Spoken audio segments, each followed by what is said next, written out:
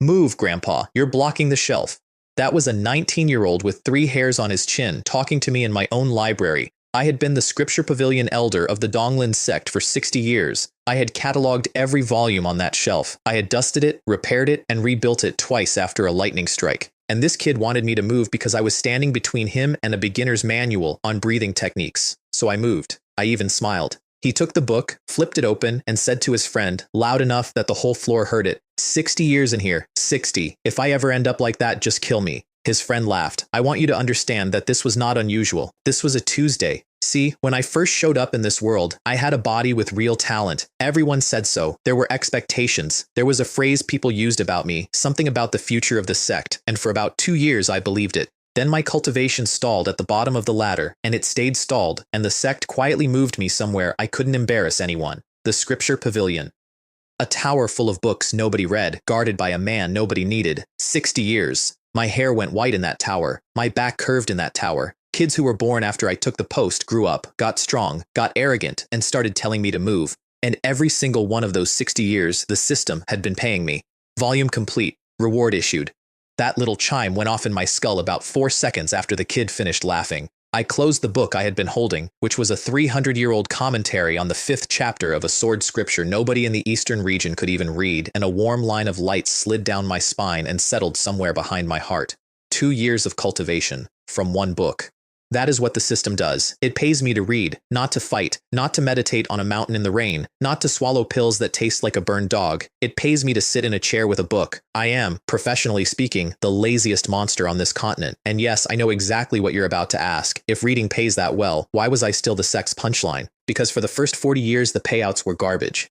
60 pages of some minor family's cooking manual bought me a week, a month if I was lucky. I was earning, but I was earning like a man picking up coins in the street, and the men above me were earning like men who owned the street. The thresholds only opened later, and by the time they opened, I had already learned the more useful lesson, which is this.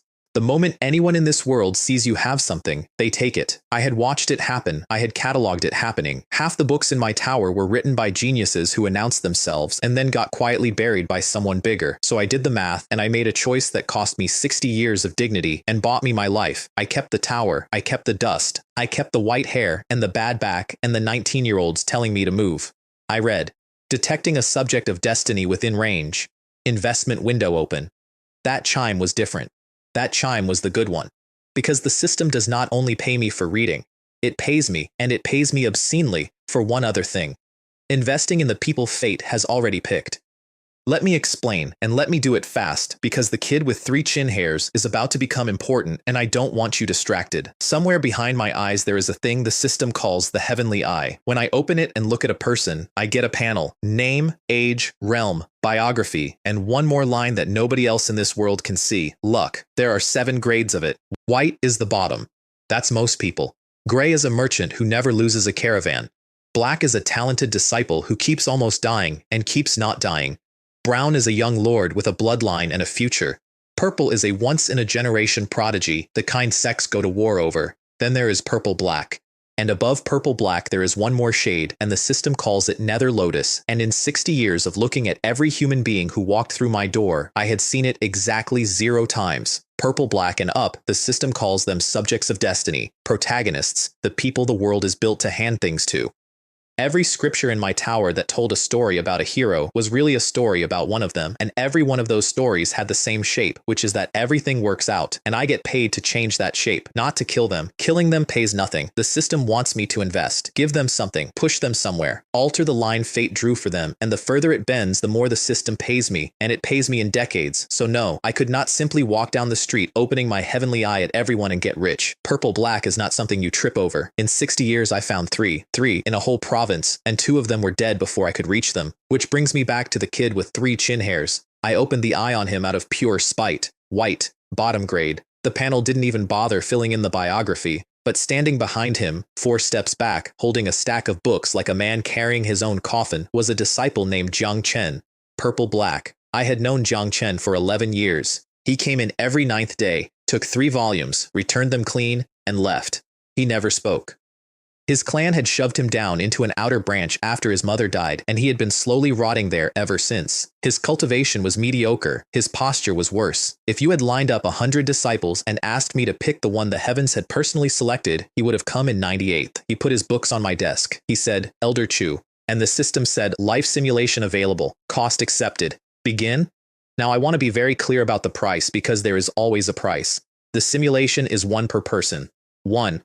You get to watch a man's entire life play out from where he stands to where he ends, and then that's it. That soul is spent. You never get another look. I said yes. The tower went quiet. Not silent, quiet. The way a room goes quiet when someone opens a door onto snow. And then I watched Jiang Chen live. I watched him get beaten in a courtyard by a cousin. I watched him crawl. I watched him find something in a ruin, something he shouldn't have been able to find, and I watched it change him, and I watched him climb. Not fast, not easily. He clawed. He lost people. He got hard in the way people get hard when nothing soft has ever worked for them, and then he got hard past that, and then he started to enjoy it. I watched him level the clan that threw him away, and I did not blame him for that part. I watched him level the province. I watched him become the thing that scriptures write about with the word calamity. And then, roughly 2/3 of the way through, in a sect he burned down out of boredom, I watched him kill a white-haired old man who had been standing in the doorway of a library, trying to talk him out of it.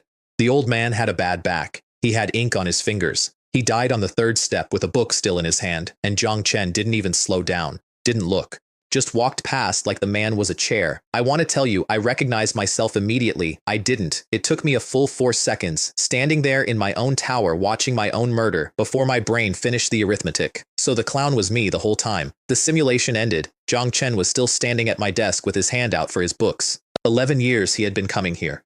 11 years. And in 62 of them he was going to walk over my body without breaking stride. Elder Chu, he said, are you all right? Cool. Very cool. Love that for me. Here is the thing though. I had just been handed the single most valuable object in this world, and it was not a sword, and it was not a scripture, it was a map. I had seen exactly where this boy goes, exactly what turns him, exactly which ruin, which cousin, which knight. Fate had shown me its homework, and the system had just told me the investment window was open. I reached under the desk and took out a jade slip I had been sitting on for 4 years. It was a cultivation technique. Not a good one, honestly. Middling. The kind of thing a mid-tier sect hands out to promising disciples. I had cataloged it as a curiosity, but I had also, 4 years ago, spent 9 months rewriting the 3rd and 7th sections of it, because I was bored and because the original author had made an error in the breathing sequence that had been bothering me since roughly the 2nd week of my 2nd decade in that tower. I put it in his hand. Read this, I said. Come back in a month and tell me what's wrong with the 5th section. He looked at the slip. He looked at me. In the whole simulation, in the entire 80 years of that life, not one person had ever handed him anything. Why? He said. Because nobody else will, I said. And because you're wasting my shelf space looking like that. He left. And the system, in a voice I would describe as genuinely startled, said, Destiny trajectory altered, deviation, significant, calculating. Then it started paying me. 10 years, 20 years, 50, 100. The light coming down my spine stopped being a trickle and became something I had to sit down for, and I sat down, hard, in a chair I had repaired myself, and I gripped the arms of it while 60 years of somebody else's future poured into my bones. When it stopped, I had 410 years of cultivation sitting in me that had not been there when I woke up. My hands were still an old man's hands, my back still hurt, I still had the white hair, the dust, the bad tea. Nothing about me had changed on the outside, and that was the entire point. That was the 60-year plan finally paying out, and I sat in my chair in my empty tower and laughed until I had to wipe my eyes on my sleeve. Then I went and looked at the sect roster, because if Jiang Chen was purple-black, and Jiang Chen had been standing in my library once every 9th day for 11 years without me ever once bothering to open the eye on him, then I had a horrible suspicion about what else had been walking past my desk. That suspicion was correct. It was so correct that I want to save it because there's something I have to tell you about first, and it's about a woman in a red robe who walked into my tower that same afternoon and looked at me like I had personally insulted her ancestors. Her name was Xiao Rongyu. She ran the sect, not the scripture pavilion. The sect. All of it. She had taken the position at an absurdly young age, and she had held it through 3 wars and 2 famines, and she wore a red robe with a cinnabar mark between her brows, and when she walked into a room, elders 4 times her age straightened their backs. She came up my stairs, sat down across from me without being invited, poured herself my terrible tea, drank it, and said nothing for a while. I should mention that Xiao Rongyu had been coming up those stairs for 60 years. When I was young and everyone still had expectations, she was a child in the outer courtyard nobody cared about. When my cultivation stalled and the sect quietly walked me out to the tower, she was the only person who carried a box. When my hair went white, she started bringing me better tea, which I refused, and then she started bringing me worse tea, which I accepted because she'd figured out that I would only take something if it looked like she didn't need it. She rose. I didn't. She became the sect leader of a holy land, and I became the joke that Holy Land told about itself, and not once in 60 years did she stop climbing those stairs. They're saying you gave a technique to an outer disciple, she said. I did. Which one? The Jiang boy. She turned her cup around. Elder Kang wants you reprimanded. He says the scripture pavilion doesn't have the authority to distribute cultivation techniques. Elder Kang can't read the ones he already has. Her mouth did something. She got it under control fast. She always did, but I saw it. Chu Shun, she said. And that was the other thing about Xiao Rongyu. To the whole sect I was Elder Chu. To her I had been Chu Shun for 60 years, exactly the way I was on the day she met me. Is something happening? And there it was. Because she was the one person in the world who could look at a white-haired man in a dusty tower and see that something was different, and she had earned the answer. She had earned it about 4 decades ago, and I looked at her across a chipped cup of bad tea and I said, no. I know. Some things you don't say out loud yet. She left. The sun went down. I sat there in the dark of my own tower with 400 years of stolen future humming in my chest, and I opened the heavenly eye, and I looked out the window at my sect. Here is what I saw. There was a boy in the reject courtyard, 3rd row, who had failed the entrance assessment 8 times, purple-black. There was a girl of 4 years old in the servant's wing, an orphan, who spent most of her day asleep in a laundry basket. The panel said her luck grade was 1 shade past purple-black, and I had to close the eye and open it again to make sure the tower hadn't caught fire. There was a swordsman living in a shack outside the wall who had not spoken to another human being in 9 years, purple-black. And there was one more, off to the east, so far away that the panel came through thin and flickering in a city I had never been to, and the biography attached to him was so long that the system truncated it. 4 subjects of destiny, in 1 sect, in 1 province. In 1 province at the exact edge of the known world, the poorest, emptiest, most forgotten corner of a continent with 9 of them. That is not a coincidence. That is a warehouse. I want to be honest with you about what I felt right then, because I've heard a lot of stories where the hero has some noble realization at this point, and this was not that. What I felt was a man walking into a bank at 3 in the morning and finding the door unlocked. I closed the eye. I made a list. And on that list, item 1, in my own handwriting, was, get strong enough that when they all grow up, none of them can walk past your body without stopping. Because the simulation had shown me something else, something I hadn't mentioned yet, and it was this.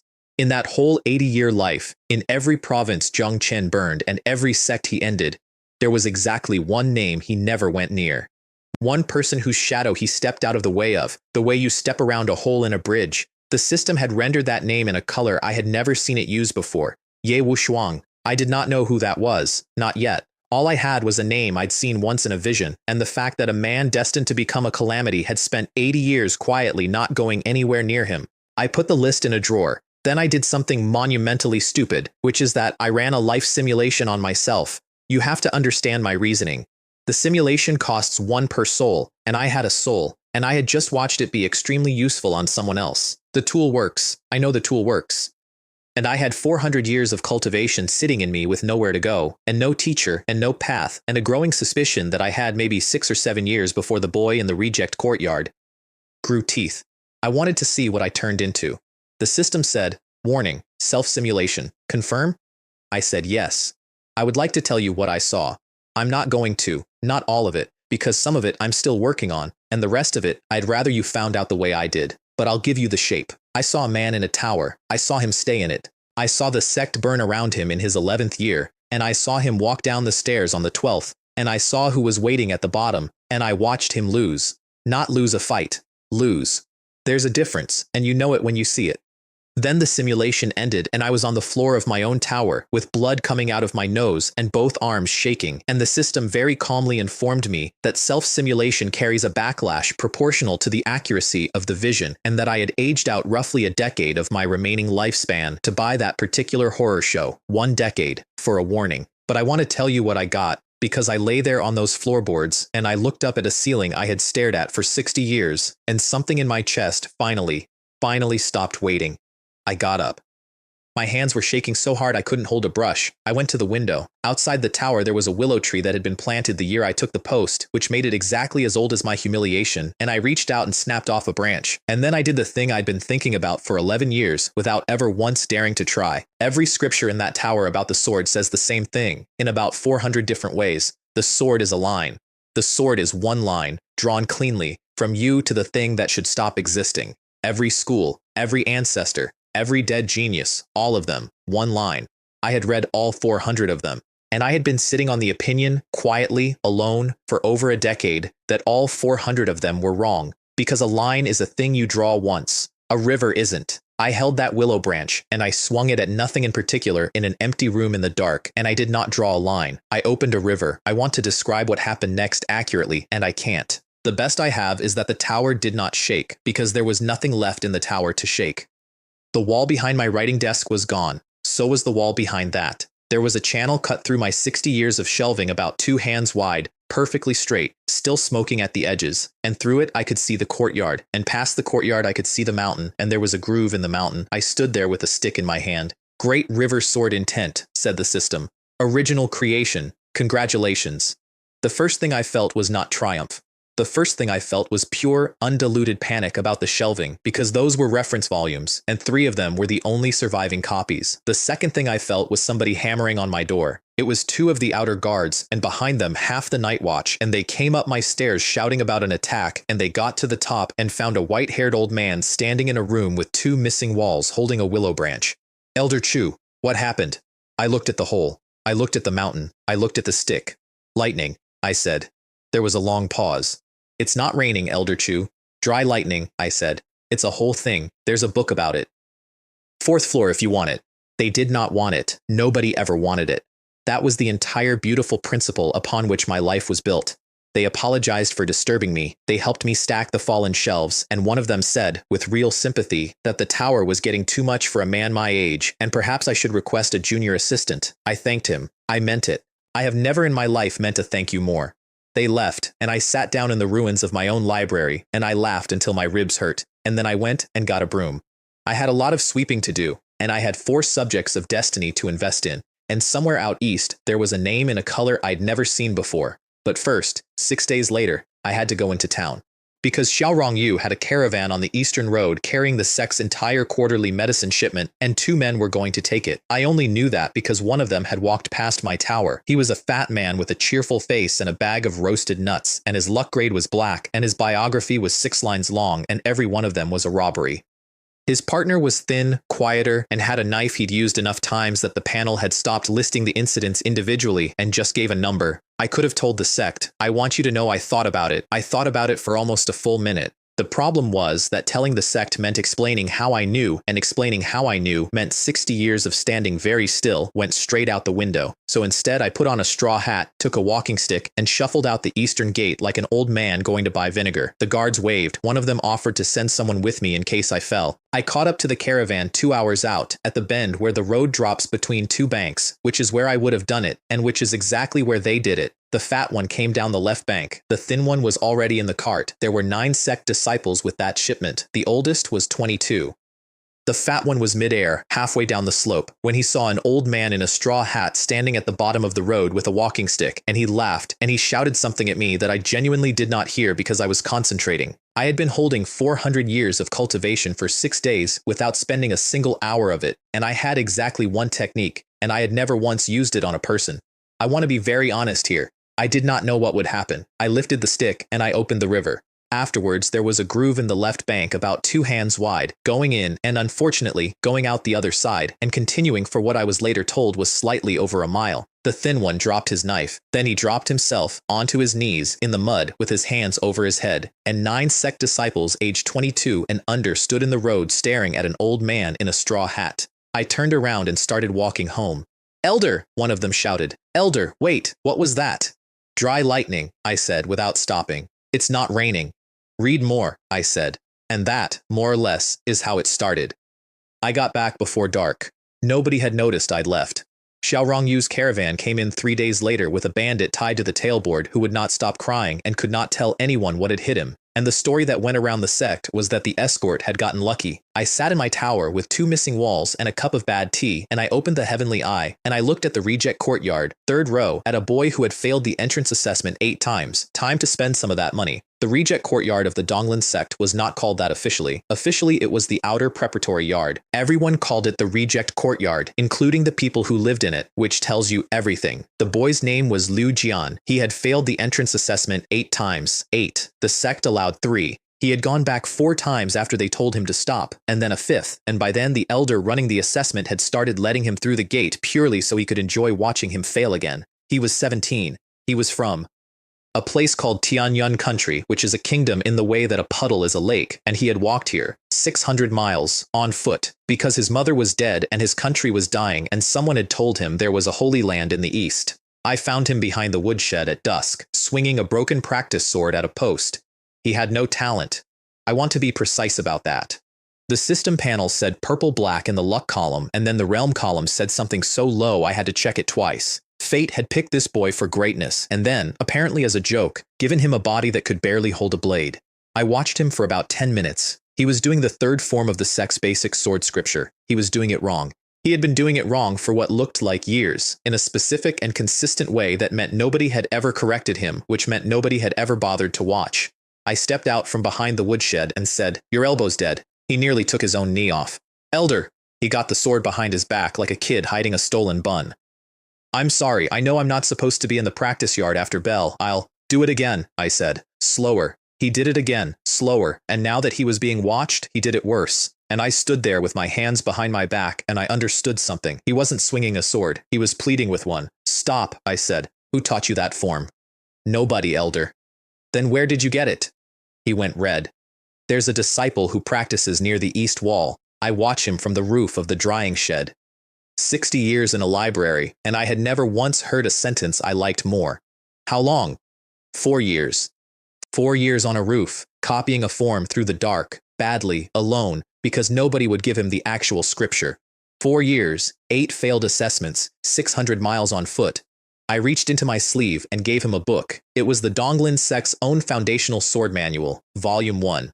The thing every registered disciple got on their first day for free and mostly used to prop up a table leg. There were 11 copies in my tower and 9 of them had never been opened. He did not take it. "Elder," he said.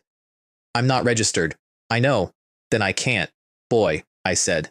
"I have been in charge of every book in this sect for 60 years. If I say you can read one, you can read one. If Elder Kang has an opinion about it, he can come up my stairs and tell me, and then he can find the 4th floor archive on his own, because I certainly won't help him." He took the book with both hands like it was hot. And then he did the thing that decided the next 100 years of my life. He didn't say thank you. He didn't cry. He opened it right there in the dirt, in the last of the light, and started reading. And about 4 seconds later, his shoulders dropped and his whole face changed, because on page 2 there was a diagram of the 3rd form, and the elbow was in a completely different place. 4 years. On a roof. Wrong.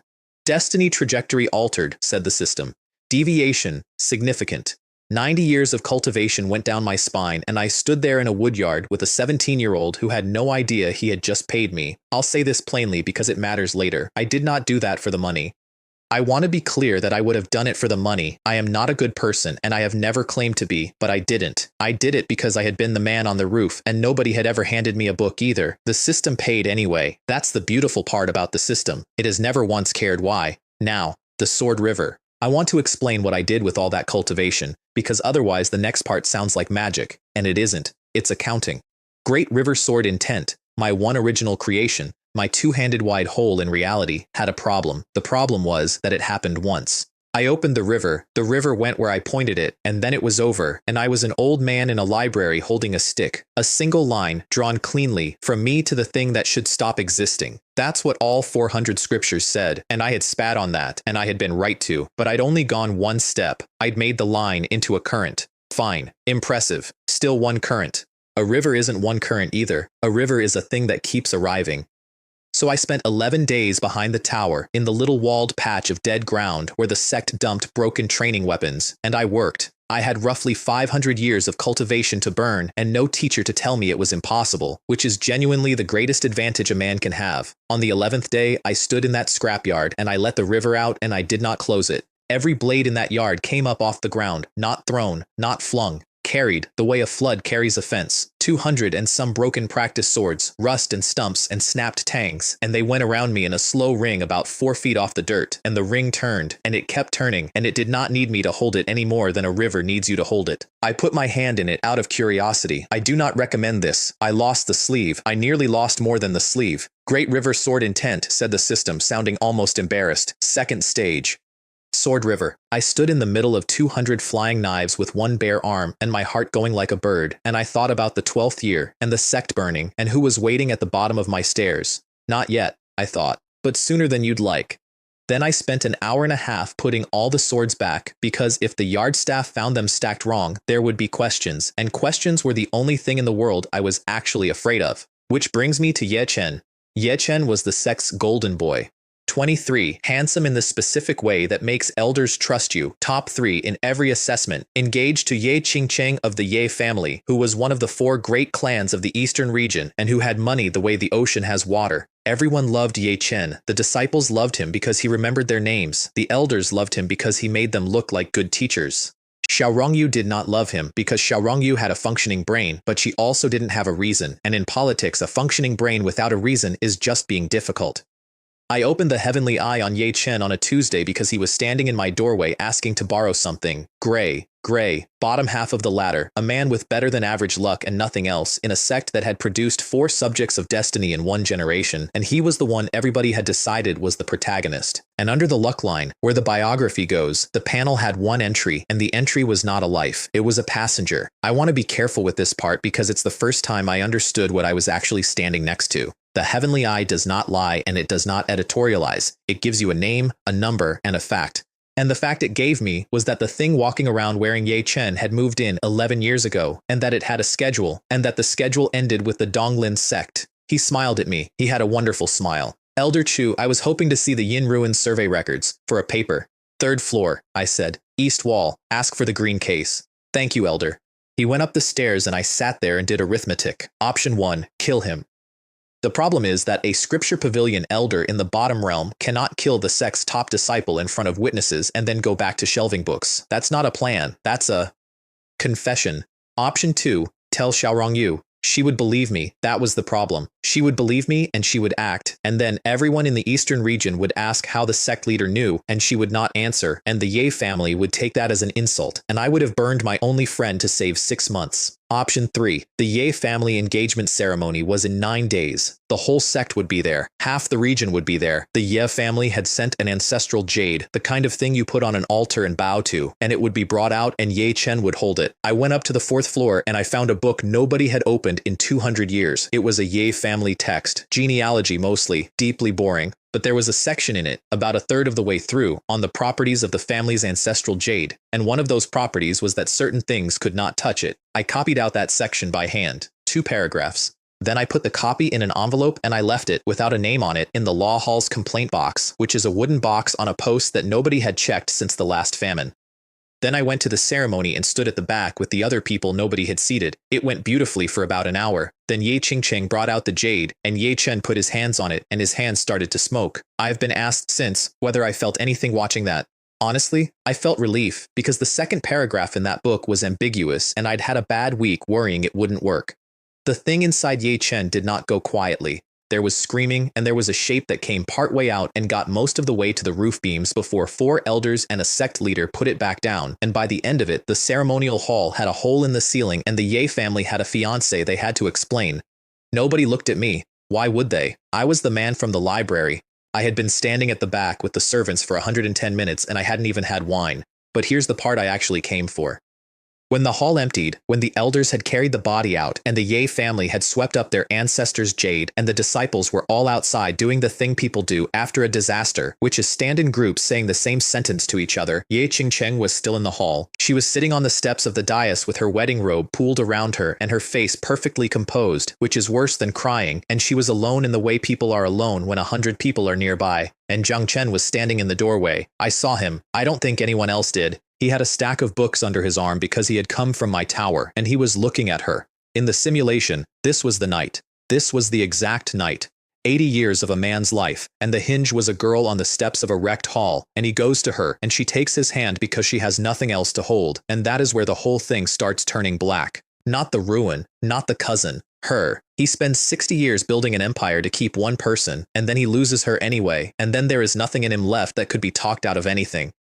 I watched him stand in that doorway for a long time. Then he shifted his books to the other arm, and he turned around, and he walked away. I want to tell you, I engineered that. I didn't. I had spent 9 days and 2 paragraphs to remove a demon from a sect, and it had not once occurred to me that I was also standing on the tripwire of another man's entire life.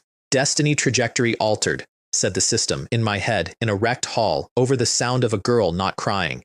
Deviation, catastrophic, recalculating, 600 years. I had to sit down on a bench at the back of the hall and put my head between my knees. A servant asked if I was all right, and I said the excitement had got to me, at my age, and she brought me water, and I drank it with 600 years of a dead future burning through my chest, and my hands shaking so hard I sloshed it down my front. That was the night I stopped thinking of it as a system that pays me. It pays me for the same thing every time, not for gifts, not for kindness. For the moment somebody who was supposed to have no choice gets one. 9 days later, the Zhang clan sent a caravan, not to the sect, to me.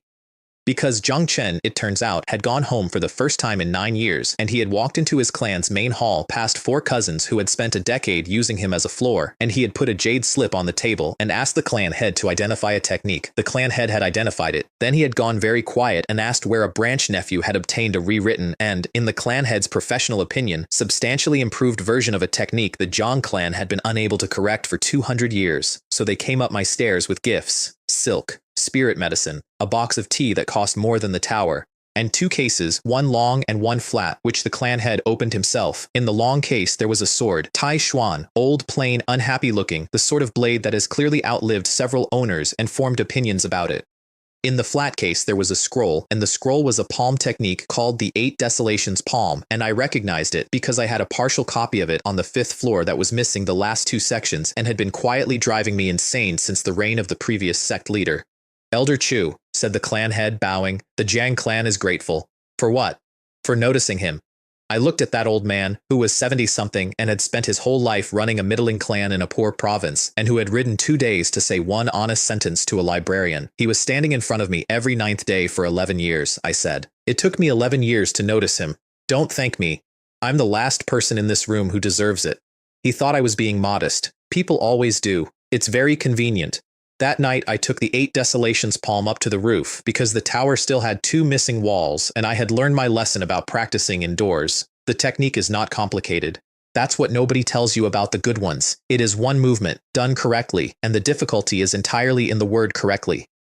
I had 500 years of cultivation, a complete scripture, and 60 years of reading everything that had ever been written about how a hand is supposed to move. I got it on the 4th try. The palm print went out from the tower roof across the valley, and it went over the first mountain, and I watched the top of that mountain settle, the way a cake settles, and then it went over the second one, and the third. It stopped somewhere past the 5th. I stood on my roof in the dark with my hand still out and the wind coming back at me, carrying dust off 5 flattened peaks, and I said, out loud, to nobody, that was more than I wanted.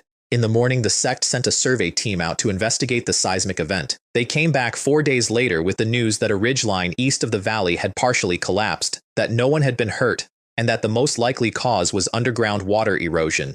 Elder Kang gave a lecture about the importance of geological monitoring. I attended. I took notes. I asked a question at the end about drainage. And on my way back to the tower, in the corridor between the law hall and the servants' wing, I stepped over a laundry basket with a 4-year-old asleep in it. I want to tell you about Li Yaoqi, and then I'll get on with the killing. She was an orphan. Nobody knew where she'd come from. She had turned up at the gate at roughly 2 years old, and the servants had absorbed her the way servants do, and she slept in a laundry basket because it was warm and because nobody had assigned her a bed. The panel said her luck was 1 shade past purple-black. The system called it Nether Lotus. In 60 years of looking at every human being in front of me, I had never once seen it. The biography attached to it ran for so long that the panel scrolled, and it opened with a sentence about an empress, and I stopped reading, because there are things you should not know about a person who is asleep in a laundry basket with her thumb near her mouth. I crouched down. My knees complained. She opened one eye. You're the bookman, she said. I am. Are you here about the basket? No. Good. she said, and closed the eye. I crouched there in that corridor for a while. Somewhere in the east there was a name in a color the system had never used. Somewhere in 11 years my sect was going to burn. I had 600 years of stolen future in my chest and a technique that could flatten a mountain range and absolutely no idea what to do about a child in a basket. Are you still there? She said, without opening either eye. Yes. Why? I'm thinking. Think somewhere else, said the future empress of the human world. I'm sleeping. 2 months later, the Tianbao auction house held its autumn sale, and I went, because they were selling a sword. Understand that I did not need a sword. I had Tai Xuan sitting in a case under my desk, unhappy and old and perfectly serviceable. What Tianbao had was a blade called the Azure Vine, and I had read about it 11 years earlier in a fragment of a provincial record, and the fragment had said one line that I had never been able to stop thinking about. The line was, "It chooses."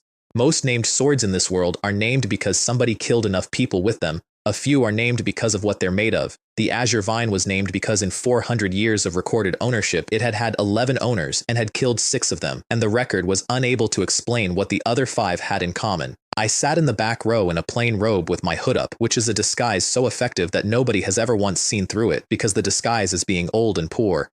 Lot 41 came out on a green cloth. It was a slim, unremarkable, faintly green blade with old markings up the spine that the auctioneer described as decorative. They were not decorative. They were a set of natural patterns, the kind that grow rather than get carved, and there were 3 of them, and I nearly stood up in the middle of a public auction like an idiot. The bidding opened at 800 spirit stones. At 1200, a fat man in the 3rd row from the front raised a fan. That was Zhao Huangchao of the Snow Mountain Hall, who I knew about because he had been quietly buying up medicine routes in the eastern region for 2 years, including 2 that belonged to the Donglin Sect. At 1400, a woman across the aisle raised a hand. That was a representative of the Hanging King Palace, and the Hanging King Palace and the Snow Mountain Hall had been in a border dispute for 6 years over a mountain neither of them could actually use. They noticed each other at 1500. I want you to appreciate the beauty of this. I had come to buy a sword.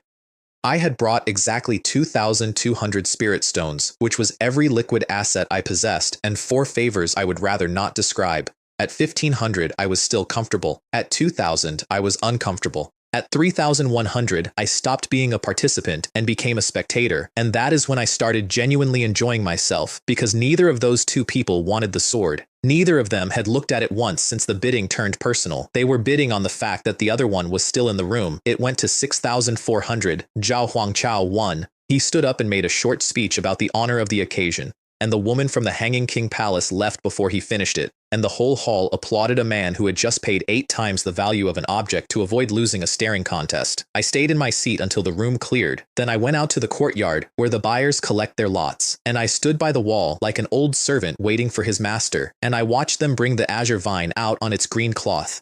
Zhao Huangchao picked it up. It came out of his hand like a fish. I've had 11 years to think about how to describe this, and the best I have is that it did not fly and it did not fall. It left.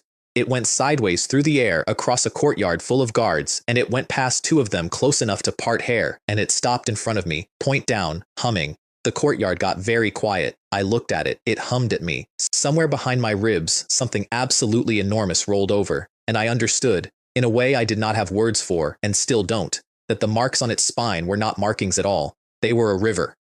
I put out my hand. It came into it like a dog that has been waiting by a door. That, said Zhao Huangchao, is mine. I turned around. There were 9 of his people in that courtyard. He was a golden core cultivator, and every one of them was above me by the official record, and I was a 60-year joke in a hood holding 6,400 spirit stones worth of stolen property. It doesn't seem to think so, I said. He came at me himself. I want to give him that much credit. He didn't send the 9. He came himself across the courtyard with a technique in his hand that would have taken the wall out behind me. I raised my other hand and I used one section of the 8 desolations palm. One, not the movement I'd used on the roof. A section of it, the second. And I want to be very precise here because this is the only time in this entire story that I misjudged and got lucky rather than misjudged and got hurt. He did not get up. Neither did the wall. Neither, unfortunately, did the east range of the Tianbao auction house, which cost me a written apology and a genuinely humiliating negotiation with their head of operations, who accepted the position that a structural fault had been exposed by an unrelated cultivation accident, and who did not believe one word of it, and who took my money anyway, because Tianbao has been in business for 300 years and knows exactly which questions not to ask. 9 guards stood in that courtyard and did not move. I walked out through the front. Nobody stopped me. I got about half a mile down the road before my hands started shaking, and I sat on a milestone and looked at the sword in my lap. Hello, I said. It hummed. You are going to be a problem, I said. It hummed happily. It has never once in all the years since understood a warning. Here's what I did not know at the time, and what I would have very much liked to know. Zhao Huang Chao of the Snow Mountain Hall was a nobody. He was a fat man with a fan and a grudge and a lot of purchased medicine roots. But the Snow Mountain Hall had a patron, and the patron had a patron, and dead men in courtyards are the kind of thing that gets reported upward, and somewhere in a much larger building, a much more serious person put a mark next to the words Donglin Sect, because that's how the eastern region works. It is a poor province at the very edge of a continent, and it has 6 so-called holy lands in it, and every single one of them is a holy land in the same way that Tianyun country is a country. They are big fish in a puddle, and they spend most of their time watching each other for signs of weakness. And what the region saw that autumn was this: the Donglin Sect's golden boy turned out to be possessed and died at his own engagement. The sect leader was a woman under 100 years old, holding a chair 3 men wanted, and now some unidentified Donglin elder had killed a Snow Mountain Hall lord in a public courtyard over a sword. They didn't read that as strength. They read it as a sect coming apart, throwing punches on the way down. I found out how they'd read it about 6 weeks later, and I found out because Xiao Rongyu came up my stairs at an hour when she should have been asleep and sat down and did not touch the tea. The true martial sect has issued a challenge, she said, to us, formally, 7 days from now, at our gate, for the standing of the sect. I put my book down. Let me explain what a formal challenge is in the eastern region, because it is not a duel, and it is not a war. It is a legal instrument, and it is a very ugly one. A sect that considers another sect no longer fit to hold Holy Land standing can issue one. The challenge sect can decline. If they decline, their standing is forfeit, and their territory, their resources, and their disciples become available, and the entire region descends on them within a month like weather. If they accept, they fight, and the fight is not one duel, because the region learned 200 years ago that one duel is too easy to rig. It is a public event, over days, with the whole region invited to watch and, crucially, invited to notice. Who's behind it? I said. She looked at me. Why do you assume someone's behind it? Because the true martial sect couldn't organize a funeral. Her mouth did the thing again. Snow Mountain Hall, she said, and the Hanging King Palace, and Wangsing, on the money side, which means half the region is quietly in on it, and the other half is waiting to see how it goes before they pick. And the true martial sect gets to hold the knife. The true martial sect gets to hold the knife, she agreed, and everyone else gets to say they weren't there. She still hadn't touched the tea. That's how I knew. How bad? I said. Elder Kang and Elder Sun are at Human Sovereign, she said, in the flat voice she uses for accounts. Elder Zhang is close. I am a saint of the 4th realm, and I will be, on the day, the strongest person in our sect by a margin that embarrasses me. The true martial sect will bring 3 saints, if they only bring 3. And if we decline? Then in 1 month the eastern region divides us like a chicken, she said. And the servants and the outer disciples and the 700 people in this sect who have never held a sword go wherever people go when a holy land stops existing. I sat there in my tower, and I did the thing I had been doing since I was 30 years into that chair, which is arithmetic. 7 days, 600 and some years of cultivation in my chest, a sword that came when I called, a palm technique that flattened 5 mountains, and a 60-year-old policy of never being seen. The policy had been good. The policy had kept me alive. And in 11 years, in a future I had paid a decade of my own life to look at, the policy had ended with me on the 3rd step of my own tower with a book still in my hand. I said, accept it. Xiao Rongyu blinked. Chu Shun, accept it, I said. Publicly, today, make it loud, invite everyone. Every sect in the region, every clan, every merchant house, the Wangsing people especially, tell them there'll be seating. You want more witnesses? I want all of them. She was quiet for a moment, and then she said very carefully, in the way you speak to someone standing on a ledge, Chu Shun, what is going to happen at that gate in 7 days? 60 years. Bad tea and boxes and a bad back, and every one of those years she had climbed my stairs, and I had told her nothing, and she had kept climbing them anyway. Something educational, I said. Then I gave her a bracelet. It was not much. It was a plain thing, dark wood and a little green, that I had made over the previous 6 weeks out of a branch of the willow behind the tower and about 11 years of accumulated bad decisions. I'd been feeding it, slowly, in the way you feed something you are not yet ready to explain. What is this? A promise, I said. Wear it. Don't take it off. Not to sleep, not to bathe, not for a fight, especially not for a fight. A promise of what? That's the promise part, I said. If I explained it now, it'd just be a bracelet. She looked at it in her hand for a long moment. Then she put it on, and she stood, and at the top of my stairs she stopped without turning around. You've been up here 60 years, she said. I have. Was it always this? No, I said. For about the first 40, it was exactly what it looked like. And now? I thought about the honest answer, and I gave it to her because she'd earned that too. Now I'm behind, I said. She went down the stairs. I sat in the dark. And then, because I had 7 days and a great deal of anger and nowhere to put either, I did something I had been saving. I went up to the 4th floor of my own tower, to the sealed archive, and I broke a lock that I myself had installed in my 2nd decade, and I started reading the restricted collection. 1,000 volumes. The Donglin Sect had been, once, a very long time ago, something considerably larger than it is now, and when a great house falls, it does not lose its books first, it loses everything else first. Every founding sect keeps a locked room. Ours had 1,004 volumes in it, and the sect's official position was that they were historical and largely unreadable, and the sect's official position was correct on the second point. They were unreadable. To anyone who had not spent 60 years reading everything else in the building first. I read for 6 days. I did not sleep. I did not eat properly. I set the Sword River going in a slow ring around the 4th floor to keep anything from getting in and to keep myself from having to think about the door, and I read, and every time I finished a volume, the system said the same thing in the same tone. Volume complete, reward issued, 20 years, 40, 60, volume after volume after volume, and the shelves emptying, and the light coming down my spine in a continuous line that stopped being a sensation and became a temperature. On the 5th day, I stopped being able to feel my hands, and I kept reading. On the 6th day, the last volume came apart in my fingers because it was 1,100 years old and had been waiting for someone with the patience to be bored by it. Collection complete, said the system. 1,000 volumes. Bonus reward issued. I do not know how to give you the number. I stopped counting at the point where counting stopped being useful, which is the same point at which a man stops counting the money and starts counting the buildings. I stood up in an emptied archive at dawn on the 7th day. My hair was still white. My back still hurt.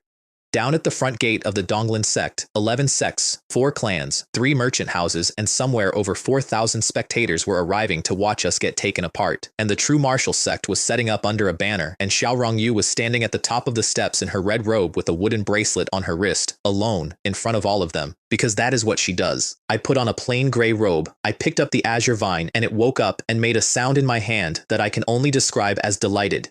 Behave, I said. It did not behave. It has never once behaved. Then I went down my own stairs for the first time in 6 years, and I want you to know that I nearly turned around twice, and that on the last landing an outer disciple I had never met held the door for me and said, "Careful, elder, it's crowded today." And I said, "Thank you." He held the door.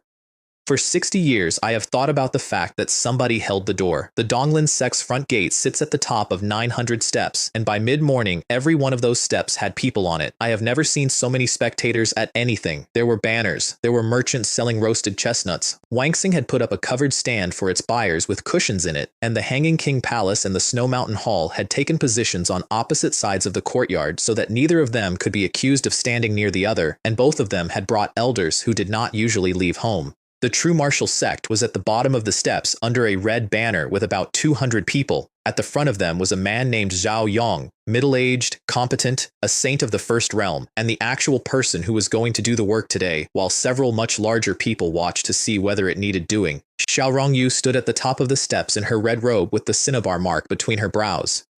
Behind her were Elder Kang, Elder Sun, Elder Jiang, and about 40 disciples who had volunteered and who were, to a man, going to die if this went the way it was designed to go. Zhao Yong read out the challenge. It took 11 minutes. Formal challenges are written by lawyers. The short version is that the Donglin Sect was declared no longer of sufficient standing to be counted among the holy lands of the eastern region, on the grounds of demonic infiltration at the highest level, unlawful killing of a peer at a public auction, and inability to defend its own territory. The whole courtyard applauded politely. That's the part nobody tells you about executions. They're extremely polite.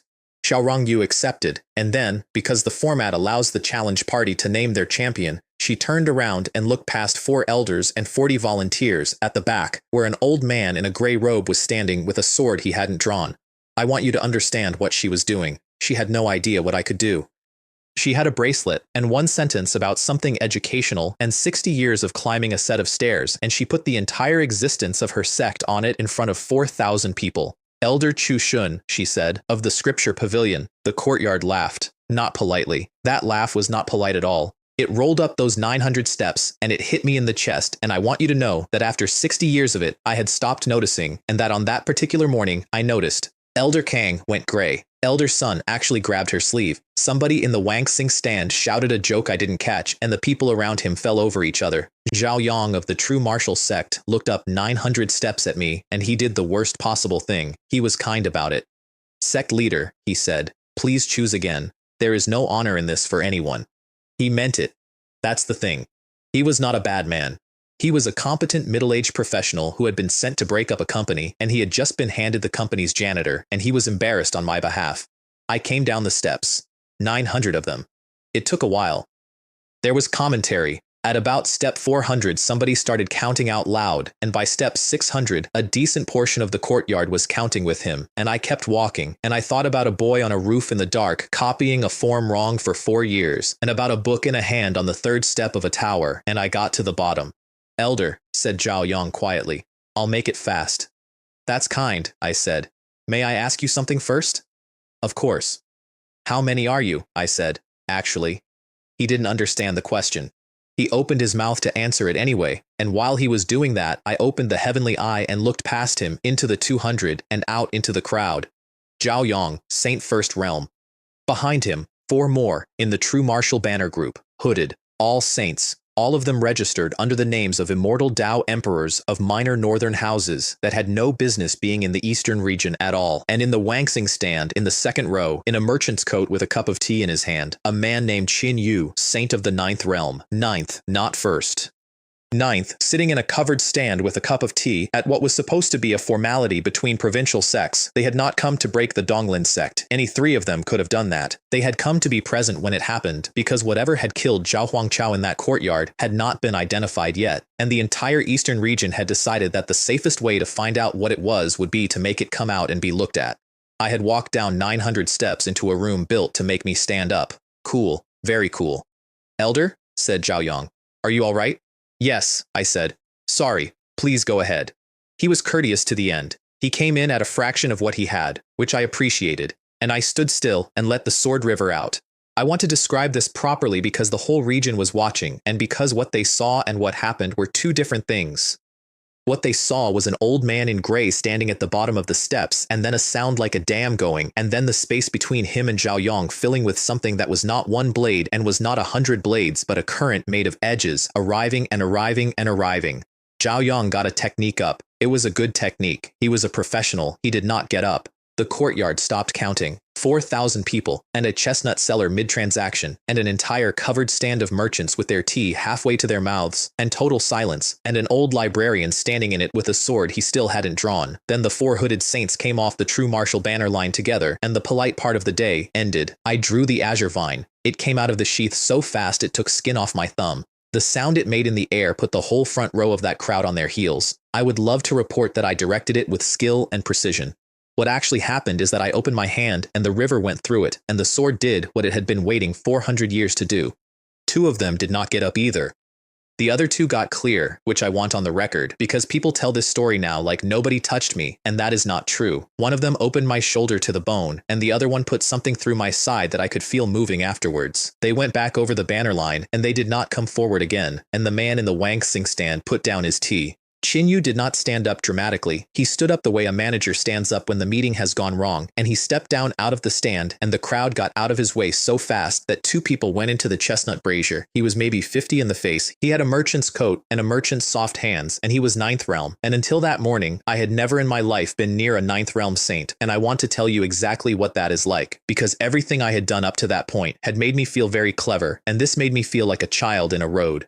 600 years of cultivation. 2 original creations. 1,000 volumes. He looked at me and the air stopped working. I could not lift the sword. I want to be precise. It was not that I chose not to. My arm was down and it stayed down, and my knees were doing something I had no vote in, and the sword river, my one true thing, came apart in the air around me like smoke off a snuffed candle. Interesting, Chinny. You said. Where did the old man learn that? I got 1 word out. It was not a good word. He raised a hand, and somebody up on the steps in a red robe started running down them. Now, I have to tell you about the bracelet, and I have to tell you what it cost, and I have to do it in the 4 seconds I actually had because that's how long it took. Every holy land of the Eastern region has an ancestor. Most of them are dead. Ours was a woman called the Eastern Phoenix. She had been dead for 1100 years. A very long time ago, she left something behind in the mountain the sect was built on, and that is the only reason the Donglin Sect still existed at all. Every sect leader since has been told the same 3 things on their first day. It is there. It can be called once. Calling it takes a year off whatever is left of your life. Xiaorongyu had known that since she was 24. The willow bracelet on her wrist was not the ancestor. The bracelet was mine. 6 weeks of work, a branch off a tree the same age as my humiliation, and I had built it to do exactly one thing, which was to sit between a person and a bad decision. She got about 11 steps down before it stopped her. Not violently, it just would not let her go further, and she stood there with her hand out and her whole sect behind her, and I heard her say my name from 100 feet away in a voice I had not heard from her in 60 years, and the mountain sighed. That is the only word. It was not a roar, and it was not thunder. It was one long exhalation out of the rock under the Donglin Sect, and every bird within 4 miles came off the trees at once, and Qin Yu of the 9th realm turned his head. The air came back. My arm worked. I would love to tell you that I then defeated him. I did not. What I did was put everything I had into one movement of the 8 Desolations palm and hit a 9th realm saint hard enough to move him about 40 feet, and then I fell over. He got up. Of course he got up. He got up and he brushed off his merchant's coat, and he looked at the mountain, and then he looked at me, lying in the dirt at the bottom of 900 steps, and he did the arithmetic that everyone in that courtyard was doing. An unranked elder had killed a saint of the 1st realm and 2 more besides, in public, and had made a 9th realm move. Whatever was in that mountain had woken up for him. And nobody in the eastern region actually knew what he was. Qin Yu bowed. To me. Shallowly. Correctly. The bow you give a peer whose house you are leaving. The true martial sect withdraws its challenge, he said to the courtyard in a carrying voice. The matter was based on a misunderstanding.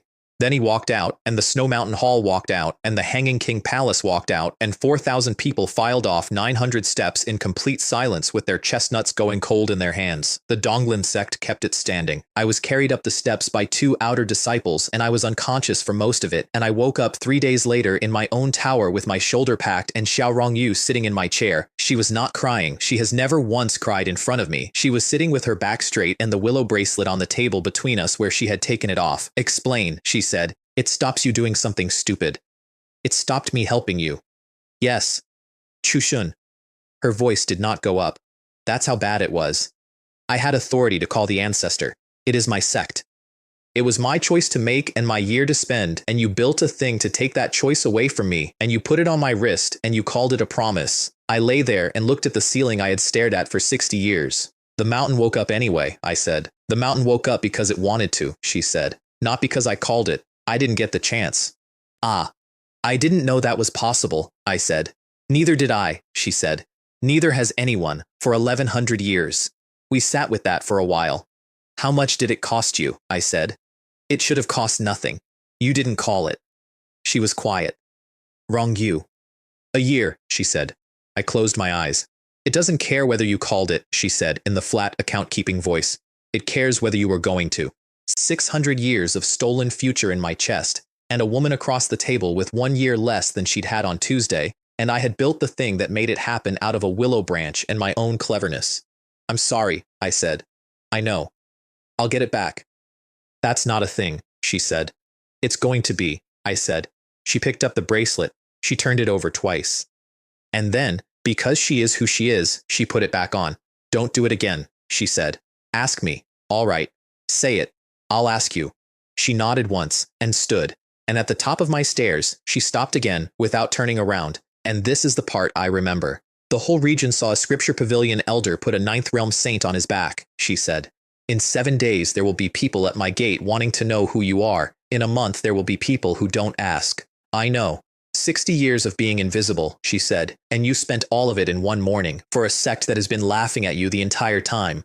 They held the door, I said. She didn't understand that. That's fine. She went down the stairs, and I lay there and hurt, and after about an hour I did what I always do, which is that I opened a book, and the 4-year-old came up my stairs. I don't know how she got past the guards. I have never known. She has never explained. She climbed onto the chair Xiaorongyu had just left, which took her some effort, and she looked at the bandages, and she said, Are you dying? No. Good, said Li Yaoqi. Because I have a question. Ask it. Why does the sword like you, she said, when it doesn't like anybody? I turned my head and looked at her. 4 years old. A servant's orphan in a hand-me-down robe, sitting in the sect leader's chair with her feet nowhere near the floor, in a tower where every adult in the building came to laugh, asking the only question in the entire eastern region that mattered. I said, "Do you want to learn?" She thought about it. It took a while. She was extremely serious about it. "Does it involve waking up early?" she said. "Yes." "Then no," said the future empress of the human world, and got down off the chair and went to find her basket. She was back the next morning at dawn. Here is what the eastern region decided had happened at our gate. Not one of them decided it was me. That's the thing about 4,000 witnesses. 4,000 people see 4,000 different events, and then they talk to each other, and within about 9 days, a consensus forms, and the consensus is always the version that requires the fewest people to have been wrong. The consensus was that the Donglin Sect had a hidden ancestor, that the mountain had woken, that everyone had heard it, that the old man in gray had obviously been a vessel, or a proxy, or a puppet, and that the Donglin Sect had been sitting on an 1100-year-old monster this entire time and had used a scripture pavilion elder as a mouthpiece because that is exactly the kind of thing hidden ancestors do.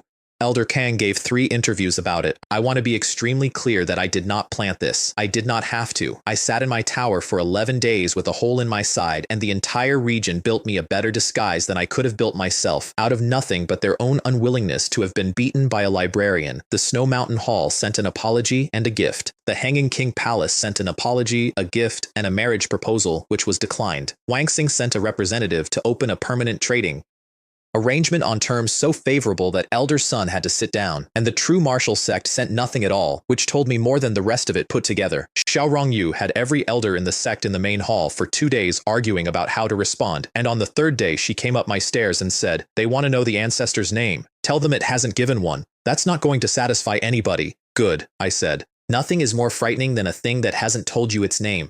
If we give them one, they'll look it up and find nothing and start over." She thought about that. "You want me to lie to 11 sects. I want you to decline to speculate," I said, "which is a completely different crime and carries no sentence at all." She declined to speculate. It worked beautifully for 2 years. Now. Disciples. I had been telling myself for months that I was not taking disciples, that I was an investor and not a teacher, and that the distinction mattered. The distinction does not matter.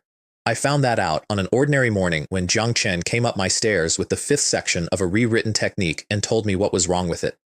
He was right. He'd been right for 2 weeks and had spent those 2 weeks checking because he had assumed that a mistake in a thing an elder gave him was a mistake in his own reading. I said, "Kneel down." He went white.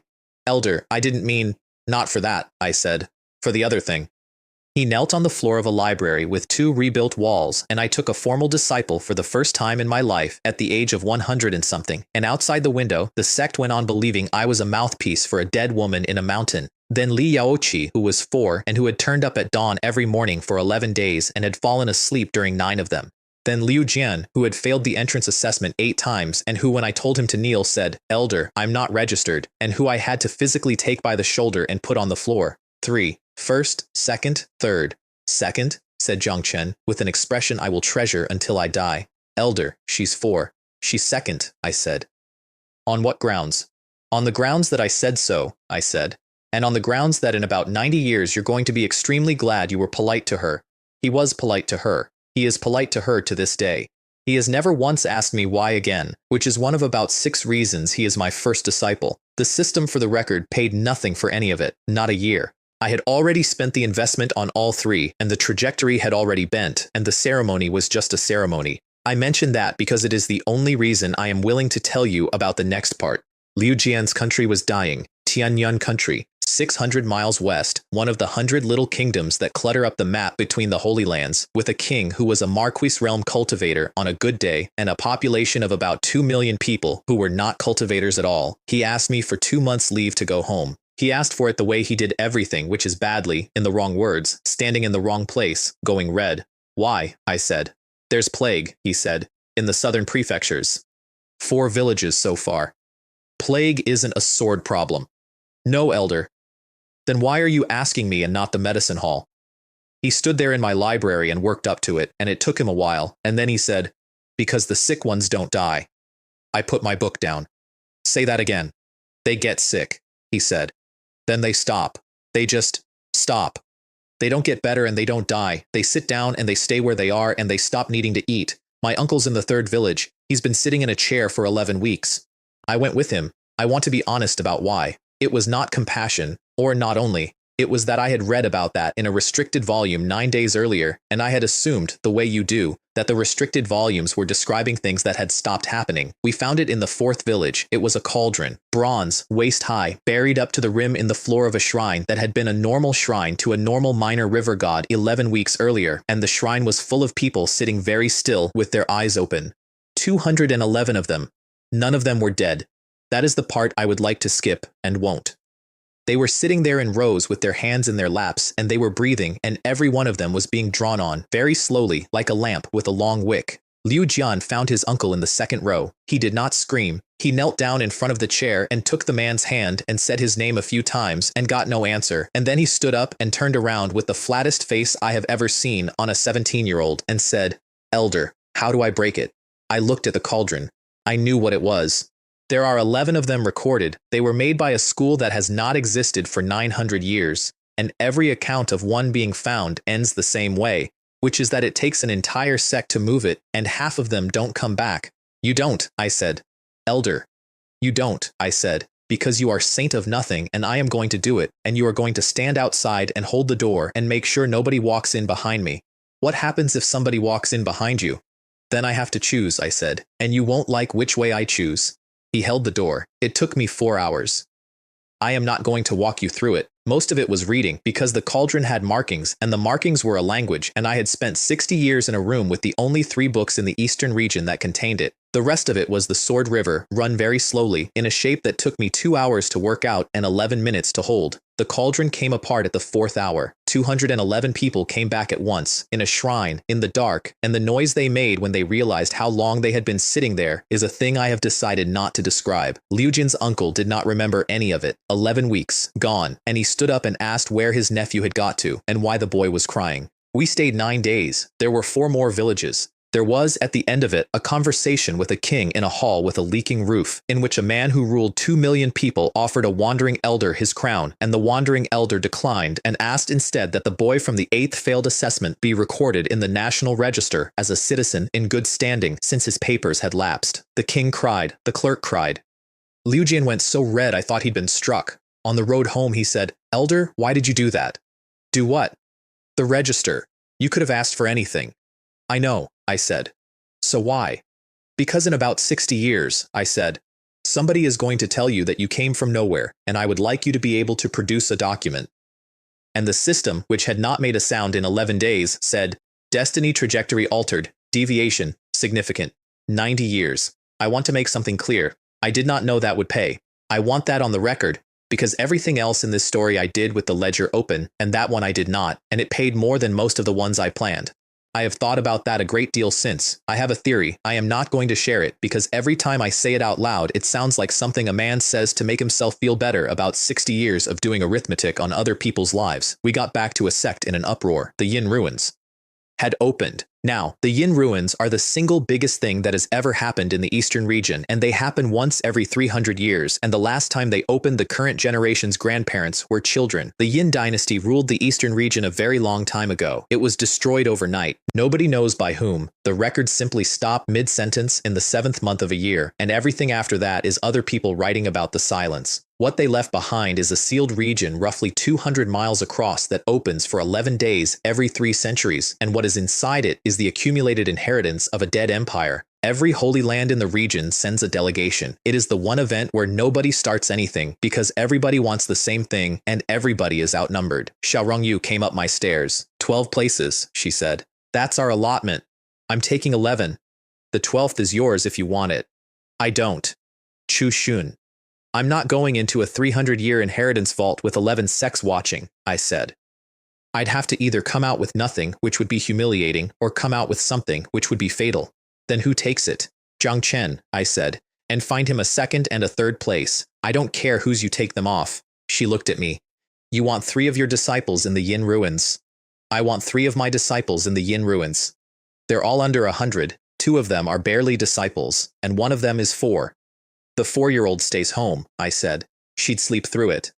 Here is what I had not told her, and what I am telling you.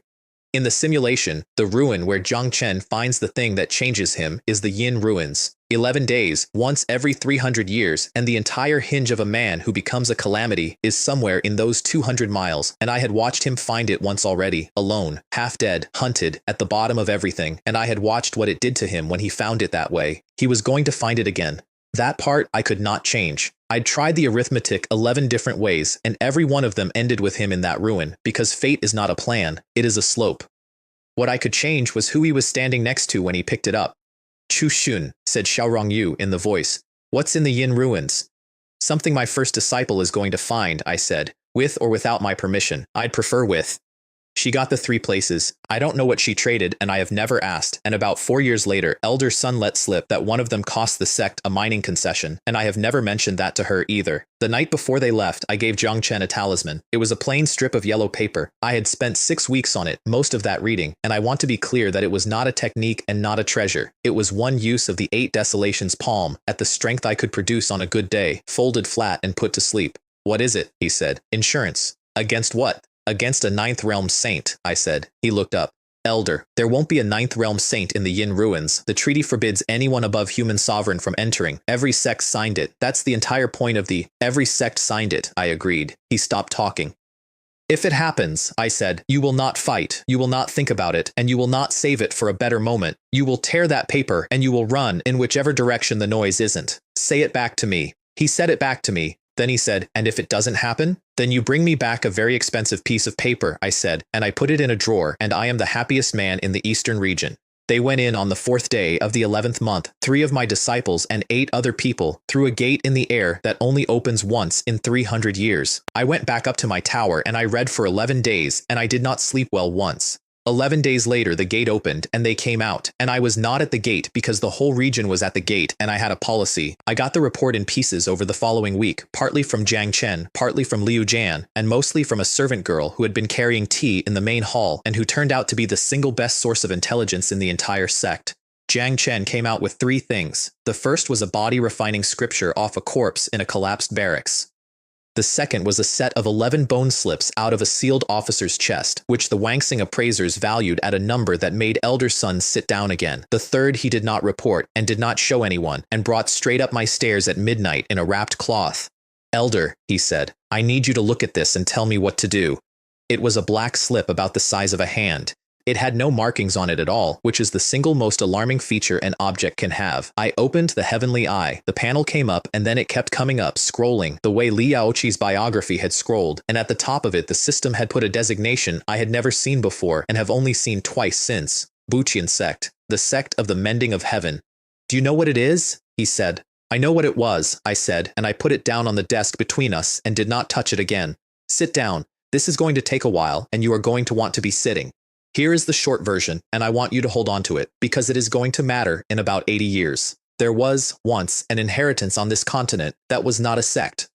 9 provinces, and it stood over all 9 of them, and then in the space of one night it stopped existing, and everything that came after grew up in the hole it left. The Qin dynasty, which now owns half the central province, rose directly out of that hole. Nobody knows who did it. Everybody who could have told you is part of the reason there was nothing left to ask, and their inheritance had never been found. Every ancient power on the continent had spent thousands of years quietly looking, and it had been sitting in a barrack storeroom in a dead provincial empire at the far edge of the world for the entire time, because that is exactly where you would put it if you were the last person alive and you were smart. Zhang Chen sat in my library and looked at it for a long time. If I take this, he said, what happens? You get very strong. And every one of those ancient powers finds out eventually, I said. And they will not want to talk to you about it. How long is eventually? Decades, if you're careful. Less if you're not. He nodded slowly. He was 26. 6 months earlier, he had been an Outer Branch clan reject who came to my tower every 9th day because it was the only room in the sect where nobody looked at him. Elder, he said, what would you do? I'd put it in a drawer, I said, and leave it there until I was strong enough that the answer stopped being interesting. And if you never got strong enough? Then it stays in the drawer, I said, and I die a librarian, which I have on good authority, is survivable. He laughed. It was the first time I had ever heard him do it. He put it in a drawer. I want that on the record because people who tell this story later make a great deal of the moment he finally took it, and almost nobody mentions that he sat on it for 31 years first, which is the actual achievement. Now, Xiaorongyu. She went into the Yin ruins with 11 others, and she came out with a choice that 11 sects are still arguing about. Deep in the ruins, there is a palace complex, and the palace complex has a treasury, and the treasury had been picked clean by the first two delegations to reach it. What was left, by the time the Donglin group got there, was the part of the complex nobody wanted, which is the part every scholar in this story has been telling you about for an hour. The Yin Dynasty's scripture pavilion. It was intact. 1100 years, and every scroll in it was intact, because nobody in 1100 years and 3 openings had considered it worth carrying. The Yin ruins operate on a claim system. Your delegation gets 1 claim. 1. You mark a structure and the ruin seals it to you and nobody else may enter, and when the 11 days end, whatever is inside it is yours forever, and this is the single most consequential decision a sect leader will ever make.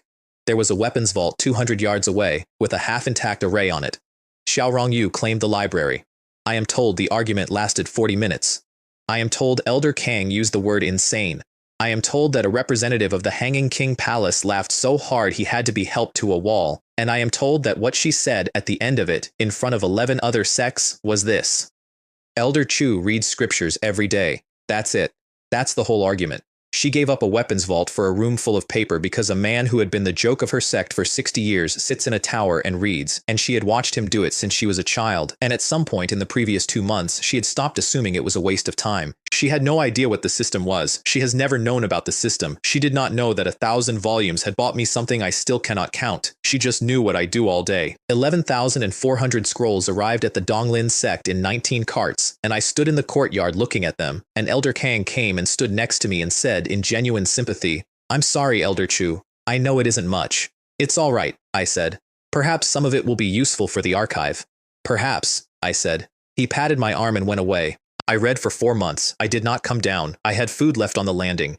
On the 11th day, I stopped being able to feel my hands again, and I kept going, and the system said the same 11 words over and over until they stopped being words, and somewhere in the 3rd month, I passed the point where the numbers meant anything at all, and simply became a man sitting in a room full of paper going quietly, enormously incandescent.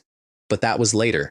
On the day the carts came in, there was still the other thing. The thing that came out of Ye Chen at the engagement did not die. 4 elders and a sect leader put it back down, and what that means in practice is that they heard it and it went somewhere, and where it went was into the Yin ruins, because a sealed region that opens once every 300 years is an outstanding place to be if you are wounded and being hunted. Its name is Qingniu, the Qingniu Demon Lord. It is 900 years old, and it had been riding people in the eastern region for 11 of them, and it had picked Ye Chen because Ye Chen was going somewhere. It found Xiaorongyu on the 9th day, in a corridor, alone, and it did what it does. She was Saint of the 4th Realm. It had ridden a Saint of the 9th for 6 of its 900 years. The report I got said she held it for 4 minutes. 4 minutes, alone, in a corridor, with no exit and nobody coming, and at the end of the 4 minutes it had her, and it went in through the wound it had opened, and the reason I am able to tell you what happened next is that the willow bracelet was still on her wrist. It was not built for this. I want to be honest about that. I built it to stop her running down a staircase. But I had built it out of a branch of a tree behind my tower, and I had fed it for 6 weeks with everything I had, and when the Qingniu Demon Lord went into a woman wearing it, the bracelet did the only thing it knew how to do. It stopped her doing something stupid. It would not let her be entered. It held. For 11 seconds, by her account, it held, and then it came apart. And 11 seconds is not very long unless you are the only 2 people in a corridor and one of you has been waiting 11 days for the other one to arrive. Zhang Chen came around the corner at 9 seconds. He did not have the black slip out. He did not have anything. He was golden core against a 900-year-old demon lord, and he went in anyway, and my first disciple is alive today entirely because Qingniu was in a hurry and did not consider him worth stopping for properly. It went out through the ceiling, it got clear of the ruins, it is still out there, and I want you to remember that because it comes back. What it left behind was Xiaorongyu on the floor of a corridor with her chest open. They got her to the 9th day gate. They got her through it. 11 sects medical halls looked at her, and every single one of them said the same sentence in different words, which is that a saint of the 4th realm does not survive that, and that the only reason she was still breathing was that something extremely stubborn was holding the wound shut, and that whatever it was would stop by morning. I was 4 months into 11,000 scrolls. They came and got me at the end of the 3rd day, and I came down my stairs in a robe I had not changed in a week. I want to describe the room, and I'm not going to. There were a lot of people in it, and I asked all of them to leave, and something in my face was wrong enough that 11 elders and a physician left a dying sect leader alone with a librarian without one word of argument. There was a jar in my sleeve. It had come out of the ruins, out of the Yin Scripture Pavilion, in Card 11, wedged between two scroll cases where somebody had put it 1,000 years ago and forgotten it. It was small and green and half full. I had cataloged it on the second night. The Yin records called it the Water of Life and gave it 4 lines, and 3 of those lines were warnings. There is no more of it. That was the last of it in the world, and I had it because a woman gave up a weapons vault for a room full of paper. I want to tell you, I hesitated. I did not hesitate. I want to be clear that the hesitation would have been the more admirable thing, and I did not do it because the 4th line of the record said that the water of life does not heal, it restarts. It burns what is left of you all the way down, and then it asks whether there is anything underneath that wants to come back, and if there isn't, there isn't.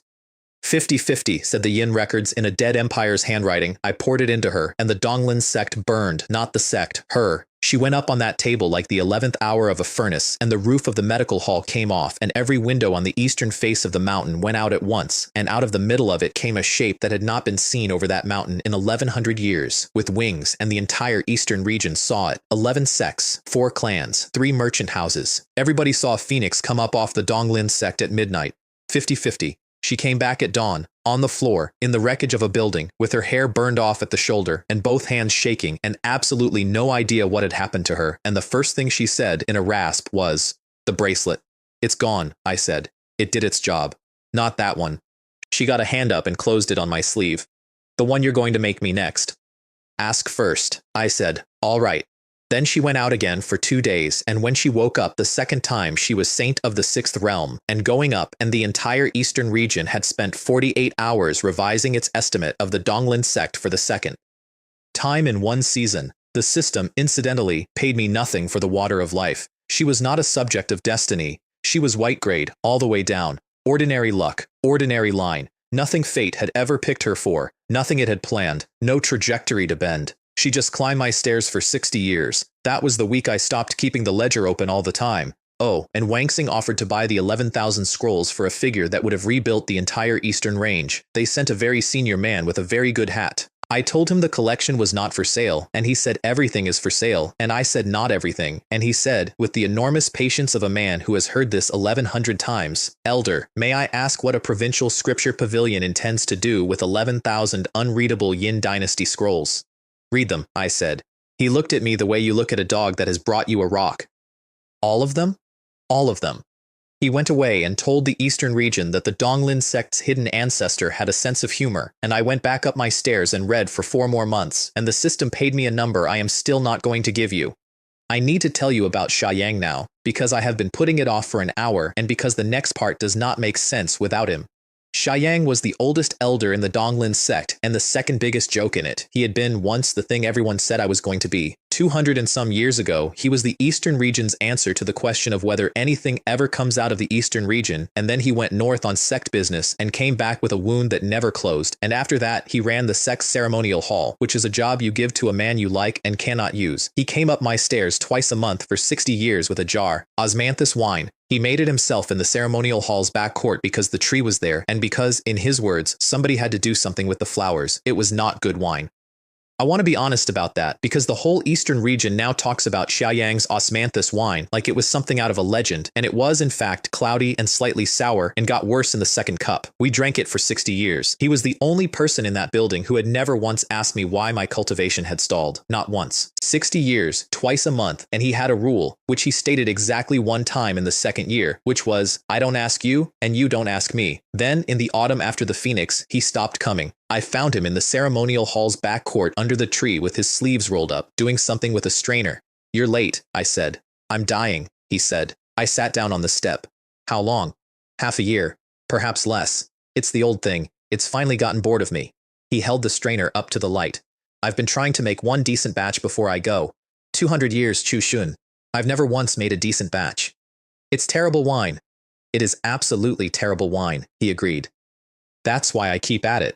We sat under that tree for a while, and I did the arithmetic, and the arithmetic was that I had somewhere between 11,000 scrolls worth of accumulated cultivation, and I did not know how to give a single hour of it to a man with a wound that had been eating him for 200 years.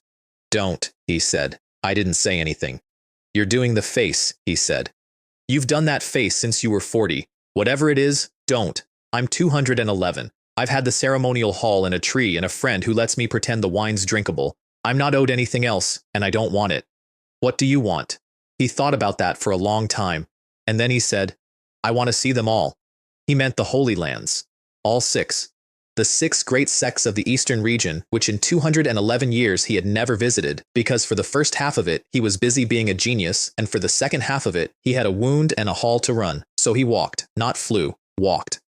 He left in the 11th month with a stick and a bag and a jar, and over the next 5 months he went to every one of them, and he arrived at each gate as an unannounced old man from a provincial sect, and got given a room, and drank with whoever would drink with him, and looked at the mountains. He wrote to me. He was a terrible correspondent. 11 letters in 5 months, all of them about food. He came back in the 4th month of the following year, and he was smaller than when he left, and he came up my stairs, which he had not done in half a year, and he put a jar on my desk. Last batch, he said. Made it in the Hanging King Palace's kitchen. Their cook had opinions. We drank it. It was, and I want to be extremely careful here, it was still bad wine. Well, he said. It's the best you've made, I said. You're a liar. I am. He laughed until he had to stop and hold on to the desk. Then he said, sit up. I'm going to teach you something, and I've only got about 4 hours of talking left in me this week, so pay attention. The Eastern Phoenix Bell. Every holy land in the eastern region has an inheritance, and the Donglin Sect is a scripture that hasn't been fully transmitted in 900 years because it is very hard, very slow, and by the standards of a poor province, not obviously worth it. Xiayang had learned it in his 40s out of pure stubbornness and then never used it because the wound came and he never had the strength to. It is not a sword, it is not a palm, it is a bell. It is a technique in which you make the whole sky into a bell, and then you ring it, and inside the bell there is no time, and no space, and no going anywhere, and it is not really a weapon at all, it is a place, and you put people in it. He taught it to me over 11 days, 4 hours a day, sitting in a chair. On the last day he was not in a chair, he was in a bed, and he got maybe 40 minutes.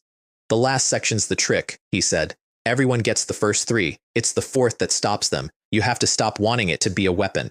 What's it for then? It's for holding on to something, he said, for exactly as long as you need to.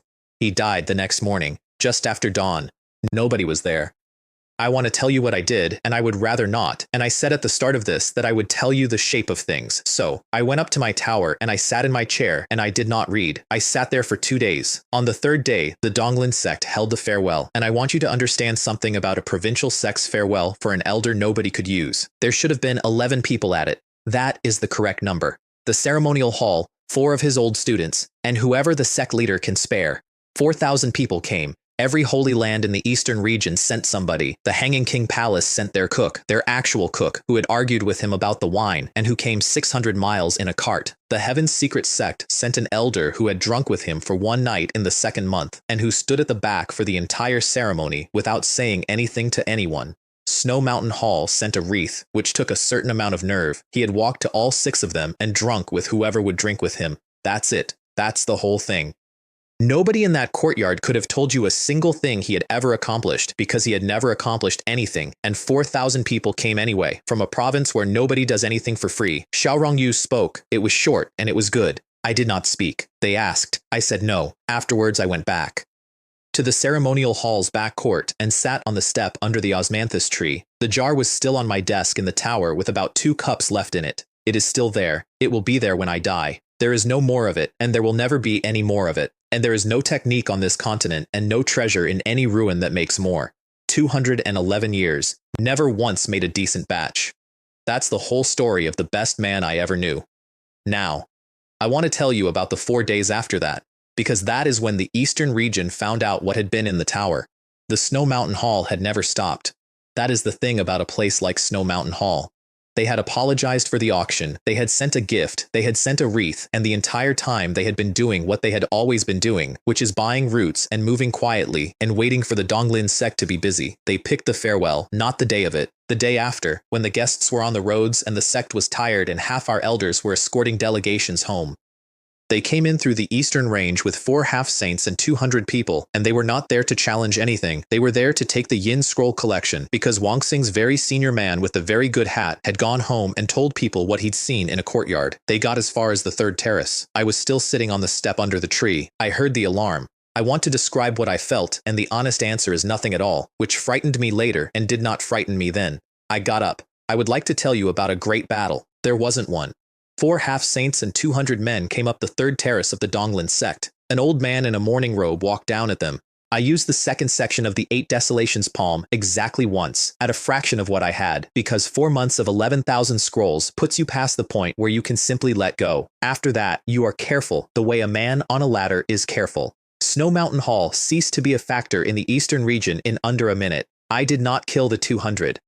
I want that on the record because the version that goes around has me doing it and I did not. The 200 ran, and I let them, and every single one of them told the story, which was the entire point. The 4 half-saints did not run. The next morning Qin Yu came, not with an army, alone, in the same merchant's coat, walking up the 900 steps at about 10 in the morning like a man come to collect a debt, and the sect's alarm went off and Xiao Rongyu came out onto the top step with 11 elders behind her, and I came out of my tower for the second time in 2 days, saint of the 9th realm, the man who had stopped my arm from working, in a courtyard, in front of 4,000 people, 6 months earlier. Elder Chu, he said from about halfway up. Snow Mountain Hall was under my house's protection. I know. You've made this complicated. I know that too. He came up another 20 steps. Every person on that terrace felt it. Elder Kang went down on one knee and did not appear to have decided to. I don't want to be here, Qin Yu said, and I believed him. Do you understand that? I have 3 provinces of business and I am standing on a mountain in the eastern region arguing with a librarian. Give me something I can take back, a gesture, anything. I thought about a man under a tree with a strainer. No, I said. He sighed and he reached for whatever he keeps in that coat, and I drew. Here is what 4,000 people saw at the gate 6 months earlier. A current, a flood, a thing made of edges, arriving and arriving. Very impressive. Everybody talked about it for a season. Here is what 11 elders and a sect leader saw on the 900th step. Nothing. I did not move much. My arm went out about the distance you would reach for a cup. There was no light and there was no noise and there was no wind and the azure vine did not even leave my sleeve. Qin Yu of the 9th realm stopped. Then he took 1 step backwards and put his hand on the rail and sat down on the steps of a provincial sect in his merchant's coat, and he stayed sitting there for about a minute and a half while nobody in the entire province moved. There was a line across the front of his coat, not through it, across it. The threads were open in a line from his left shoulder to his right hip, and the skin under them was not touched, and if you knew what you were looking at, you understood that this was not mercy, it was a demonstration, and that the demonstration was of control and not of force. He got up, he brushed himself down. What are you? He said. I said the true thing, because I had nothing left in me that week for anything else. I'm the Scripture Pavilion Elder of the Donglin Sect, I said. I read books. He looked at me for a long moment. Then he laughed, once, without any humor at all, and he went down 900 steps and out through the gate, and the eastern region did not send anyone else to the Donglin Sect for 11 years. That night I sat in my tower with 2 cups of bad wine that I was never going to drink, and I did the last thing Xiaoyang ever taught me. I put the whole sky in a bell. It held for about 4 seconds, and then I lost it. It took me another 11 months to hold it for a minute. But for those 4 seconds, over a sect on a mountain in the poorest province of a continent, there was no time and no space and nothing went anywhere at all, and I stood in the middle of it with a jar I was never going to open. It's for holding on to something, he said, for exactly as long as you need to. 4 seconds. That's what I've got. I'll take it. The 11,000 scrolls took me a year and 4 months in the end, and when I finished the last one, the system said something it had never said before. Reading total, 3,000 volumes. Threshold reached. Selecting reward. I want to explain the threshold thing, because it is the single most important mechanical fact in this entire story, and I have been deliberately vague about it. The system does not just pay per book. Every so often, at a number it does not tell you in advance, it stops paying in cultivation and offers you a choice instead. I had hit 2 of them in 60 years. The first, at 400 volumes, gave me the Heavenly Eye. The second, at 1100, gave me the Life Simulation. This one gave me 3 doors. The first was a half-saint's foundation. Complete, ready, no cultivation required. Take it, and I would be, that afternoon, a half-step saint with everything that comes with it, and it would have taken me from an unranked embarrassment to the strongest single individual in the eastern region by a comfortable margin. The second was a technique. I am not going to describe it. It was extremely good. The third door had nothing behind it. The panel said, and I am quoting, "Decline, reward converted." I stood in an emptied library at 4 in the morning, and I looked at a free half-saint foundation, and I thought about a man on a roof copying a form wrong for 4 years. Here's my problem with borrowed foundations, and I want to say it once and then never again. Every genius in those 11,000 scrolls who got buried by someone bigger had the same shape to their story. They found something. They took it. It made them strong very fast. and then at some point, years later, they met something the borrowed thing had no answer for, and they had no answer either, because the strength had never been theirs to begin with, and they had never once had to build anything. I had 600 years and change of cultivation.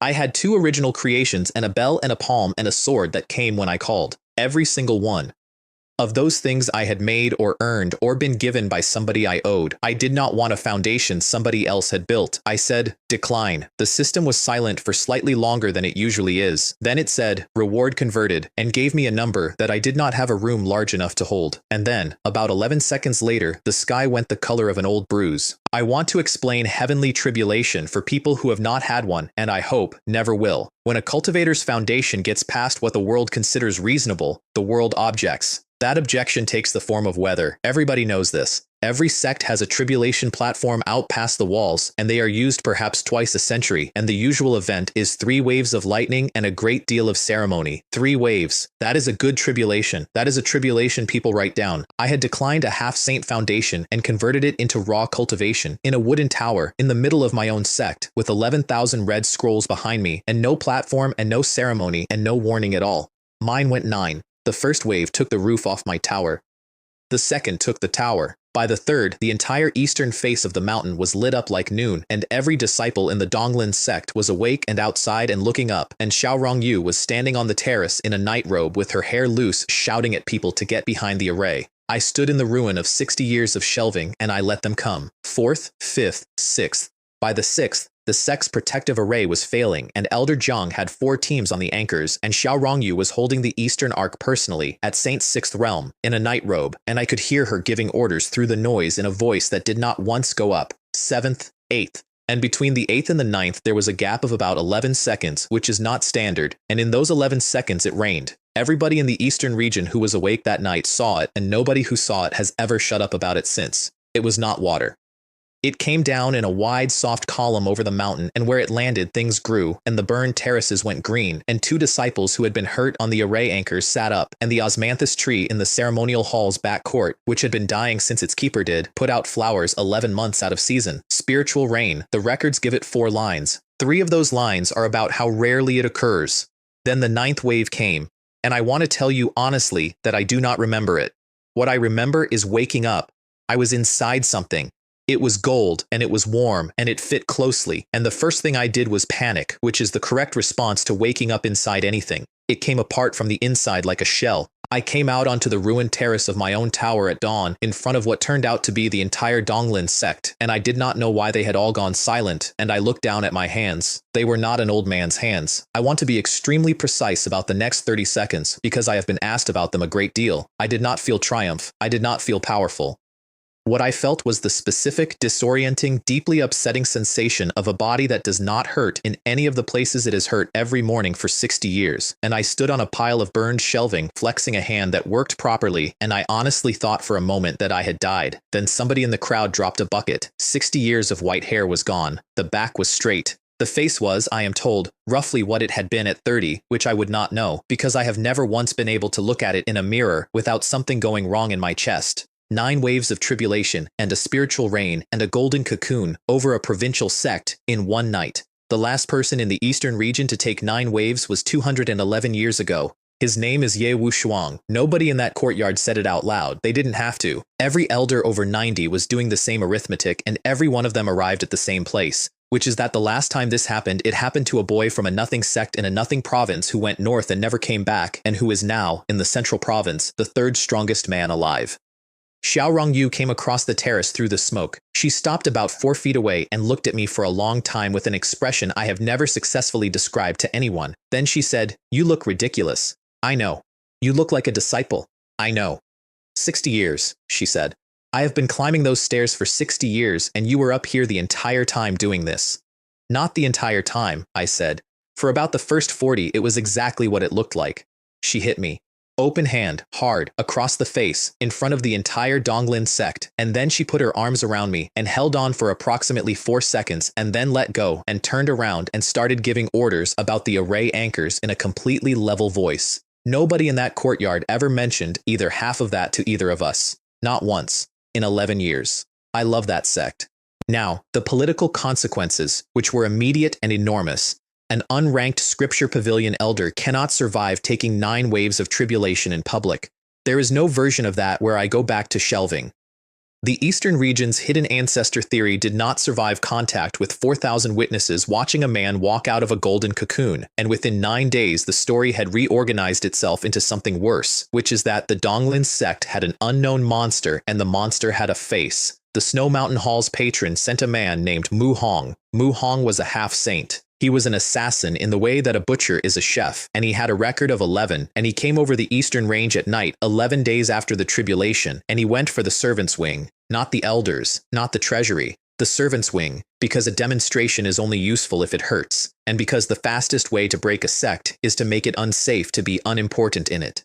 Li Yaoqi was asleep in a laundry basket in the 3rd corridor. I was on the roof of the medical hall 200 yards away, because I had been on a roof somewhere in that sect every night for 11 days and would be for 11 more. He got 12 feet into the corridor.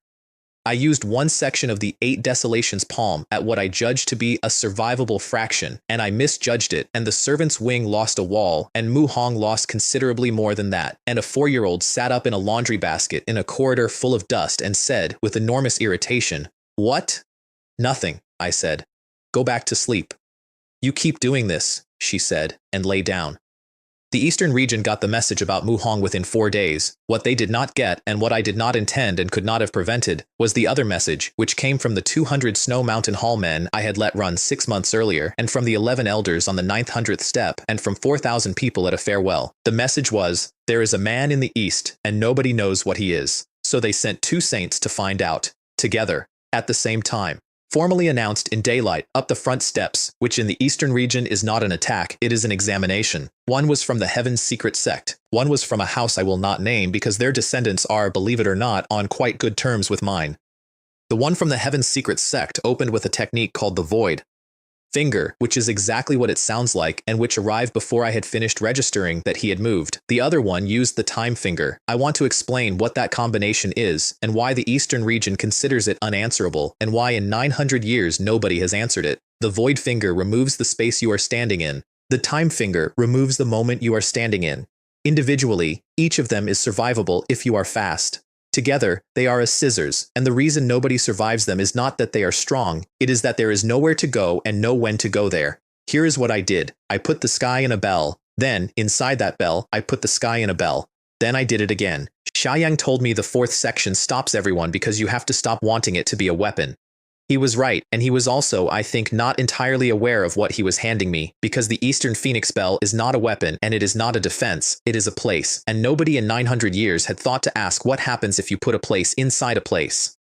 What happens is that there is no space and no time in there, and if you nest them, there is less than none. The Void Finger arrived in the 3rd bell and had nowhere to remove. The Time Finger arrived in the 5th and had no moment to take. The 2 saints of the Eastern region stood on the terrace of the Donglin Sect for 11 seconds inside something they could not perceive the edges of, and then I let it go, and both of them went down on the stone, unharmed, and were extremely careful about how they got back up. The one from the Heaven's Secret Sect said, "What is that?" "An inheritance of this sect," I said. "It's in the archive, 2nd floor, north wall. You're welcome to read it." Nobody ever read it. Nobody ever reads it. 90 years later, there is a queue of provincial cultivators outside my tower every single morning, and there is a copy of the Eastern Phoenix Bell on the 2nd floor north wall that has been checked out 4 times. They stopped sending people after that. Which brings me, and I have been waiting for this, to the Tianbao auction house, because 6 months later Xiao Rongyu went to the winter sale. Sect business, ordinary.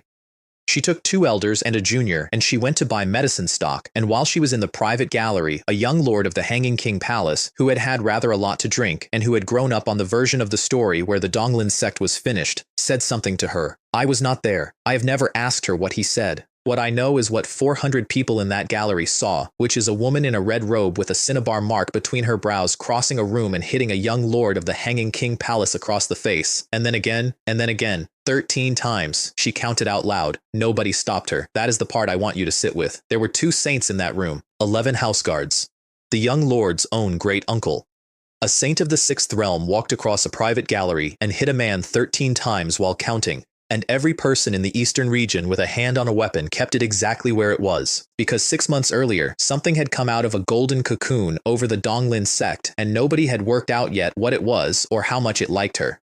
The Hanging King Palace apologized in writing within 11 days. She came home and came up my stairs, which are now stone because the wooden ones burned, and she sat down and did not touch the tea, and after a while she said, I did something. I heard. Was it stupid? Enormously. Would you have done it? I'd have done more than 13, I said, and I wouldn't have counted, which is the part that made it work. She thought about that. He's going to remember 13, she said. He's going to remember 13 for the rest of his life, I agreed. And so is everyone in that room, and every one of them is going to tell it at dinner, and by the spring there will not be a single young lord in this province who says anything to a woman in a red robe. She drank the tea. Chu Shun, she said. The Q. Ah, yes, the Q.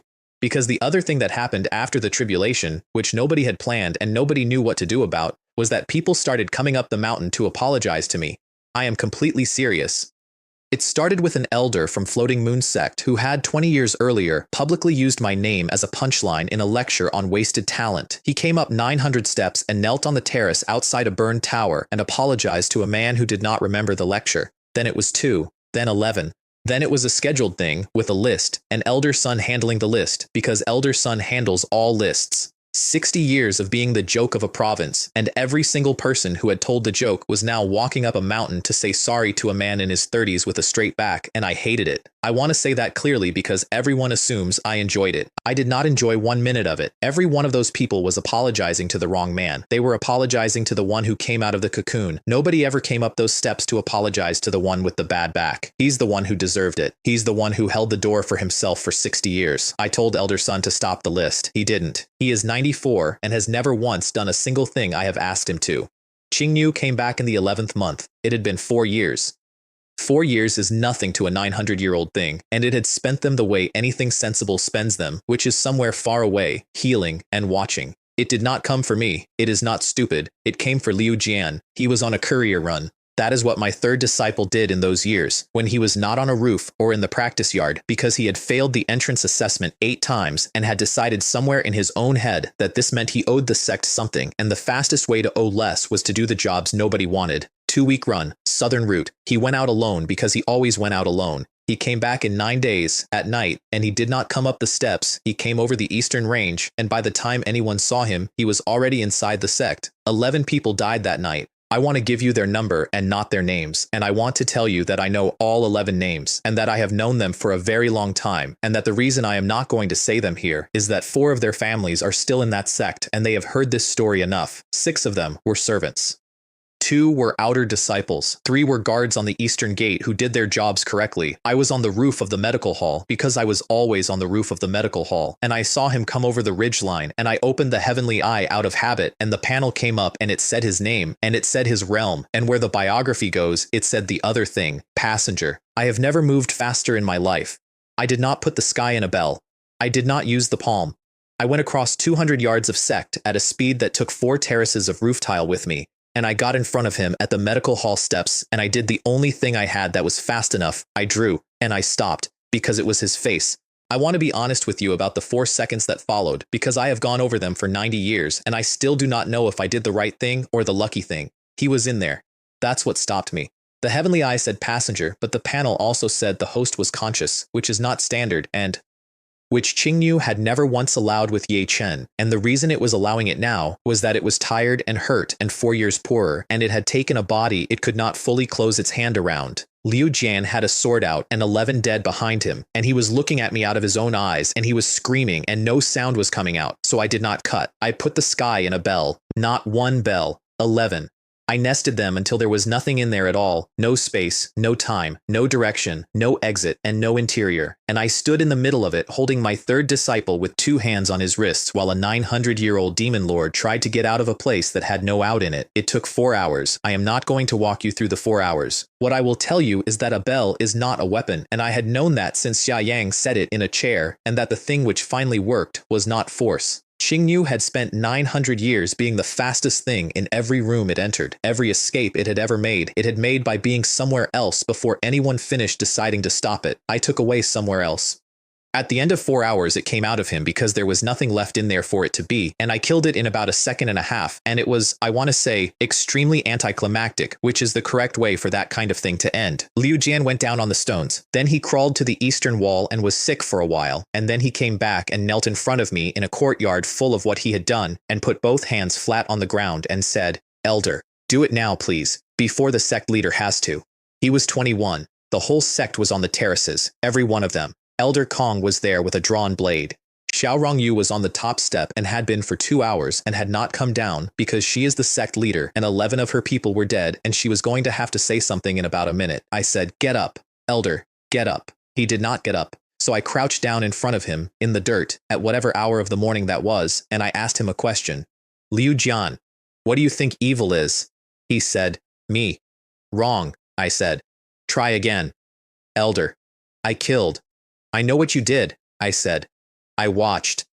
"I'm asking you what evil is." He knelt there in the dark with his hands shaking so hard the stones were rattling, and he tried about 4 answers, and every one of them was some version of himself, and I let him get all the way to the bottom of it, which took a while, and then I said, "Evil is the thing that chose, that's all it is. It's not the hand, it's not the sword, it's not the man the sword was in, it's whoever did the choosing. You didn't choose. It chose you because you were alone on a road, and it chose you because you're mine, and it chose you because 4 years ago it met something in a corridor it couldn't finish, and it has been looking for a way to hurt me ever since. That doesn't bring them back." "No," I said. "Nothing does. And you are going to carry those 11 for the rest of your life, and you should. And I am not going to take that off you, because it isn't mine to take, and because a man who could put it down isn't worth teaching." He looked up. "But you don't get to die of it," I said. "That's the easy one. That's the one where you don't have to do anything afterwards. You're going to get up and you're going to go to every one of those 11 families personally, and you're going to say it out loud, and some of them are going to spit on you, and one of them is going to hit you, and you are going to stand there and take all of it. And then you get up in the morning," I said, "and you get better, so that the next time something comes down a road looking for a way into my sect, it doesn't find a door." He went to all 11 families. It took him 9 days. The third one hit him. The 7th one was a woman of about 60 who made him sit down and eat something, which he told me about 11 years later, and which is the only part of the entire episode he has ever cried about in front of me. The sect did not forgive him for a long time. Some of them never have. He is now the 3rd-ranked genius on a list that covers 9 provinces, and he has never once in 90 years told anyone that story, and I am telling it here because he is not going to. Now, the true martial sect. I had spent 4 years not doing anything about the true martial sect, and I want to explain why, because from the outside it looks like restraint, and it was not restraint, it was arithmetic. They had issued the challenge that was designed to end my sect. They had done it as a proxy for the Snow Mountain Hall, which no longer existed, and for the Hanging King Palace, which had apologized in writing, and for the Wangsing houses, which had become our largest trading partner in a maneuver so shameless I still admire it. They had been left holding a knife by everybody who had asked them to hold it. And for 4 years they had done the only thing left to them, which was to write north, every month, to an address in the central province, to a man from a nothing sect in a nothing province who had gone north 211 years ago and never come back. Ye Wushuang was born in the eastern region. Everyone knew that, and nobody said it, because the eastern region's relationship with Ye Wushuang is the relationship a family has with the son who made good and never wrote. He is the 3rd strongest man on the continent. He is the son-in-law of the Qin dynasty, and there is not one building in this province with his name on it. The true martial sect had been his sect. For 211 years they had been living on that, and for 4 years they had been writing to him about a Donglin Sect elder who had killed their people at a gate, and in the 11th month of the 4th year, 9 days after Qingnu, they got an answer. It came in a lacquer case with an escort of 11. It was a sheet of paper. I want you to understand what a saint's paper is, because I had read about them, and I had never seen one, and I had assumed, the way you do, that the accounts were exaggerating. A cultivator past a certain point can put a fraction of himself into an object and leave it somewhere. Everybody knows this. What Ye Wushuang had sent was not a fraction of his strength. It was a fraction of his intention, written down in 11 characters on a piece of paper that a courier could carry 6,000 miles in a box. The true martial sect opened it at our gate in daylight in front of the region, at the bottom of 900 steps, in exactly the same place they had opened the challenge 4 years earlier, because they have never had an original idea in their lives. The paper stood up. There was no shape. There was no figure. There was a pressure that came off 11 characters on a sheet, and it went up 900 steps, and every single person in the Donglin Sect went to their knees. Everyone. Elder Kong, Elder Sun, Elder Jiang, 1,100 disciples, the kitchen staff, the 4-year-old, all of them, all at once, like a field going down under wind. Xiao Yu did not go down. She was on the top step, saint of the 6th realm, in the red robe, and she did not go down, and she did not go forward. She just stood there with everything in her sect on its knees around her, and both hands at her sides, and she held. For 11 seconds. I have thought about those 11 seconds more than I have thought about almost anything else in this story. It did not help. It could not help. It was a woman standing up under something that had come 6,000 miles in a box from a man who had not thought about this province in 200 years, but she was the last one standing and the region saw it. Then, I came down the steps. I want to describe what I did, and I am going to disappoint you, because the honest version is very short. I read it. I walked down 900 steps through a kneeling sect. I stopped about 15 feet from a sheet of paper that had an entire Holy Land on the ground, and I read the 11 characters. It took me some time. They were not in any script the Eastern region uses, and 2 of them were doing something I had only ever seen described in a Yin Dynasty scroll. And here is the thing that nobody in that courtyard understood, and that I have never adequately explained to anybody since. It was beautiful. I do not mean it was impressive. I mean it was correct, the way a proof is correct. 11 characters, and every one of them was the shortest possible way to say the thing it was saying, and the 2 in the middle were doing a piece of work that I had watched 400 authors fail to do across 60 years of reading. I stood in front of the intention of the 3rd strongest man alive, and my first and clearest feeling was professional admiration. My second feeling was that the 7th character was wrong, not wrong in execution, wrong in choice. He had used a form that assumes the reader is beneath him, which is a completely reasonable assumption for a man in his position to make about a provincial sect, and it is the kind of assumption that costs you nothing in 999 cases out of 1,000. So I answered it, not with a sword, not with a bell. I put out one finger and I amended the 7th character. The paper came apart. It did not burn and it did not tear. It simply stopped being a sentence because I had removed the word that was holding it up, and 11 characters that had been a statement became 11 characters that were a list, and the pressure went out of that courtyard like water out of a cracked jar, and 1,100 people got off their knees. The true martial sect's delegation stood at the bottom of the steps holding an empty lacquer case. I looked at them for a while. Then I said, "Go home. Pack. You have until the day after tomorrow."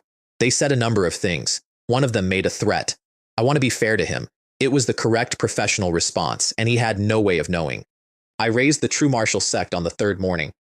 I did it alone, at dawn, with no witnesses from my own side, and I did it in a way that has been described a great many ways since, and that was, in the actual event, about 4 minutes of work with the 2nd section of a palm technique and one very long, very careful use of the Sword River to make sure the mountain came down in a direction with nothing under it. Nobody died. I want that on the record, and I want you to know that it is the only thing about that morning I am proud of. I gave them 2 days and they used them, and when I came over that ridge at dawn, there were 400 empty buildings and a banner, and I took the mountain out from under all of it and left the banner standing on a rock. 211 years of living on somebody else's name, and I left them their name and took everything else. Then I went home and had breakfast. And 6,000 miles north, in the central province, in a hall in the Qin dynasty, a man who had not thought about the eastern region in 200 years felt 11 characters stop being a sentence. I did not know that at the time. I found it out much later from somebody who was in the room. I am told he sat very still for a while. I am told that then he said one word, and the word was interesting, and that the person who reported this to me described his expression as the expression of a man who has been eating alone in a very large house for a very long time and has just heard a chair move. Then there was a year in which nothing happened, and it was the best year of my life, and I have absolutely nothing to tell you about it. I rebuilt the tower. Stone this time. I put the 11,000 yin scrolls on the 3rd and 4th floors, and I built a reading room on the 2nd with 11 chairs in it, and I opened it, and for the first 3 months nobody came. Then a servant girl came. Then 2 outer disciples came because it was warm. Then elder son's grandson came because his grandfather made him, and stayed because there is a section of the yin collection on formation theory that is genuinely, unfairly good. By the end of that year, the Donglin Sect's reading room had a waiting list, and I had to build another one. I am aware that this is not the part of the story anyone wants.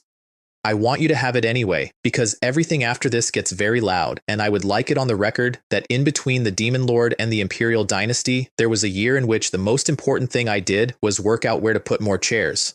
At the end of that year, an invitation came from the Desolate Heaven Palace.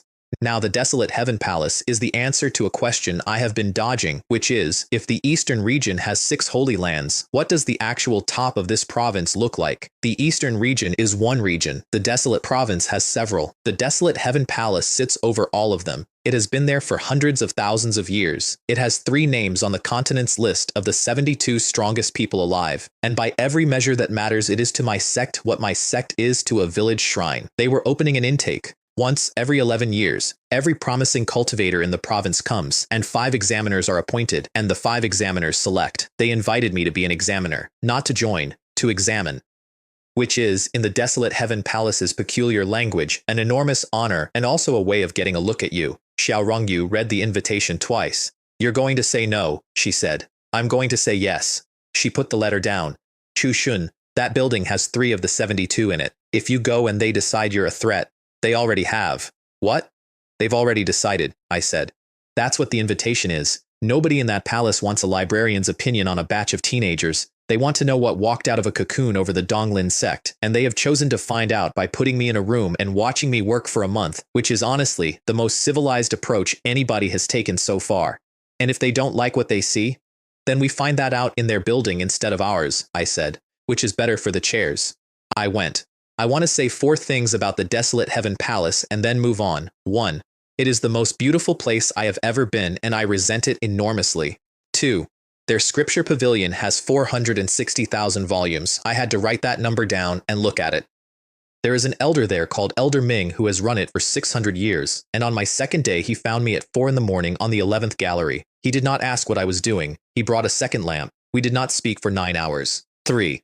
The other 4 examiners were all saints of at least the 5th realm, and every one of them had been briefed about me, and I know that because on the first morning not one of them asked me a single question about myself, which is not how strangers behave. 4. They gave me the reject zone. 5 examiners, 5 sections. The 4 saints got the 4 sections with the promising candidates in them, the ones with clan backing and letters of introduction, and, in 2 cases, escorts. I got the section they opened because the rules say they have to. 3,211 applicants, no sponsors, no letters, walk-ins. The other 4 examiners each had about 200. I want to be clear that this was not an insult, or not only, it was a test, and the test was to find out whether the man who had amended a saint's paper would sit in a shed for 4 weeks doing the job nobody wanted. I sat in the shed. I read every application, all 3,211, by hand, over 11 days. And I want to tell you that the other examiners' candidates got interviewed and mine got read, and that reading is better, because a boy who has walked 600 miles cannot say so in an interview without it sounding like a complaint, but he will absolutely write it in the 3rd line of a form. On the 9th day, I found number 3,201, Bai Luli, 31 years old, which for a candidate is ancient, no sect, no clan listed, which is a lie, because he wrote in a hand that costs money to learn. Cultivation listed at a level that would embarrass an 11-year-old. And when I opened the heavenly eye on the form, which you can do, which nobody has ever thought to try, the panel came up purple-black, and the biography scrolled, and at the top of it there was a designation, innate Tao body. I want to explain that as fast as I can. There are physiques in this world that are just good.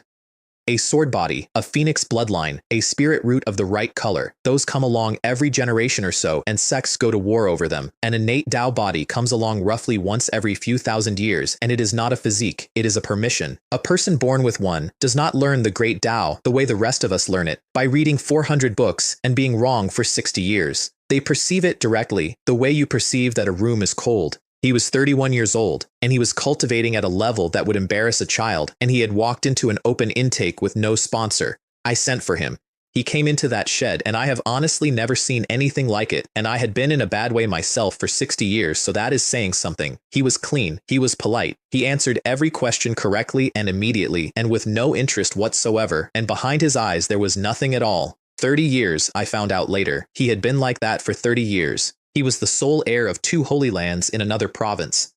His younger brother had died in front of him when he was 14, and his father had bowed his head to the people who did it because the arithmetic said bow, and the arithmetic was correct, and Bai Luli had watched his father be correct, and then he had stopped. Not dramatically, he had not become bitter or cruel or wild. He had simply put the whole thing down, at 14, and for 30 years, 2 holy lands had poured everything they had into a young man who was, in the most literal available sense, no longer interested. They had sent him here as a last attempt. He had come because it was easier than arguing. I said, "You'll fail the assessment." "Yes," he said. "You know that."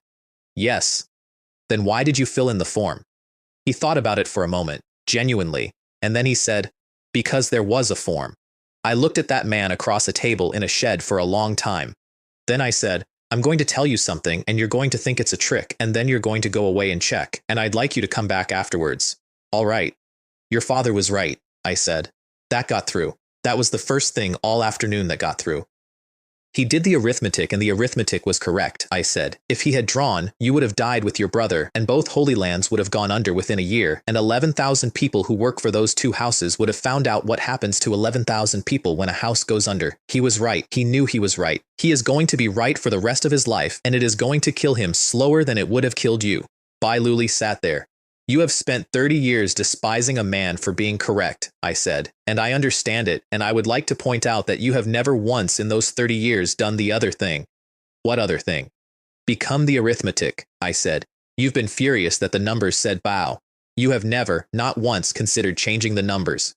He got up and left without a word. It was extremely rude and I did not mind at all. He came back on the 11th day.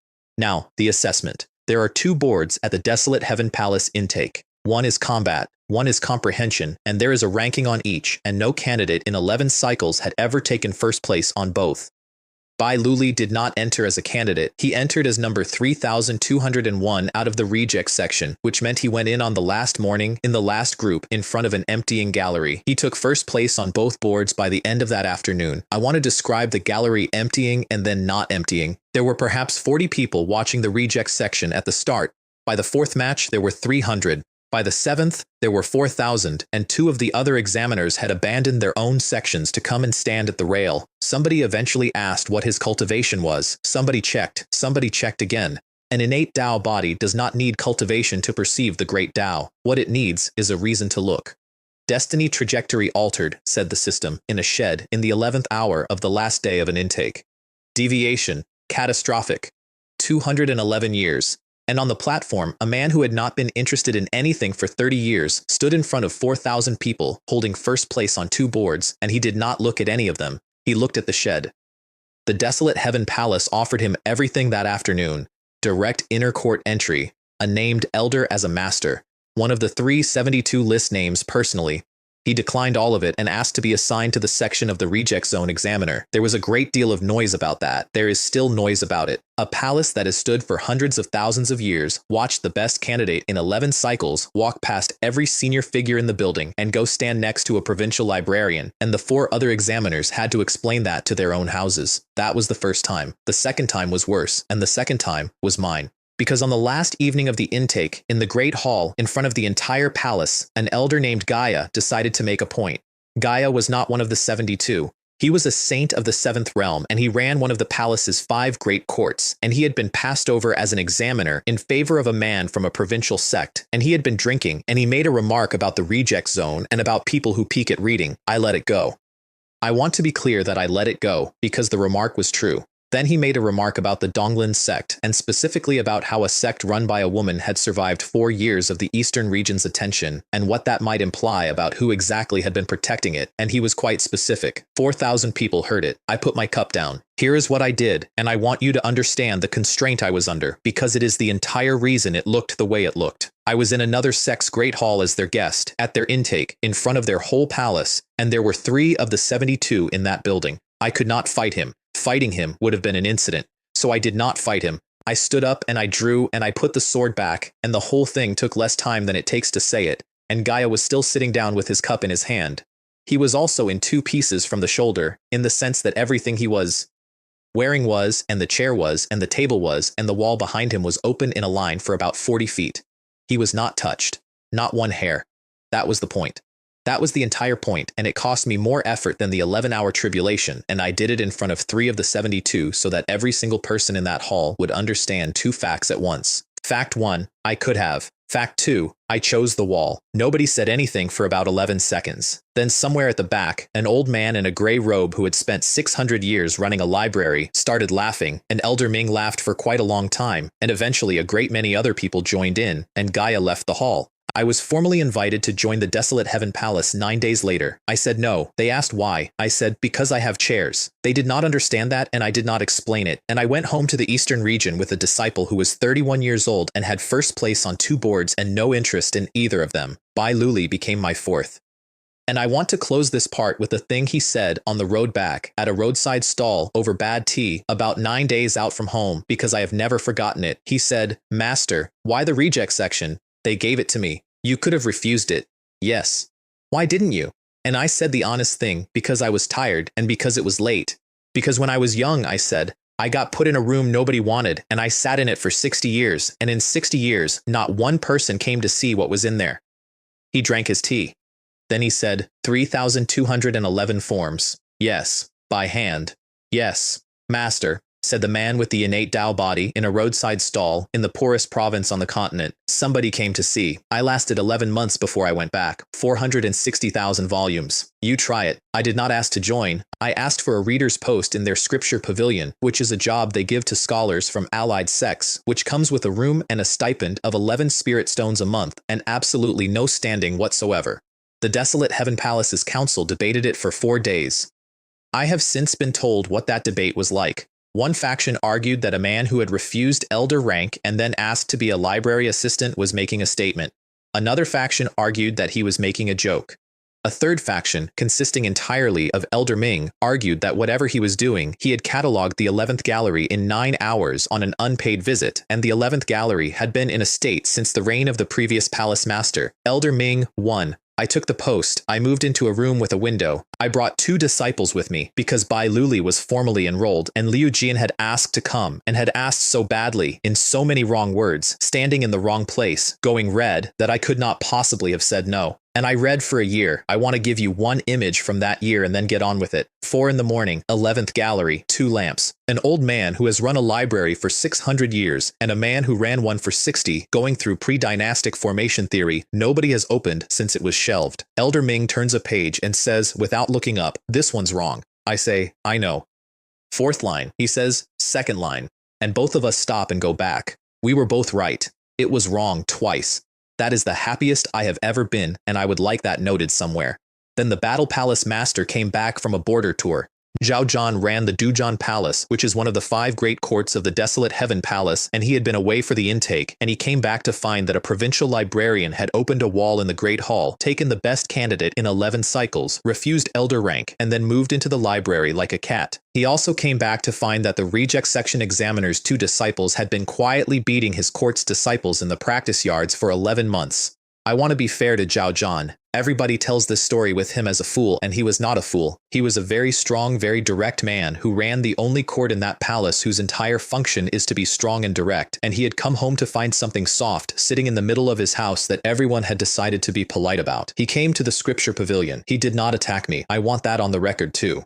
He came in daylight with witnesses, and he said, in front of 11 people, that a man of unknown origin holding an unpaid post in the palace's most sensitive building was a security matter, and that either I submitted to a full examination of my cultivation and origins by the criminal law palace, or I left. That is a completely reasonable position. It is, in fact, the position I would have taken. The problem was that a full examination would have found a system in my skull, and I did not have a plan for that, and I have never had a plan for that. And if you think about it for 11 seconds, you will realize that the entire structure of my life has been built to make sure nobody ever gets close enough to run one. So I said no. And Zhao Zhan, who was correct, expelled me. He did it publicly because a security matter has to be handled publicly, and he did it thoroughly, and the formal wording included the phrase, "never again to set foot within these walls." And 11 people watched a reader's post get revoked over 11 spirit stones a month.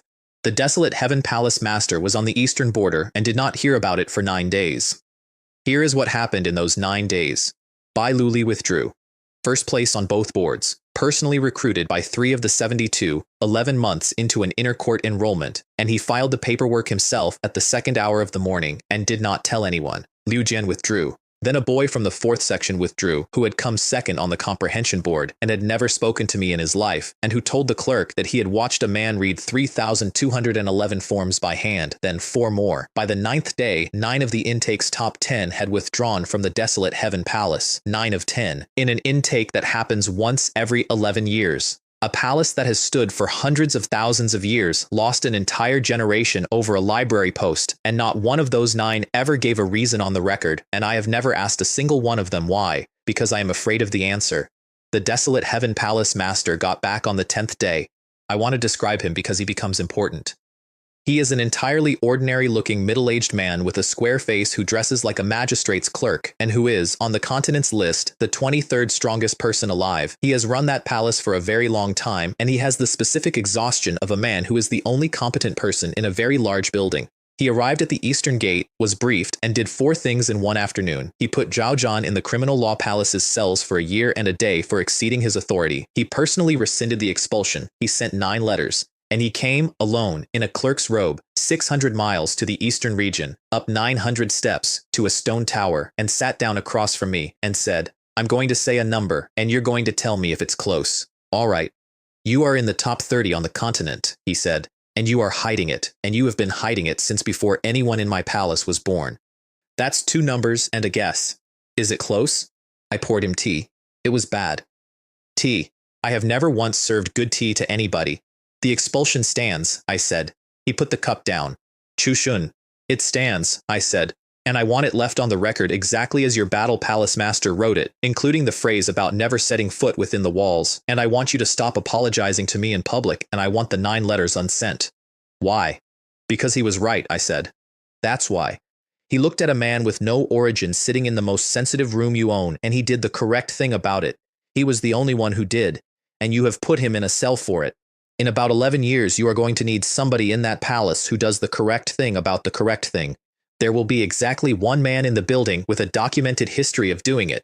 He looked at me for a long time. "You are the most exhausting person I have ever met," he said. "I've been told." "By whom?" "Everyone." He drank the bad tea, and then he said, "The 9. They can come back." "They won't. I've sent the letters. They won't." "No," I agreed. "They won't." And that is how the Donglin Sect acquired 9 of the top 10 candidates of a desolate Heaven Palace intake in a single season, and how the Eastern region woke up one morning to find that the provincial sect on the mountain had a generation in it that the province could not have produced. Xiao Rongyu did the housing arrangements personally. She had to build a wing. Now, Star City. Li Yaoqi was 11 by then. She had grown into exactly the person the 4-year-old had promised to be, which is to say that she was extremely serious, extremely lazy, and completely impossible to move. She had gone from the servants' wing to the inner court to second-ranked disciple of the Donglin Sect on a schedule of her own devising that included a great deal of sleeping, and every elder in that sect had at some point tried to correct her habits, and every one of them had lost. She was in the 11th month on an ordinary supply run to Star City with 2 escorts. The Star Sect took her. I want to explain what the Star Sect was, because everyone assumes they were fools, and they were not. They were a mid-sized power in the western part of the province, and they had a divination hall, and their divination hall had been screaming about something in the eastern region for 4 years, and eventually they had gone looking for what it was. Their old ancestor found it. He looked at an 11-year-old girl on a supply run, and he saw whatever a divination hall sees, and he made the single worst decision in the history of the desolate province. I found out at the 11th hour of the same day. I want to be careful about the next part because I was not careful at the time. I did not put the sky in a bell. I did not use the palm. What I did was walk 600 miles in an afternoon, which I have never done before or since, and which cost me something I did not get back for 11 years. And I arrived at the Star Sect's front gate at dusk in a plain gray robe with no sword. Their old ancestor met me on the wall. He was a saint of the 8th realm, and he was the strongest person in that half of the province, and he had a great many people behind him, and he opened by explaining, at some length and with genuine courtesy, that the girl was safe, that she had not been harmed, that the Star Sect had no quarrel with the Donglin Sect, and that certain matters of destiny were larger than any single sect's convenience. He was correct about all of it. He also had my second disciple in a room. I said, "Play me for her." He blinked. "I beg your pardon?" "You have a chessboard," I said. "Every divination hall has a chessboard. Play me for her. If you win, I go home and the Donglin Sect never speaks of this again, in writing, sealed. If I win, she walks out with me tonight." There was a very long silence on that wall. The reason he agreed is not that he was arrogant. It is that he was a diviner, and every diviner in the world will tell you that the board is not a game, it is a language. And he had been looking at the eastern region for 4 years without being able to read it, and here was the thing itself offering to sit down and speak. We played in his hall with 400 people watching. It took 11 hours. I am not going to pretend to you that I am some great master of the board. I am not. I have read 4,000 games, and I have played perhaps 9, and if you sat me down against a professional, I would lose in an hour. Here is the thing about a divination hall's chess, though. They do not play the board. They play the shape of the world, and the pieces are only the notation, and the reason their old ancestor had spent 60 years undefeated is that he could see 3 moves further into fate than any opponent he had ever faced. I have read 4,000 games, not 4,000 positions. 4,000 complete games, recorded, annotated, from 1,100 years of dead empires and dead schools, and every single one of them is in a room in my head, and by the 4th hour of that match, I stopped playing him and started playing them. He would make a move that was 3 steps ahead of anything a man could calculate, and I would recognize it, not calculate it. Recognize it the way you recognize a face because somebody in the Yin dynasty had made that exact move in the 9th year of a reign and lost, and I had read the annotation, and the annotation was very clear about why. He resigned at the 11th hour. He did not have to. He had a good position. He resigned because he had spent 11 hours reaching further and further into the shape of the world for a move his opponent could not have seen, and every time he found one, an old man across the table had looked at it with the expression of a man greeting a colleague. He sat back in his chair, and he said, in front of 400 people, "Who are you?" "I'm the Scripture Pavilion Elder of the Donglin Sect," I said. "I read books." Li Yaochi walked out with me that night. She had been asleep for most of it. She had in fact been asleep for most of the 11 hours, in a comfortable room, and when I collected her she was extremely put out about being woken up, and on the road home she said, "Master, did you play chess for 11 hours?" "I did." "Because of me?" "Yes." She thought about that for about a mile. Then she said, "That's a very stupid way to fight," and went to sleep on the cart, and I sat up front and laughed until the driver asked if I was all right. The Star Sect sent an apology, a gift, and their entire divination hall's records, which was the single most valuable apology anyone has ever sent me, and which took me 9 months to read. And in the spring, the ruins opened. The ruins under our own mountain. I want to tell you how that happened, because it is the single most embarrassing discovery of my career. The Donglin Sect sits on a mountain, and the mountain has a mine in it, and the mine had been worked out for 400 years and was used for storing things nobody wanted, which is why an 11-year-old with a talent for finding warm places to sleep in was down there in the first place. Li Yaochi fell through a floor. She was not hurt. She was, by her own account, mildly inconvenienced. She came up 2 hours later at dinner and said to the table, "There's a door down there with writing on it and I can't read it," and went back to eating. The whole sect went down. It was a sealed complex, 11 levels, and the writing on the door was the same script as the markings on the spine of the azure vine, and the complex was not a ruin at all. It was intact, and it had been intact under our feet for 1100 years. The Eastern Phoenix sacred ground, the thing in the mountain, the ancestor everybody assumed was a metaphor, the reason a provincial sect had survived. 4 years of a province deciding it was finished. She had not been dead in there. That is the part that took us all a while. She had been finished for 1100 years, in the way that a lamp is finished, and what was left in that complex was not her, it was her house, and her house had 2 towers in it. I want to talk about the towers because they gave me the last 2 things I needed. The first tower had 411 inscriptions in it, and I have read all of them, and I am not going to tell you about most of them. What I will tell you about is the 11th, which was a technique, and the technique was called 1 Chi transforms into 3 purities. Everybody in this world has heard of clone techniques. There are hundreds of them, and every single one of them is a variation on the same fraud, which is that you make a copy, the copy is weaker, the copy does what you tell it, and when the copy dies, you get a headache. This was not that. This was a technique for being 3 people, not 3 copies, 3. Same person, 3 bodies, 3 sets of hands, and the reason nobody in 1100 years had reproduced it is that the entry requirement is a soul that has already been split by something and put back together badly, and the number of cultivators walking around in that condition is very small. I had run a life simulation on myself and paid for it with a decade. I had a crack. It took me 11 months and it hurt in ways I am not going to describe, and at the end of it I walked out of the first tower as 3 men. Green robe. That's the true body. That's the one I have been telling you about, the one with the sword and the bell and the palm, and it is the one that is standing in front of you now, white robe. That one reads. That one lives in the Scripture Pavilion, and it has never once left the Donglin Sect in 90 years, and it is the reason the 11,000 yin scrolls and the 460,000 at the Desolate Heaven Palace and everything since have gone into my head instead of sitting on a shelf being admired. The system pays whichever of me is reading. It has never once cared which pair of eyes is doing it. I have, in the years since, occasionally had to explain to people that I am not a fast reader. I am 3 readers. And black robe. The black one I do not talk about much. He came out of that tower last, and he came out wrong, and I have never worked out whether the technique did that or whether it simply put the thing that was already in me into its own body where I could see it.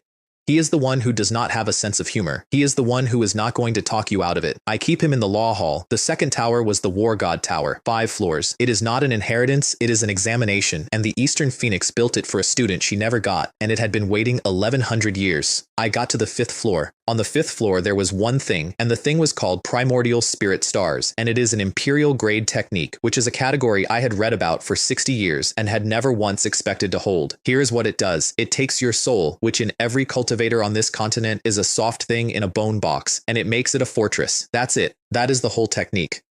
It does not make you strong. It does not make you fast. It does nothing whatsoever for your cultivation. What it means is that no one can get in. I want you to remember Primordial Spirit Stars because it is going to save my life twice in this story, and both times it will happen so fast that if I don't tell you now, you will not notice it happening. The Eastern region found out about the Eastern Phoenix sacred ground about 9 days after we did, because you cannot keep 11 levels of intact ancestral complex quiet in a province where every sect has a divination hall. And then something happened that I did not engineer and did not expect, and am still, 90 years later, quietly proud of. Xiaorongyu merged the sects, not absorbed, merged. On one side, the Donglin Sect, a mountain, 1100 disciples, a very good library. On the other, the Eastern Phoenix sacred ground, 1100 years of intact inheritance and nobody home. She put them together into one thing with one name, and she did it in a formal ceremony, and she invited every sect in the Eastern region, including the ones that had tried to end us. All of them came, every one. The Hanging King Palace sent their hallmaster. Wangxing sent 3 houses. The Desolate Heaven Palace sent a congratulatory delegation, which in the language of this province is an act of near-violent politeness. I presided. I did not want to. I argued about it for 4 days. I lost, because Xiaorongyu's position was that the man who had been the scripture pavilion elder of the old thing should be the one to open the new thing, and because when she has a position she does not raise her voice, she simply keeps having it until the world reorganizes itself. So I stood in front of 4,000 people in a courtyard where 6 years earlier 4,000 people had laughed at me walking down 900 steps, and I said 11 sentences, and then I did the other thing, which is the part everybody remembers. I gave a lecture. It was supposed to be a short address on the sect's history. I got about 4 minutes into it, and then I put the notes down because I looked out at that courtyard and I saw 1,100 of my own disciples and 4,000 guests and about 200 servants standing at the back where the servants stand, and I thought, when am I ever going to have all of them in one place again? So instead, I taught them one character, Dao. One character for 11 hours in a courtyard in the open air with no platform and no ceremony, and I did not teach it as philosophy, and I did not teach it as cultivation. I taught it the way I had learned it, which is as a word, in 1100 years of context out of 460,000 volumes, and I told them what it means in the 9th dynasty, and what it means in the Yin records, and why those two things are not the same, and what happened in between. At hour 4, the guests stopped being polite and started taking notes. At hour 7, somebody from the Heaven's Secret sect started weeping and did not stop. At hour 9, Liu Jian, standing at the back with the 3rd-ranked disciples, comprehended his sword. I did not see it happen. I have been told. He was holding a cup, and the cup came apart, and he stood there in the middle of 4,000 people with tea running down his wrist and did not move for the rest of the lecture, and when it was over, he walked out of that courtyard with an entirely different quality to the air around him. And at hour 11, Bai Luli, who was standing at the front because he is my 4th disciple, and Xiaorongyu seats by rank, opened his eyes and had a character behind him. Dao, the same one, in the air, over a courtyard, in a poor province, and everyone who was there says the same thing, which is that it was not a technique, and it was not a Dharma image. It was simply that a man with an innate Tao body had finally been given a reason to look, and had looked, and the world had answered him in one word. An innate Tao body does not learn the great Tao, it perceives it. It had taken 31 years and a shed and 3,211 forms to get him interested enough to open his eyes. 211 years, said the system, in the middle of a lecture, and I had to stop talking for a moment and drink some water. That is the day the Eastern region stopped being 6 holy lands and became 5 holy lands and one other thing, and that is the night the token arrived. I was in my tower, late. Everyone else was still drinking in the courtyard. There was a thing on my desk that had not been there in the morning. It was small and dark and warm and about the size of a plum, and it had no markings at all, which, as I have mentioned, is the single most alarming feature an object can have. I opened the heavenly eye, and the panel came up blank. Blank. Not empty. Blank. The way a page is blank when somebody has decided you may not read it, and in 60 years and 460,000 volumes I had never once seen the system decline to tell me something. Then it got warm, and a line of writing appeared on it, and the line said, 9. Then, underneath, you are the 9th. Nobody knows who anybody is. Keep it that way. Then, underneath that, in a completely different hand, number 3, hello. Number 3, is that the new one? Number 3, hello? I sat in my tower and looked at a warm plum-sized object on my desk that had just said hello twice. The World Heart Token, 9 of them. Nobody knows who the others are, nobody uses names, nobody says where they are, and I have since worked out that this is not paranoia. It is the only reason the thing has functioned for as long as it has, because if any one of those 9 had ever known who the other 8 were, at least 4 of us would already be dead. I did not answer for 11 days.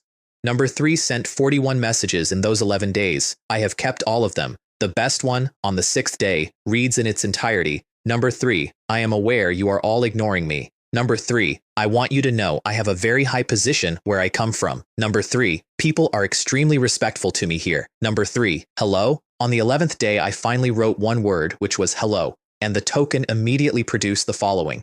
Number 3, finally.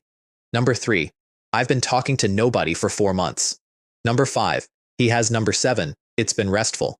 Number 3, number 7. I want to state, for the record, that when I say I had friends in 9 provinces, this is what I mean. This is the entire basis of it.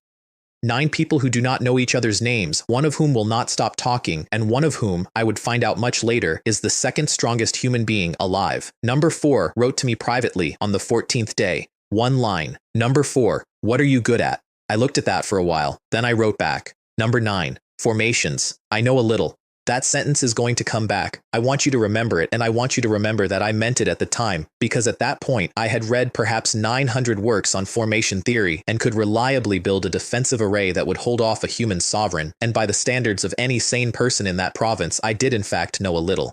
Number 4, good.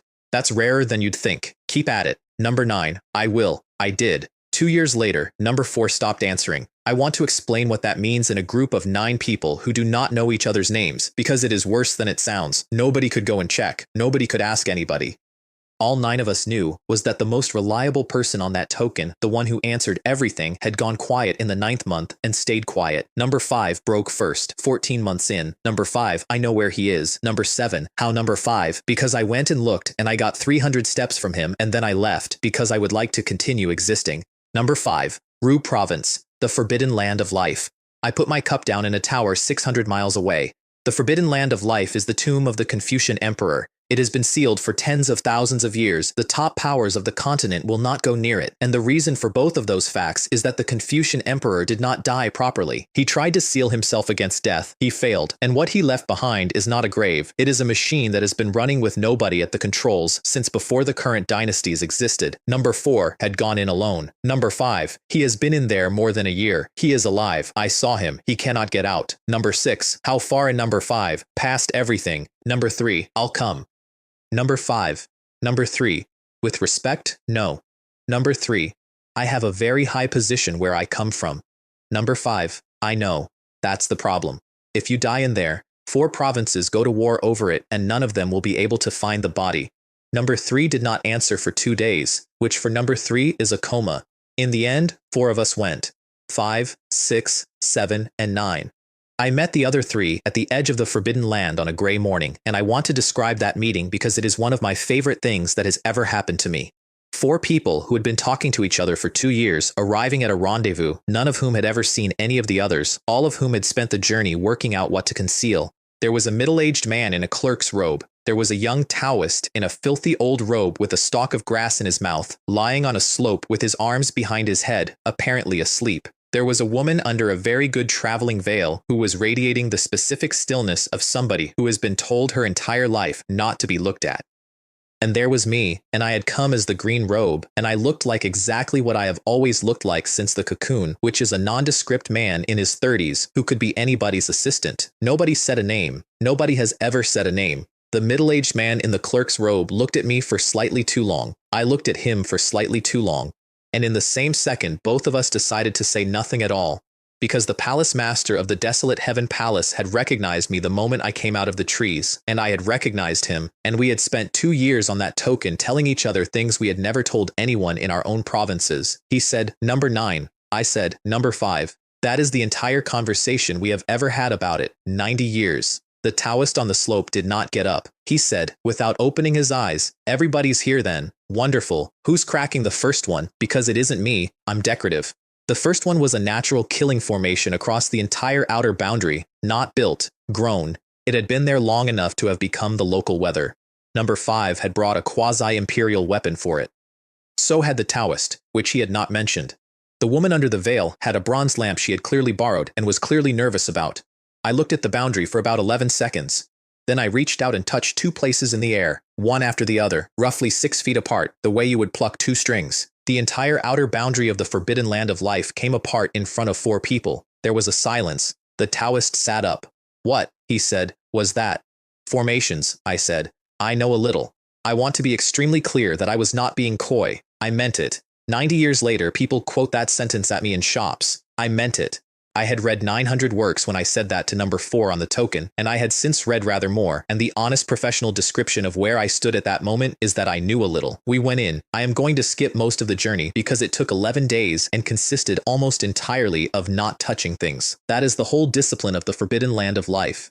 Everything in it is an opportunity, and every opportunity is a trap, and the way you get through is by having somebody at the front who can tell the difference, and by everybody else being disciplined enough to walk past a treasure. We walked past a flower growing in a lava field on the 3rd day. It was extraordinary. The woman under the veil actually stopped. "No," I said. I know what it is. No." We went around it. 11 minutes later, when we looked back, there was no lava field, and there was no flower, and there never had been, and nobody said anything for about an hour after that. On the 9th day, we found the tree. 10 fruits. The great Tao of force, in fruit, on a tree, in a place where nothing should grow, guarded by something in the great saint realm with a mane. That fight is the one part of this expedition I did not do. I want to be honest about that. I was, at that point, the weakest person in that group by a distance that embarrassed me, and the 3 of them dealt with the lion while I stood behind a formation and made sure the ground did not open. Then they came back and there were 10 fruits, and the Taoist put 9 of them in my hand. I said, "No." "Yes," he said. "There are 4 of us." "There are 4 of us," he agreed, "and 3 of us are already past the point where these do anything, and one of us took the outer boundary apart by touching the air twice and is going to have to get us all out again, and I would like him to be able to lift things." I ate 9 fruits belonging to 3 people I had never met, and I sat down against that tree and condensed the great Tao of force, and it took 4 days, and when I opened my eyes the Taoist was still lying on the slope with the grass in his mouth waiting. "Better?" he said. "Considerably." "Good, because we're about to meet number 4, and I have some very bad news about who that is." 200 yards further in, inside a formation of hanging swords that had been slowly closing on him for 14 months, sitting in a reclining chair he had apparently made, reading, was a young man in a scholar's robe with the single most unbothered face I have ever seen on a human being. He looked up, he smiled. "Ru Province," he said. "Jian Qingzhu, it's a pleasure."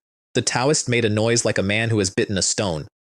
Now, for those of you who have not been keeping up with the continent's list of the 72 strongest people alive, and I had not, because I had been in a library, Jian Qingzhu is second, not second in his province, second on the whole list. There is one man above him, and I will get to that. He had been trapped in there for 14 months, in a killing formation that had shrunk his available space from 3 meters to slightly over 1, and he had spent the time reading a quasi-imperial scripture that he had, I later established beyond doubt, obtained inside the Forbidden Land for free by asking for it. Ru Province cultivates by reading. I need you to sit with that for a moment, because I certainly had to. 9 provinces. One of them is swords, one is fists, one is Taoist arts, one is Buddhism. And one of them, the second strongest province on the continent, produces its power by sitting in a room with a book, and the strongest young man it has ever produced was sitting in a death trap 14 months deep, reading calmly, and he was the second strongest human being alive. I had spent 60 years in a tower thinking I had found a loophole. There was an entire province of us. "Number 9, I take it," said Jian Qingzhu and put the book down. "Would you mind terribly? I'd get it myself, but I've been here rather a while and I've grown attached to the chair." I looked at the formation. Here is what everyone in that clearing believed, including 3 people at or near the top of the continent, and including Jian Qingzhu himself. They believed the enormous sword array hanging over him was the problem. It was not. The sword array was a killing formation, and killing formations are structurally simple because their entire purpose is to happen. The thing that had actually held the second strongest man alive for 14 months was underneath it, and it was a binding array, and it was, in the professional sense, extremely good work. This isn't a killing formation, I said. It's a cage with a killing formation bolted to the roof to stop you thinking about the cage. Jian Qingzhu's expression changed for the first time. Say that again. There are 9 subarrays, I said. The swords are the 9th. The other 8 are what you've been living in for a year. I've been looking at this formation for 14 months, said the second strongest man on the continent slowly, and I have not found 8 subarrays. They're not hidden, I said. They're just boring. I broke the sword array in about 4 breaths. That part genuinely was easy. The cores were in the obvious places, which is what happens when a killing array is designed to be the loud one. The swords came apart over his head and the whole clearing went quiet, and the woman under the veil said, "Is that—" "No," I said. "That was the roof. Give me a moment for the cage." "How long?" said number 5. "It's advanced work," I said. "You'll have to wait." They waited. I did the cage. Then I said, "All right, you can come over." And Jian Qingzhu stood up out of a chair he had been sitting in for 14 months and walked 11 steps and was out. There was a silence of a specific quality that I've only heard 4 or 5 times in my life. "You said we'd have to wait," said number 5. "You did wait." That was one sentence. It was a long sentence, I said. "It's advanced work." The Taoist lay down on the ground. And the token, in 4 pockets at once, went off. Number 6. Number 9 is a monster. Number 7. Agreed. Number 5. Agreed. Number 4. Agreed. Number 3. Number 3. What happened? Number 3. Hello? Number 3. Did you get him out? Number 3. Who is? Number 4. Number 3. Hello? Number 3. Can somebody please talk to me? Jian Qingzhu read that over my shoulder in a clearing in the tomb of the Confucian emperor and laughed until he had to sit back down in the chair. "Ah," he said. "Poor number 3. I forget about him." "Everybody forgets about him." "Yes," said the second strongest man alive, wiping his eyes. "But I always feel dreadful about it." And then he did not answer number 3 for another 2 days. Then we decided to go deeper, which was insane, and I want to explain why 5 sensible people did it. We had come to get one man out. We had got him out. Every rule of survival in that place said turn around. But Jian Qingzhu had been reading in there for 14 months, and he had worked something out, which is that the Confucian emperor's tomb was not guarded in the way everyone assumed. It was guarded in layers, and the layers were reactive, and the reason nobody had ever got past the 3rd one was that nobody had ever brought a formation specialist who could tell the difference between a trap and a decoration. They now had one, and the one they had did not know what he was yet, and neither did they. We went in. I am going to give you the 4 things that happened, and I am going to leave out the rest, because the whole descent took 11 days, and most of it was walking past treasure. The first thing was the old man. I do not know what he was. I have never found out. I sat down to comprehend a formation, and my consciousness came out somewhere else, in a pale, empty world, and there was a filthy old man in it, stretching like a cat waking up. "Little fellow," he said. "How long was I asleep?" I checked. There is no way to check. I checked anyway, and the answer arrived in my head from somewhere. 300,000 years, I said. "Ah," he said. "A nap." I want to talk about what it is like to have a conversation with something that considers 300,000 years a nap. Every part of me that has ever been clever went completely quiet. It was not fear. It was the specific silence of a man who has been carrying a lamp into caves for 60 years and has just walked into a room with the sun in it. He explained cheerfully that a long time ago he had been traveling and had met an interesting young fellow who cultivated in an unusual way and had studied it for a while out of curiosity and had owed him a favor afterwards and had asked what he wanted, and the young fellow had asked for a set of formations. "So I gave him one," said the old man. "And then I went to sleep, and I wake up and he's turned my present into this." He looked around with mild distaste, made the whole place into a grave, terrible manners. The interesting young fellow was the Confucian emperor. The set of formations was the forbidden land of life. "Since you're here," said the old man, "and since you were the one who noticed that the cage was 8 arrays and not 1, have this." He pointed at me. I want to describe what he gave me, and I cannot. It was not a technique. It was not a scripture. It was a complete system, from the ground up, from the first principle to the last, and it went into me the way water goes into sand. And my entire understanding of every formation I had ever read reorganized itself around it in about a second and a half. Everything I had learned in 60 years became the introduction to it. How far you get is your business, he said, and yawned. I wonder if I'll see you again. Doesn't matter. In a long life, you meet one lucky fellow after another. It's only the second meeting that means anything. Then he was gone, and I found out afterwards that the entire thing had been an incarnation, a fraction of a fraction, left behind and asleep for 300 millennia. I came out of it a month later. A month. Nobody woke me. That is the second thing I want to tell you, and it is not about me. When I sat down, I was expected to take half an hour. At day 7, the killing formation over Jianqingzhou, which we had not fully removed, began closing again. At day 14, the strange creatures in that place began ignoring his words as law, which had been holding them off, and getting closer. At day 28, the second strongest man on the continent had approximately 1 meter of standing room again and a decision to make. Number 6 said, "Wake him," and Jianqingzhou said no. He said, and I have this from 3 separate people, an epiphany of this length is the rarest thing that happens to anybody. If we wake him now, it may be the greatest loss of his life. We will move at the last moment. They stood around me for a month with a killing formation closing and they let me sleep. I came out of it in the 29th day and Jianqingzhou had a meter of room and I looked at the array and I want to describe my honest first reaction, which was disappointment. Because from inside what the old man had given me, the Confucian emperor's masterwork looked like a school exercise.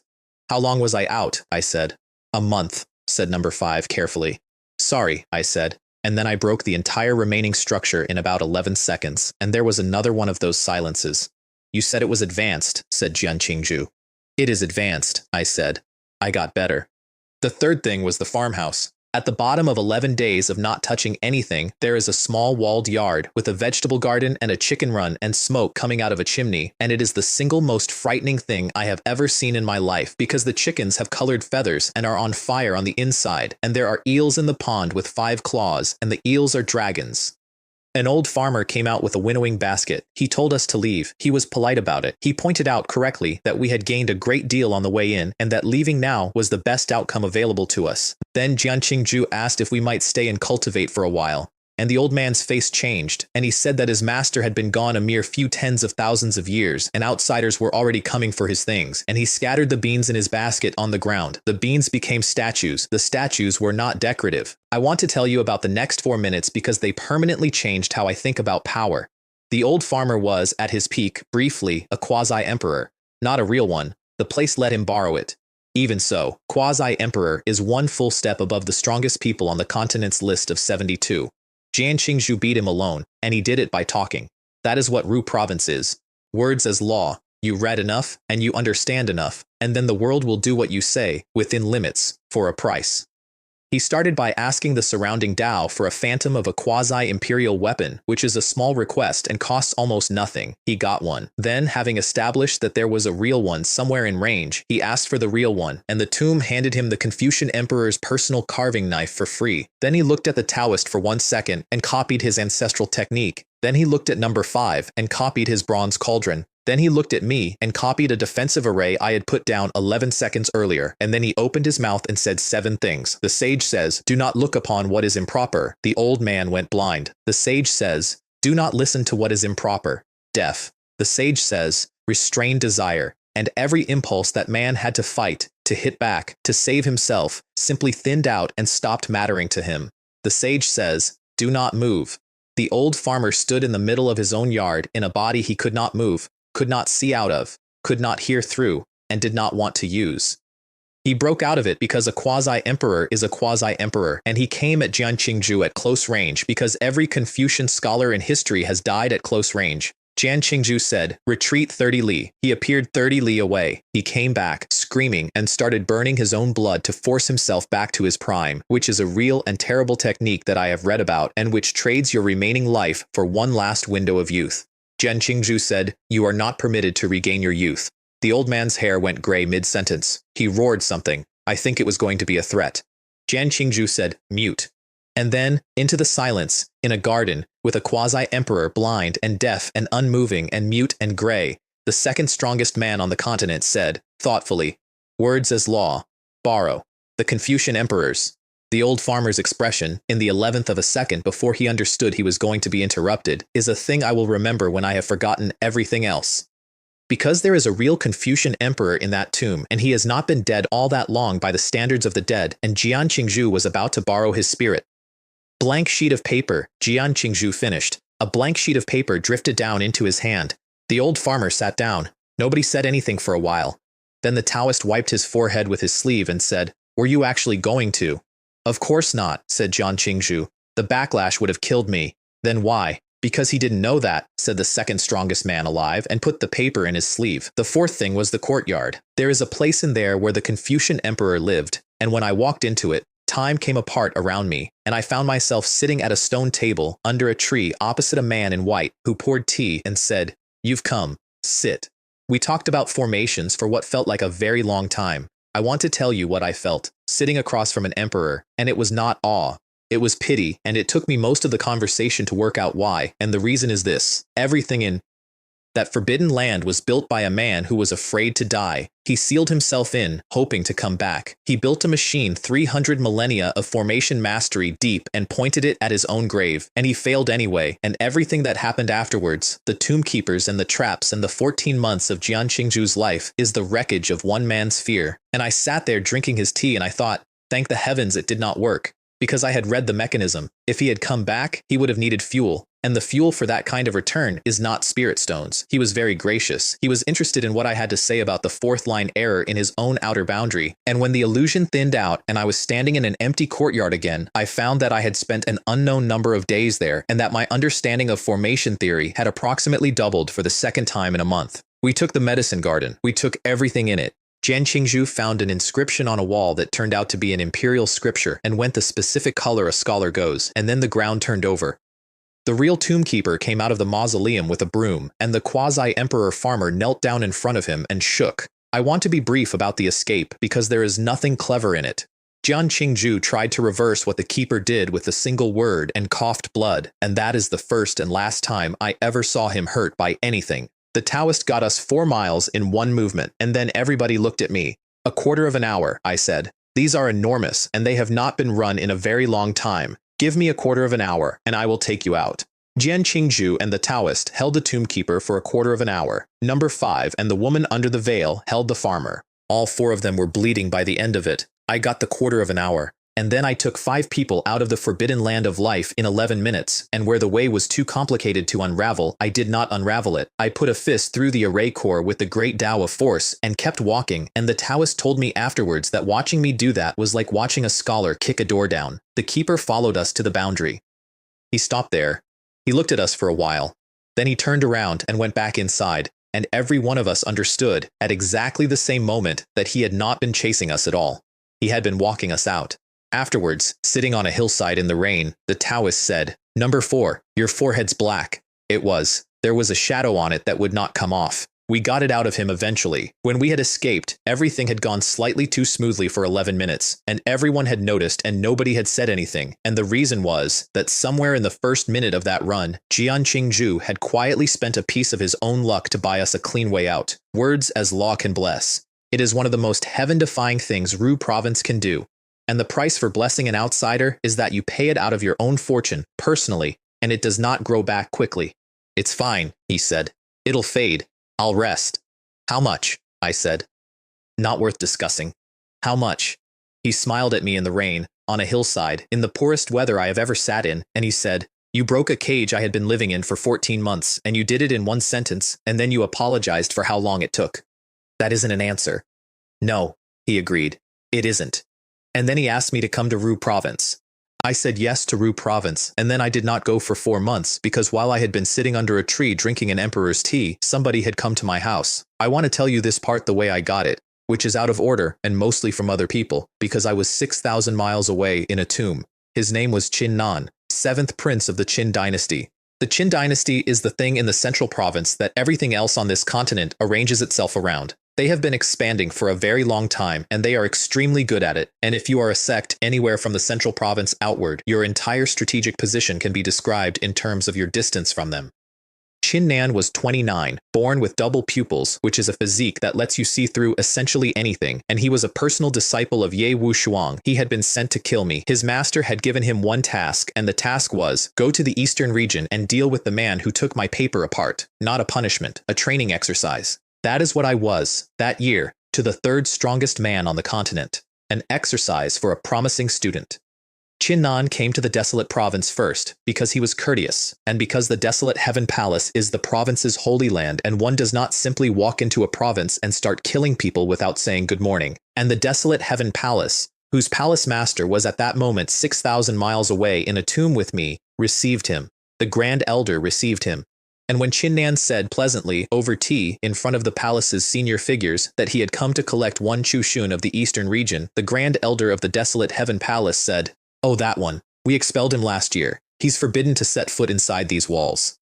If he does, we'll execute him ourselves." And he said it proudly. Chinnan sat there with his tea and something in his face changed, and I have this from 4 different people in that room, and every one of them describes the same thing, which is that a young man who had come to kill me became, over the space of about 11 seconds, personally offended on my behalf, because he knew what I was. His master had told him. He had come 6,000 miles because a librarian had done something to a piece of paper that had made the third strongest man alive sit very still, and he had walked into a provincial holy land and found them boasting about throwing that man out over a library post. He put the cup down and said, "You expelled him."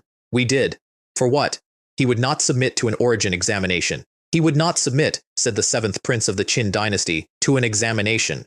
"Correct." And then Chinnan said the sentence that got repeated in every tea house in that province for a year, which was, "No wonder nothing has ever come out of this province. You have a mountain in your house and you have been complaining about the view." He got up to leave. And a woman in golden armor with a spear on her back stepped out in front of him and said, "A moment. I'd like to ask for instruction. Ye Huang. She is the personal disciple of the palace master of the desolate heaven palace.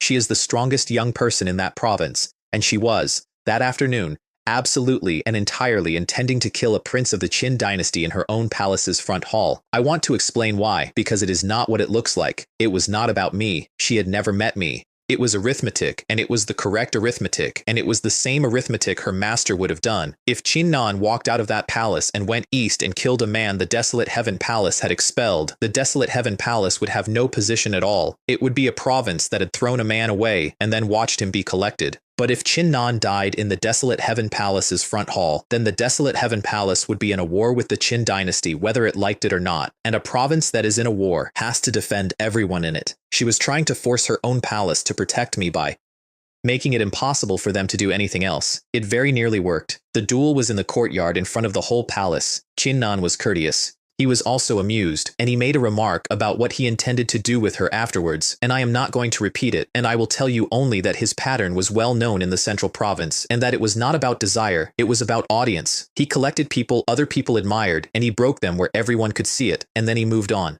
She opened with a 3-legged golden crow and burned the sky red. He did not look at it. He was watching her with the double pupils, and the double pupils see intention, and every single thing she did for 4 minutes he had already seen her decide to do. She used a complete great saint grade spear technique. He walked out of the way of it. She used the will of the sunbird. It cracked his brow and he ignored it. And then he told her, quietly, so that only she could hear, that if she genuinely wanted to kill him, she would have to actually try, and that he had known she wanted to kill him from the moment she opened her mouth, and that he found it charming. She had concealed it perfectly. 2 great saints in that courtyard had not noticed. He had noticed in the first sentence, because he was looking at her intention rather than her face. That is the moment she remembered what her master had told her when she was small, which is, whatever you meet, do not lose heart, and your methods are naturally effective against people with eye techniques. She had never understood it. She understood it in that courtyard. Because everything Ye Huang cultivates is the sun. He was standing there reading her with a technique that works by looking. She closed her eyes and she lit the sun inside her chest, and the double pupils, which see everything and cannot look away from anything, look directly into it. I am told the sound he made is the reason that courtyard has been quiet ever since. The runes in his eyes melted. Blood came down his face in 2 lines. She put a spear through him at close range, trading her own armor and most of her ribs for it, and she brought the spear down vertically at his forehead, and she had him. And Chinnan, blind, dying, in the last available instant said, Confucianism, words as law. Restore me to what I was 3 breaths ago. He was standing up unhurt before her spear finished falling. I want you to understand what this meant because it took the entire desolate province about a year to work it out, and it took me about 4 seconds. Ye Wushuang has not spent 200 years in the central province getting stronger in one direction. He went to Ru province and learned Confucianism. He went to the Buddhist state and learned the Dharma. He went to Tao province and learned Taoist arts. He has a great saint fruit in each of them, and he is trying to fold all of it into one thing, and if he ever finishes, he does not become a quasi-emperor. He becomes an emperor, and this is the technique he hands his students so they do not die in training exercises. Qinnan took the backlash, coughed blood, wiped his face, and told her, pleasantly, that he looked forward to seeing her again, and walked out of the desolate heaven palace with 2 lines of blood on his cheeks and his eyes ruined. Then he came east. He arrived at my sect on an afternoon, and nobody noticed him. That is my favorite detail in this entire story. The 7th prince of the Qin dynasty walked into Donglin City, and the locals looked at him and thought, another one come to ask for a place. There had been a great many of those since the merger. He stood in the street for some time. He sent 4 servants over the wall that night to kill people in the outer courts, and my formations took all 4 of them apart without waking anybody. Then he came in daylight and stood over the sect and said, in a voice that covered the whole eastern region, 3 days, or the Donglin Sect ends. Wang He, who was an elder of that sect and who is somewhere past 90 and who has never in his life had the sense the heavens gave a chicken, shouted back at him. Qinnan glanced at him and Wang. He came apart down one side. He did not die. Xiao Rongyu got to him in about a second and a half, which is the only reason, and I wanted on record that a human sovereign realm elder took a saint's glance and survived, and that he has never once let anybody forget it. And then Bai Luli walked out of the sect and said, 4th disciple, Bai Luli, Central Province I assume. I was in a tomb. My white robe was in the scripture pavilion, and my white robe reads, and my white robe was not going to be any use to anybody. My black robe was in the law hall. Bai Luli asked my formation student to build an arena because otherwise the aftershocks were going to take the eastern region apart, and my formation student built one, and then Bai Luli fought a prince of the Qin dynasty in front of everybody. I have watched the record of that fight more times than I would like to admit. Qinnan brought out an emperor's Dharma image behind him, crowned and robed, and everyone in that province went to their knees. Bai Luli brought out a character, Dao, the one from the lecture, in the air over the Donglin Sect, and the whole province felt it and did not know what it was. They went at each other for perhaps 30 exchanges with their fists, physically, at a speed that left nothing on the record but afterimages, and both of them came out of it bleeding, and Qinnan's expression changed for the first time, because he had not used the eyes. The eyes were ruined, and without them he was, at Saint 8th Realm, being held to a draw by a saint of the 7th from a sect nobody had heard of. He went to quasi-imperial technique, the emperor's finger. Bai Luli answered with the hand of time. There was a moment in there, in the middle of a river of broken time, under 2 techniques neither of them should have had, when a familiar figure went past in the current, asleep, and half the elders of my sect saw it and made a sound, because it was Xia Yang, and for about a second and a half, a great many people who had loved a man who made bad wine thought that he could be reached in. He could not. Nothing can. Qinnan, at the end, used the eyes anyway, ruined, because he had to. That was the trap. Bai Luli had been waiting for it for the entire fight. 2 quasi-imperial techniques. A man of Saint 7th Realm, at 31 years old, with 2 complete quasi-imperial techniques, which is a thing that most great saints on this continent never manage even one of. Qinnan lost. He lost in front of the entire eastern region, and he lost badly, and his protector, an old servant in gray who was a great saint and who had been sent along to make sure the training exercise did not become an accident, stepped in and put Bai Luli down. And then the old servant looked at the province and started calculating who else needed to die so that this could be tidied up, and he began, sensibly, with my disciples.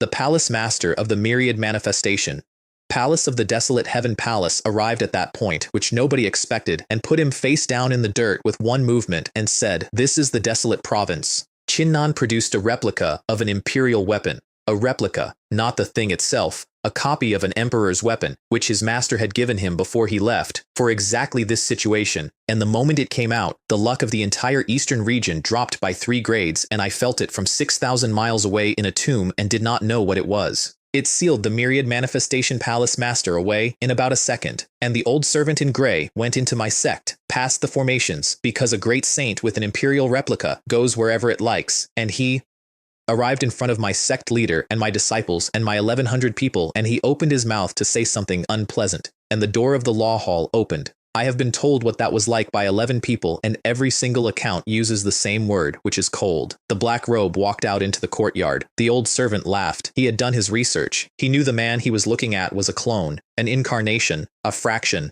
and he said so. And he said that if the true body had been present, he might have had some concerns. Then he reached out with something extremely nasty, and the black robe flicked its sleeve. There was a cloud of red mist where a great saint had been standing. I want to give you the sentence he said afterwards because he said it in front of the entire Eastern region, and the entire Eastern region has been repeating it for 90 years, and I would like to state clearly that I would not have phrased it that way. He said, "Too weak. I have not broken through to the great saint realm. I have several great saint fruits.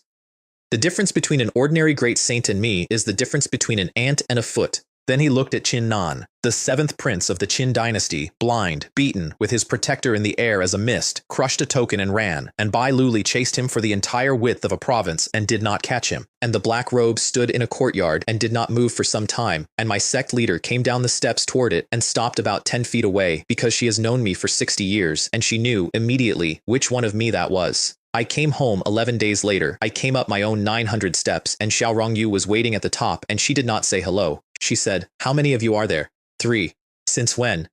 2 years. She looked at me for a very long moment. "The one in the law hall," she said. "Yes. Chu Shun."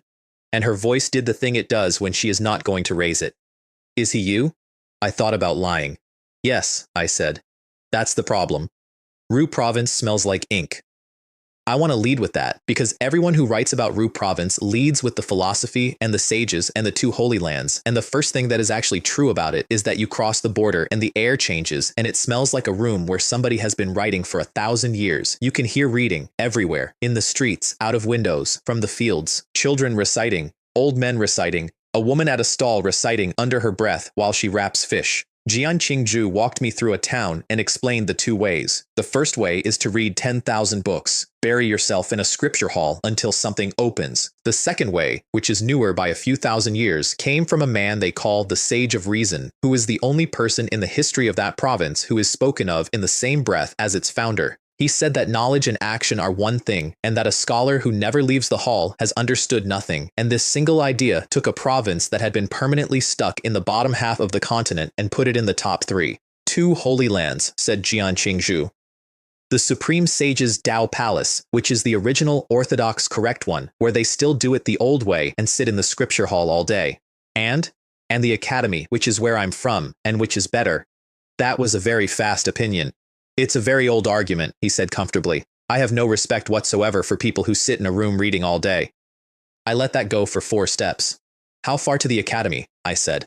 800 li. He said a sentence and we were 800 li away. Why didn't you just say the academy? His smile froze very slightly. He coughed. The academy has restrictions left by the sages, he said. Words as law is forbidden inside the grounds. Also, and he coughed again, it doesn't work. I have never enjoyed a 2-part answer more in my life. Now, the Academy's Scripture Pavilion, and the single most humiliating 4 minutes of my adult existence. It is a hall the size of weather. There is no ceiling that I could find.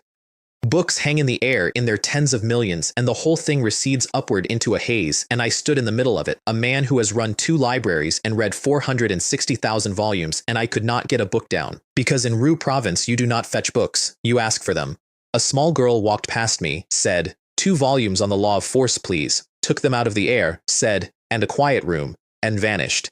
She was about 9. I stood there for another minute and a half. Then, an old man came past with a broom and looked at me with enormous sympathy and said, "New? Don't worry about it. Everybody struggles at first. His name is not going in this." He asked me not to, years later, and he was extremely firm about it, and so in this story he is the sweeping old man, which is what everybody at that academy called him for 400 years. He fetched me 10 beginner's volumes out of the air himself because I could not, and he set them on a table and said the content was obscure and I should not rush, and then he said something I have thought about many times since. He said, "In Ru province there's no problem reading can't solve. If 1 book doesn't do it, read 2. If 2 don't, read 3. Read enough books and everything comes apart eventually." Then he went away with his broom and left me with 10 books. It took me 2 hours. I want to be honest about why, and it is not talent. Words as law is a way of asking the world for things. That is all it is. Small requests cost nothing. Large requests cost you, and the whole art is understanding the world well enough to know which is which. I had spent 60 years being unable to do a single impressive thing and reading absolutely everything, and by the time I sat down at that table, I had 460,000 volumes in my head across 2 provinces. I did not learn words as law in 2 hours. I recognized it. The sweeping old man came back at the end of his shift, and the table was empty, and I was gone, because I had asked the hall for a quiet room, and the hall had given me one. He told me, years later, that he stood there for some time, and eventually decided I had given up, because studying is difficult, and that he had felt rather sorry for me. Then I read for a year. I am not going to give you the year. Here is what it produced. Body refinement, chi gathering, dharma form, kings and marquises, venerable, human sovereign, saint. All of it in the Confucian system, from nothing, in a room, by reading, in 11 months. And then, at the end of it, I did the thing I had actually come to do, which is that I took 60 years of reading in the desolate province, all of it, 11,000 yin scrolls and 460,000 desolate heaven volumes, and every commentary and manual and appendix I had ever opened in that tower, and I converted the whole accumulation into the Confucian system. Saint First Realm, Second, Fourth, Ninth. That took 4 days. And then a great saint fruit began to form, which is the fourth I had, and it is the reason the entire academy came out of its rooms, because it turns out that when a fruit condenses in that hall, everybody in the province can feel it. I had a small audience by the end. Great Confucian scholars, which is what Ru province calls its great saints, standing outside a quiet room, waiting politely. And the sweeping old man was in the crowd, because he was on shift, and he had come to see what the fuss was, and when the door opened and I came out, he had the expression of a man watching a chair stand up. Somebody said, "Congratulations, fellow scholar, on the great Saint Fruit." And the old man with the broom said, "That's my friend. He's from out of province. He couldn't get a book down. Then he worked it out, and I watched him do it. And I want you to understand what happened next, because it is the reason I am telling you about him at all. He had been at that academy for 400 years. He had come from a small town where he was the local prodigy, and he had learned words as law in 30 years, which by the standards of that town was extraordinary, and he had come to the holy land of Ru province and taken a job with a broom, and he had been proud of it, and he had been right to be proud of it, and he had just watched an out-of-province stranger do in 1 year what he had not done in 400. His Tao heart began to come apart. I could see it going. The scholarly presence around him thinned out like breath off a window, and in Ru province that is not a metaphor, that is a man's foundation dissolving because he has just been shown the exact size of the gap. I said, "Your Tao heart is collapsing," and caught it, that is all. One sentence, in the right place, at the right moment, which is what words as law actually is when it is done properly, and not to make a quasi-emperor go blind. He came back. He stood there with his broom shaking in his hands, and I said the true thing, which was, everybody has their own life, and a simple ordinary one is not necessarily worse. The scholars around us nodded, because it is the sort of thing scholars nod at. He did not nod. He looked at me and he said, "That's easy for you to say." "It is," I said. "I know.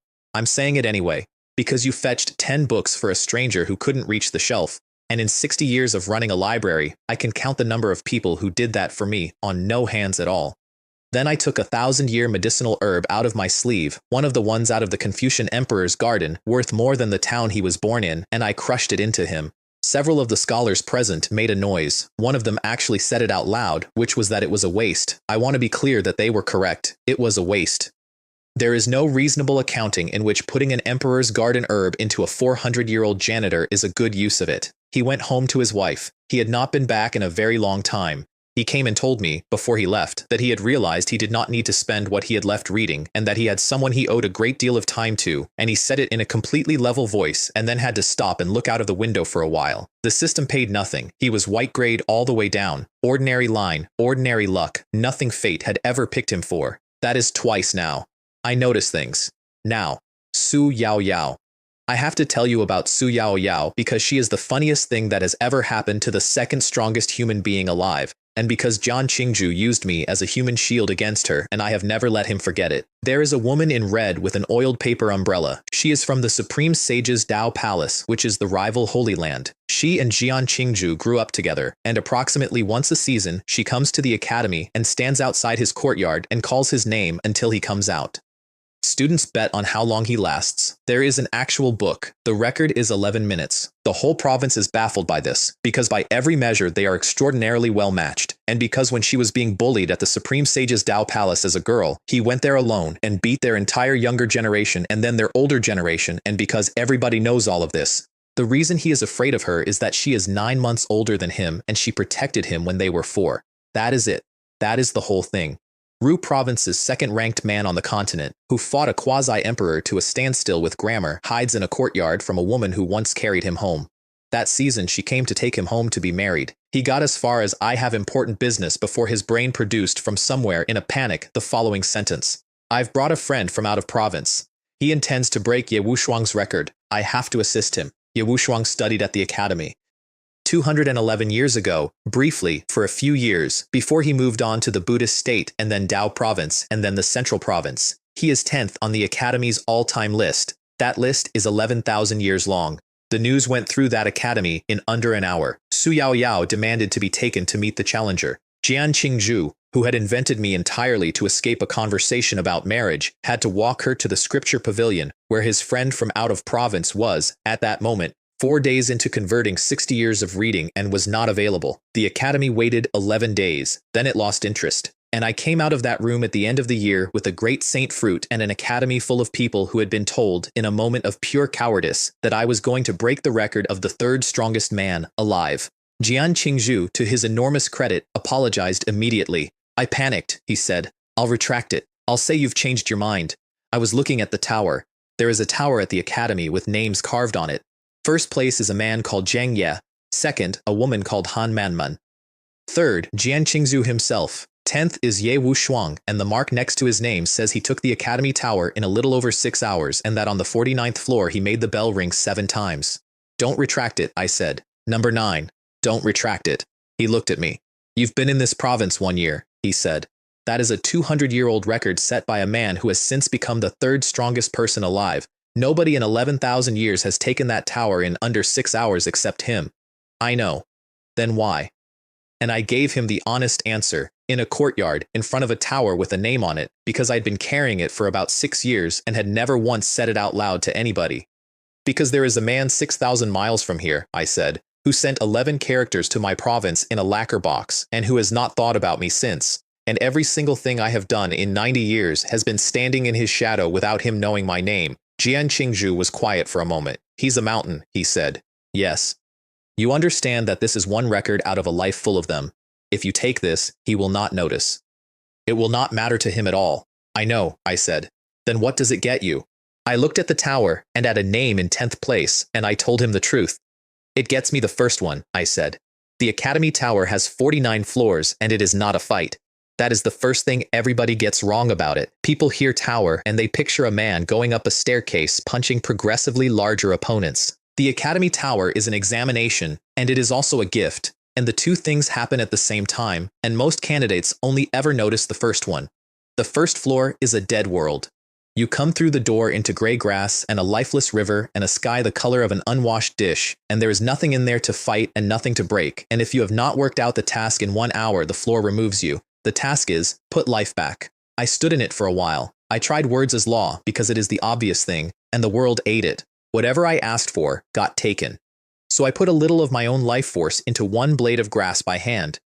The slow way, and the world did not eat that, and the grass grew, and I stood there looking at it and felt extremely pleased with myself. Then I stopped feeling pleased with myself because I did the other arithmetic. I had a great saint fruit and a Tao of life I had picked up on the way, and I could do this by hand. The academy admits students at 16. How does a 16-year-old do this? And I stood in a dead world and I said out loud with a certain amount of horror, I need the law of life. The law of life condensed inside my body. Not a hint of it, not a nudge in the right direction. The complete law, present, functioning, as though I had spent 40 years cultivating it, sitting in my chest and available. I want to describe what I felt, and the closest I can get is that I had spent my entire life in a house and had just been shown that one of the walls is a door. That is what Ru Province gives its children. Not a technique, a borrowed law in the moment for as long as you need it, so that a 16-year-old with no cultivation can stand in a dead world and understand what life is by having some. It faded, of course. It thinned out and went, because it was borrowed.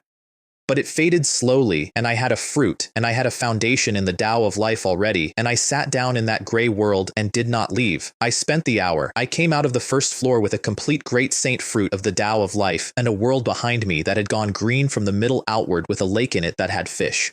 Outside, the academy was extremely disappointed. I know exactly what they were saying because Jian Qingzhu wrote it down for me afterwards out of pure malice. The consensus by the end of that hour was that the out-of-province challenger could not do the first floor. The second floor is destruction, purple lightning, endlessly, and the task is the same shape. I asked. It gave. I sat down and took a second fruit. Another hour. At which point, a young man called Nie Yong, who was the Academy's single most devoted admirer of Ye Wushuang and who had come specifically to enjoy watching me fail, said, and I am quoting the record, 2 hours for 2 floors, he will not make the top 1,000. He was right. He was doing the correct arithmetic with the information available.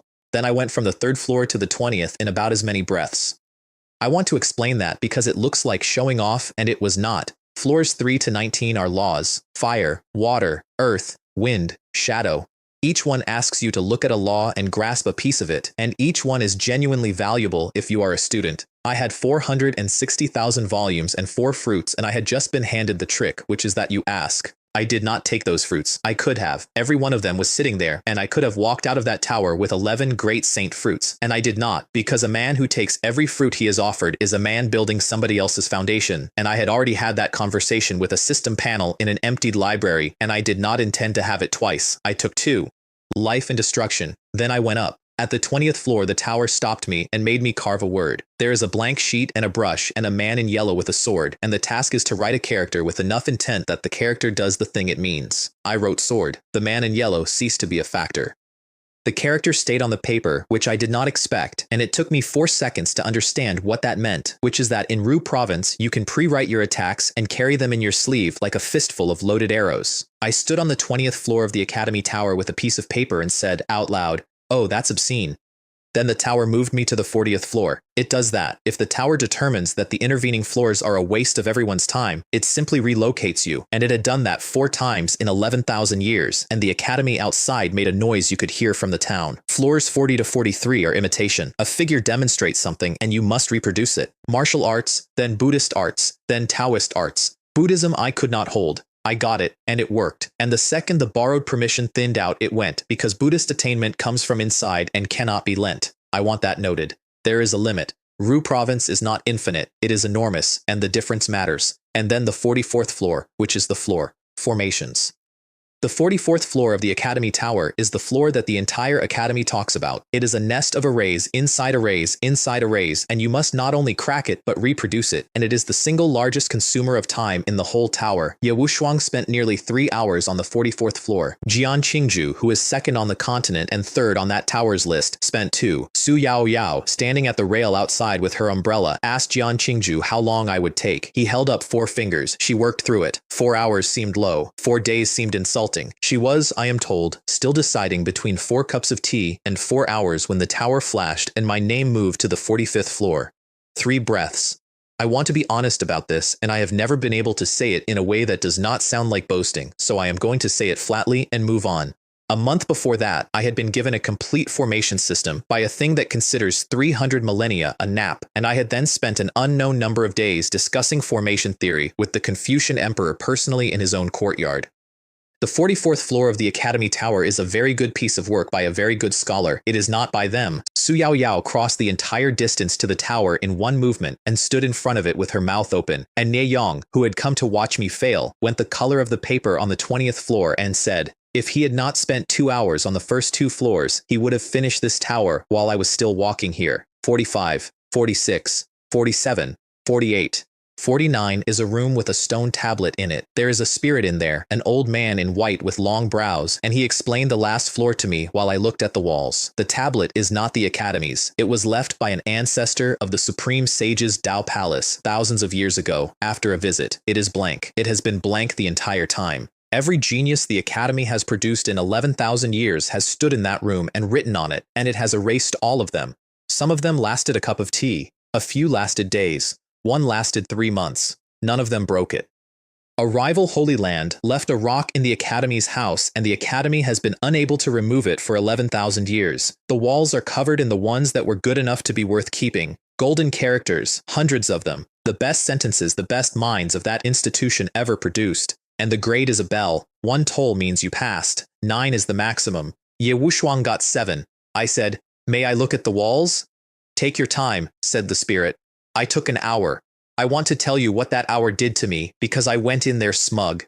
I had come in with a line in my pocket. It is mine. It is about a shipwreck and a dead tree and the traffic that goes past both of them. And I had set it once to buy Luli in a shed, and it had cracked a man open who had not been open in 30 years. I was fairly confident it was worth 6 tolls and possibly 7. Then I read the walls. 11,000 years of the best that institution ever had.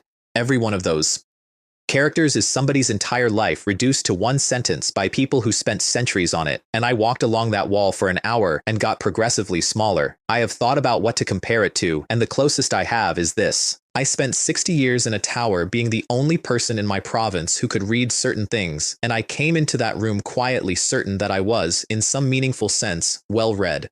11,000 years of it, on a wall, in gold, and on that wall, in 10th place, there is a line by Ye Wushuang. It is about how the world does not stand still, and neither can you, and it is not philosophy, it is ambition, written plainly by a young man from a nothing sect who was already looking at 9 provinces, 7 tolls. I stood in front of my own line, and I understood that it was not enough, and that I had known it was not enough for an hour, and had been arguing with myself about it. So I put it away. Then I put away the second one, which is about how the road is long, and I intend to walk it anyway, and which the spirit was extremely upset about because he had already decided it was worth 6. And then I wrote the thing I had been carrying since, a courtyard in a poor province where 4,000 people came to say goodbye to a man who had never accomplished anything. 4 lines. To set a heart for heaven and earth. To set a destiny for the people. To carry on the learning that was lost. To open peace for 10,000 generations. The spirit read it with me, character by character, out loud, the way you do. He got through the first line and made a small sound. He got through the second and stopped. By the third his voice had gone. He read the fourth and stood there in a room in a tower with his mouth open and said 3 times that it was not possible. I want to make an admission here, and I am going to make it once. Those 4 lines are not mine. They come from where I come from a man I never met, in a world I do not talk about, and I have carried them for 100 years, and I have never once said them out loud, because there was never a room worth saying them in. There was a room. The first hole went through the academy like a dropped plate. I was not there for the rest. I want to be clear about that. I was inside a stone room on the 49th floor with the spirit having a small breakdown, and everything that follows I have from 11,000 witnesses. The second toll, expected, fine. The third, some elders frowned. The fifth, and every great Confucian scholar in that courtyard stood up and brushed off their robes, because 5 is a number that gets you respect from people who have been alive for 600 years. The sixth, and the expressions changed, because 6 is a number the Academy produces perhaps once a century. The seventh. 211 years, and a man from out of province who had been in Ru province for 1 year matched Ye Wushuang, and Nie Yang, who had come to watch me fail, went white and said out loud, "I'm sorry." The 8th. 8 has happened once in 10,000 years. It happened to Jian Qingzhu. It is the specific reason the Academy and the Supreme Sages Dao Palace, who agree on nothing, both agree that he is Ru province's Confucian child. At the 8th toll, 3 quasi-emperors appeared over that courtyard. The Academy has 3. They do not come out. One of them, sitting cross-legged in the air over a crowd of students, said out loud that whoever this was should be made the inheritor of the Confucian lineage, in front of Jian Qingzhu, who, I am told, laughed. The 9th toll. 9 is the maximum. 9 is the ceiling. 9 has never happened. Every record in that institution, every text, the spirit of the tower itself, all of them agree that 9 is the end of the scale. The Academy Dean, who is a quasi-emperor and who had by then also arrived, said afterwards that the only thought in his head at the 9th toll was a technical one, which was, it stops here, the 10th toll. The Academy went absolutely silent. 11,000 people. Not one sound. Scholars who had been running toward the tower stopped in the road. A man who had been reading in the scripture pavilion and had not bothered to come out later described sitting down on the floor. The spirit of the tower, 400 yards above them in a stone room with me, turned around very slowly and said, 10 is the maximum, and then the tablet cracked. 11,000 years, and a rival Holy Land's rock came apart in a room on the 49th floor, and every single thing that had been sitting on the Academy's fortune since the day it was placed there came off at once. I am told what happened outside was as follows, and I have checked it against 4 independent accounts because I did not believe it either. A spring came up out of the ground in the middle of the Academy, then flowers fell from a clear sky, then golden lotuses opened in empty air. Then a purple aura went out across 30,000 li, and the whole province could see it. Then the phantoms of ancient sages appeared over the Academy and bowed. Then the statue of the Sage of Reason in the Academy's ancestral ground came apart, and a figure walked out of it. And 600 li away, at the Supreme Sage's Dao Palace, the founder's ceremonial robe and cap came off their altar and flew east, and after them, tearing loose from an ancestral hall, where it had been an object of worship for thousands of years, came the Supreme Sage's carving knife. That knife has never had a master. Confucian emperors have tried.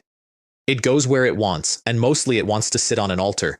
The Supreme Sage's Tao Palace sent everybody they had after it and could not stop it, and the head of that holy land eventually gave up and said, and I am quoting, "Nobody stops an ancestral artifact. Fine."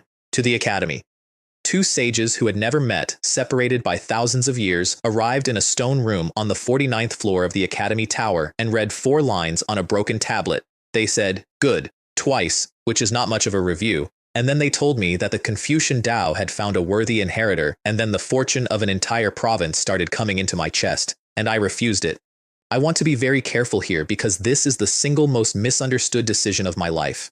30% of the accumulated fortune of Confucianism went into me and would not stop, and it was going to keep going until I broke through, and I would have come out of that room as a great saint of the Confucian lineage. I did not want to be a great saint of the Confucian lineage, not because Confucianism is lesser, it is not. It is the most heaven-defying thing I have ever seen. But I had come into that province with a sword I made out of a willow branch and a bell a dying friend taught me in a chair and a formation system given to me by something that sleeps for geological ages, and I had built those, and I was not going to have my foundation be somebody else's province, so I held it back. 2 sages, in a room, watched a man refuse the fortune of their own tradition, and they were sad about it, and the sage of reason said, "A pity you were not born in Ru province." And then, because he was who he was, he gave me an imperial law anyway on his way out. The robe and cap went home. The carving knife did not. It stayed, circling, and it has been with me ever since, and I have never once used it, and it has saved my life twice by simply being there, and I am not going to explain that until I get to the part where it happens. I came out with 30%. 30% of the entire fortune of Confucianism in one man from out of province, and what that means in practice is this. If I rise, Confucianism rises. If I fall, it falls with me. 2 holy lands worked that out within about an hour. The Academy Dean and the head of the Supreme Sage's Tao Palace threw every living person out of that tower, including 3 quasi-emperors, and stood on the 49th floor and very nearly fought each other over which of them was going to get me, and the argument got as far as ancestral weapons before the spirit of the tower asked them, mildly, whether they had noticed what was in my chest. They noticed. Then they stopped, because there is no point fighting over a man who carries 30% of your fortune. You do not own him, he owns the argument. Outside on the tower, a list 11,000 years long rearranged itself.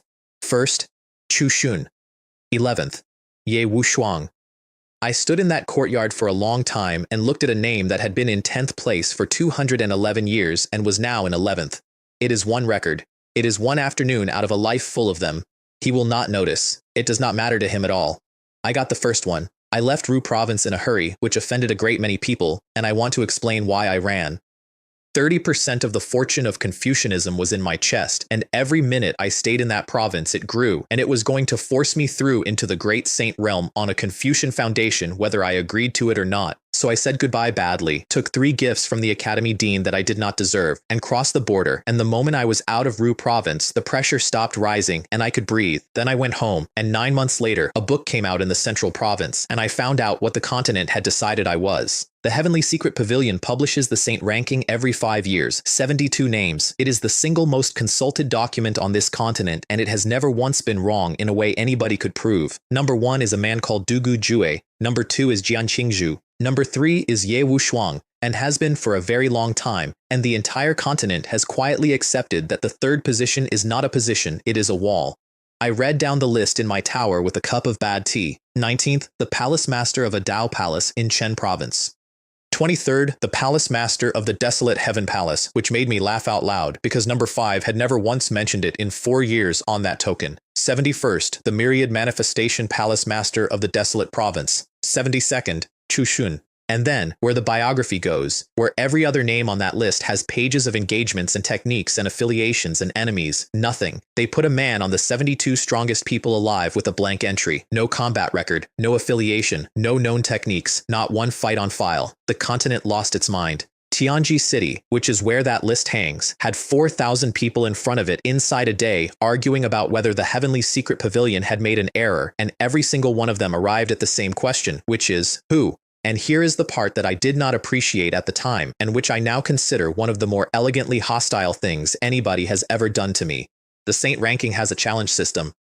If you are on the list, people below can come and take your place, and the 72nd position is traditionally a revolving door because it is the easiest one to take. Within 9 days, somebody took the 71st slot off the Myriad Manifestation Palace Master. Under the normal operation of the list, that pushes everyone down one and the last name falls off entirely. The Heavenly Secret Pavilion moved the Myriad Manifestation Palace Master to 73rd and left me at 72. They did not have to explain. They did not explain. And what the entire continent understood over the following week is that the Heavenly Secret Pavilion had looked at a man with a blank file and decided that they were not prepared to let him fall off the list, which meant they knew something, which meant everybody wanted to know what. I had spent 60 years being invisible. The Heavenly Secret Pavilion put me on a hook in the middle of the continent and turned a light on. The first one to come was the Battle Palace Master. Zhao Jian had done his year and a day in the Criminal Law Palace's cells and had come out stronger, which is what happens to men like that, and the Heavenly Secret Pavilion had him at 80th. 80th is very good. 80th is one of the strongest 100 people alive. He came out of those cells, was told the 72nd name on the list, and walked straight out of the desolate Heaven Palace without stopping to change. Nobody stopped him. That is the interesting part. His own palace master did not stop him. He stood over the Donglin Sect and said, 3 days, or I level this sect. I said, you won't need 3 days. Then I held up one finger. I want to describe this exactly because everyone has heard the version and the version is wrong. I did not attack him. What I did was condense a formation, and formation work at the level I had reached after a courtyard conversation with an emperor is not a wall, and it is not a trap, it is a rearrangement of what the ground is willing to do for you. He came at me with the law of force, which is his entire life's work, and the ground declined to participate. He landed face down. Then I put a golden palm on him, made of about 11 million interlocking arrays, and pressed him into the terrace, and then I lifted it and did it again, and I did it 4 times. I did not kill him. The desolate Heaven Palace sent a delegation to buy him back the same afternoon, which is the single most humiliating errand any Holy Land has ever run, and their criminal law palace master had to stand in my courtyard and formally request the release of a man who had come to level my sect. I released him. Xiao Rongyu was extremely annoyed about that. So was Zhang Chen. Both of them made the point that he would come back. He did not come back. He has never come back. He runs that court to this day, and he is the only man in the desolate Heaven Palace who did the correct thing about a stranger in a library, and in about 11 years I am going to need him, and he does not know that. After Zhao Jian came everybody else. That is the other thing a blank entry on the saint ranking does. Every wandering cultivator on the continent who was one rung below that list looked at the 72nd name, saw no combat record, and decided that this was the softest door in the building. They came to the desolate province in their hundreds, and then, because the desolate province is poor and empty and its kingdoms are small, some of them looked around and noticed that a man who is nobody in the central province is a god in a place where the strongest local ruler is a marquis. Some of them took thrones. I want to tell you about that plainly. Within 4 months there were 11 kingdoms in that province run by men from outside who had walked into a palace, killed whoever was on the chair, and sat down. And because they were bored, several of them started wars and moved armies around and watched from balconies while 10,000 people who had no idea any of this was happening killed each other in a field. That is what the saint ranking brought to my province. My disciples handled it. I did not. I want that on the record. I was at the border for most of it. Liu Jian went west. Bai Luli went south. Jiang Chen took the east. Liu Jian walked into the throne room of the great Yan dynasty, where a young lord from the central province was lying on a chair eating grapes and watching a war he had started, and said, Donglin Sect. Liu Jian, and did not draw the sword on his back. I have the account from 11 survivors. He did not draw it. There was a light, and the man on the chair was no longer a factor, and Liu Xian went out through the front door and kept going. The kingdom he did that in is Tianyun country's neighbor. 11 weeks earlier, at a border post, he had watched his own country get told to prepare for invasion. He did not mention that to anyone, not to me. I found out from a clerk 4 years later. Bai Luli did the south, and the south is where I learned that my 4th disciple has a temperature. He found a man in a small sect who had taken it over, and who had been running it for 2 months in a way I am not going to describe, and Bai Luli killed him under a full moon, and then stayed 9 days and sorted out the sect's affairs personally, including the succession and the accounts, and left, and never mentioned it. 31 years of not being interested in anything, and now that he is interested, he goes and does the accounts. And by the end of that season, the desolate province had stopped being an easy province, and the wandering knights had worked it out, and most of them left. Then I went out to meet the ones who hadn't. There was a man called the Martial True Lord standing outside my sect, 79th on the list at the time. Enormous, bare to the waist, a great sword on his back, white eyes, a criminal brand on his face from the Qin dynasty that he cannot remove because he is a fugitive and removing it would mean going back. He shouted for Chu Shun. And I came out, and I did the thing I had been putting off for 6 years, which is that on the way through the gate I let go. Every step I took, I got younger. I want to explain what I had been doing, because people assume the cocoon fixed me, and it did not. The cocoon gave me back a body. It did not give me back the years, and for 6 years I had been maintaining an appearance, deliberately, out of pure habit, because 60 years of being harmless is not a strategy you put down easily. I let it go on the way out of the gate. Step, step, step. The white hair went black at the ends and then all the way. The stoop came out. The lines went. Xiao Rongyu saw it first. She was on the terrace and she went absolutely still, because the last time she saw that face, she was a child in an outer courtyard carrying a box, and it took the whole sect about 4 seconds to catch up. Zhang Chen laughed out loud in front of 1,100 people and said, "Master's handsome. I want it noted that my first disciple, who is the sole heir of an inheritance that terrifies the continent, said that, out loud, in public." The martial true lord looked at me and hefted his sword. I pointed one finger at him. He went into the ground and did not come out, and he was still down there some considerable time later, and it turns out that he was not being dramatic. He had genuinely been knocked unconscious, which nobody realized for about an hour. Then I looked at the rest of them. There were perhaps 11 serious people out there. A woman in purple called the Fire Woman, 75th. A man called Li Tian, 69th. A venerable Redfire, 71st, who had taken the slot off the Myriad Manifestation Palace Master 9 days after the list came out. I looked at them in turn and said, you, and you. Then I paused, and I smiled, and I said, all of you, together. 2 of my disciples made a noise behind me. Bai Luli told me afterwards that it was the single most out-of-character sentence I have ever produced, and that he enjoyed it enormously. They took it. Of course they took it. 7 of them came at once, and 1 of them was a formation specialist, and they were all quietly confident, and Li Tian actually said in a friendly way that he hoped I would last a while. I put them in a formation. Their formation specialist went white about a second and a half in. He said out loud that he had seen every formation in the central province and had never heard of this one, and that he could not find the 8 trigrams underneath it, and that there was no underneath, and then he stopped talking because there was no point. Then I stepped forward and set it off. They were all on the ground within a breath. Nobody died. Every one of them told me afterwards, separately, that in the instant it activated, they had felt their own life stop being their property. Li Tian said in a completely flat voice from the ground, "Are formations really like that?" Then he asked where the martial true lord was, and I said, "Rise," and pulled him out of the hole, and they all looked at the unconscious, enormous man hanging in the air and understood that he had not been playing dead. They left politely. That was the end of it, and I went back to my tea. 4 minutes later, a thin, sallow, unpleasant-looking middle-aged man walked out of the air 3 yards behind me and put a killing technique into my back. His name was Yuan Cheng, Saint ranking, 41st, not 70-something. 41st, which is a completely different category of person, and he had been sitting in an inn in my own city for 4 days waiting. I want to tell you what he did before he came, because it is the only part of this that I still think about. He was in an inn. The waiter brought his cakes late because the whole street had gone out to watch 7 experts get put on the ground. The waiter apologized. Yuan Cheng told him that he disliked lateness and erased him from time, slowly, starting with his hands, in front of the room. That man had a wife and a daughter and had been about to buy the cakes for them out of his own wages because a customer had returned them. Then Yuan Cheng came out and put a technique into my back from 3 yards away. 3 yards is nothing. 3 yards is inside every defense anyone has ever built. He could not cross it. I had put a formation over the province the moment I stepped out of that gate, and I had never taken it down, and it was not a wall, and there was nothing to break, and the Saint Ranking's 41st strongest human being stood 3 yards behind me and pushed and could not get a hand's width closer.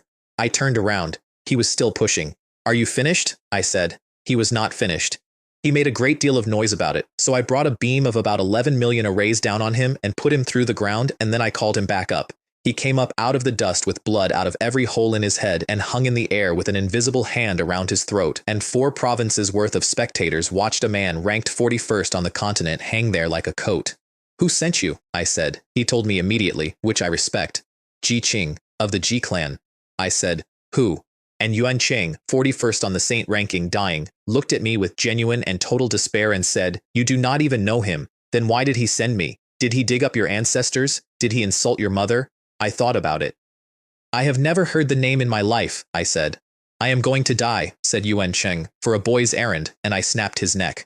"I want to be honest about the killing. I did not need to." He had answered. I had said I would not kill him if he answered. Or rather, I had implied it, and there is a version of me that lets him go. He melted a waiter for being late with cakes. I have thought about it for 90 years, and I would do it again, and I have never once been comfortable about that, and I am telling you both halves because I said at the start that I am not a good person, and I have never claimed to be. The G clan is an imperial clan. That is a category I have not explained yet, and I will do it quickly.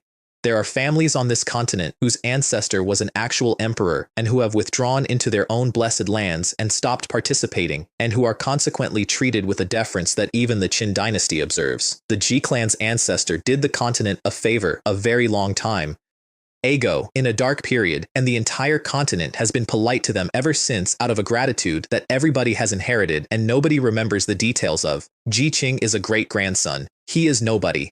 He had gone out into the world for the first time, wanted to impress a princess of the Qin dynasty, heard that killing me would do it, and hired the 41st strongest man on the continent with half of a quasi-imperial scripture. That is it. That is the whole reason. Somewhere in a palace, a young man with a famous surname worked out within about a day that his hired assassin had died and named him, and I am told he said out loud, "Yuan Cheng is scum. He died and then exposed me. He has no professional ethics at all." And that is how I acquired an enemy in an imperial clan, and it cost me nothing, and it did not involve me, and it is going to matter enormously in about 4 years. I had a problem, and it had been getting worse for a year, and it was this. There were 3 things in my chest, and one of them was winning. Confucianism, 30% of a province's fortune, and an imperial law, enormous, growing, and pressing everything else down. Formations, given to me by a thing that naps for 300 millennia, catching up fast. And the sword was falling behind. That matters more than it sounds. A cultivator's foundation at the top of the Great Saint realm is not a stack, it is a balance. And if you let one Tao dominate, you break through on that Tao. And then you are a Confucian Great Saint forever, no matter what else you can do. I did not want that. I have explained why. I am not explaining it again. I asked the palace master of the Desolate Heaven Palace for a spar, and we went out over the East Sea and went at each other for 4 hours with actual swords, and at the end of it he said, "I can't teach you. Your foundation is better than mine. I have insights and none of them are enough." He suggested Sword Province. I said no, because Sword Province at that point was a place I had no reason to go. He suggested Tianji City. I said no, because Tianji City is where the list hangs. He suggested the Central Province, and I said no rather more quickly, because the Central Province is where Ye Wushuang lives, and I was not going to walk into that house before I was ready. He said with real exasperation, "Then there is nothing I can do for you." And I sat there on a rock over the sea and felt like an idiot for about 11 seconds. Then I remembered I had a system. I want to state for the record that I had not opened the panel in 9 years. It pays automatically. I read it pays. I do not have to look. And it turns out that behind the panel there is a shop, and the shop has a currency, and the currency is called points. And I had been earning them the entire time without once checking. 12,300. I converted every unclaimed reward I had into points and browsed a shop for the first time in 90 years. And I want to tell you the single most upsetting thing in it, which is that a complete Great Saint fruit of the Tao costs 1,000 points. 1,000. There are men on the saint ranking who spent 400 years failing to condense one. There were quasi-imperial weapons. There were techniques. There was a set of chains that disorders time. And there were 4 sword inheritances, and I read all 4 of them properly, and I am going to tell you about them because the choice is the whole point. The first was the Emperor's sword law. Pure. The origin of the sword, for a person who is only a sword and nothing else. It is the best of the 4, and I did not consider it for a second, because I am not a pure swordsman. I am a librarian with 11 fruits and a bell. The second was Tai Hao. Extremely yang, indestructible, the fastest possible route. 3 months and my sword Tao would be level with the other 2. Breakthrough guaranteed, problem solved. The third was the Chaos Sword Tao. The deepest of the 4, enormous long-term ceiling and effectively no short-term use at all. And the 4th was called the Azure Lotus Sword Intent, and it is a cultivating inheritance, which means it does nothing on its own. What it does is eat. Every sword technique you learn, every sword scripture you read, every sword intent you stand next to, goes into the lotus, and the lotus grows. It is unremarkable early, and it does not stop. I stood there with the fast one on my left and the deep one on my right, and I bought the one that eats for 10,000 points. And I want you to notice that this is the 4th time in this story I have turned down something better in favor of something that grows. I am aware it is a pattern. I have been told. It took me 2 months to condense 8 petals. The 9th would not come, and I stared at it for 11 days before I worked out what was missing, and what was missing was that the Azure Lotus wanted a full Tao, and I had been feeding it techniques. so I fed it destruction. The whole fruit, the one I took on the second floor of the academy tower. I put an entire great Saint Tao of destruction into a flower, and the ninth petal closed, and the azure lotus sword intent opened for the first time inside my sea of consciousness, and for about a day and a half it was the only thing in there. Then Confucianism woke up and put it back in third place, which was extremely rude. Around then, Liu Jian left for Sword Province. He had hit a wall. He had the sword, he had a complete inheritance, and he had nobody to fight, because in the entire desolate province, there were perhaps 4 people who could give him a real exchange, and 3 of them were his siblings. I was in seclusion.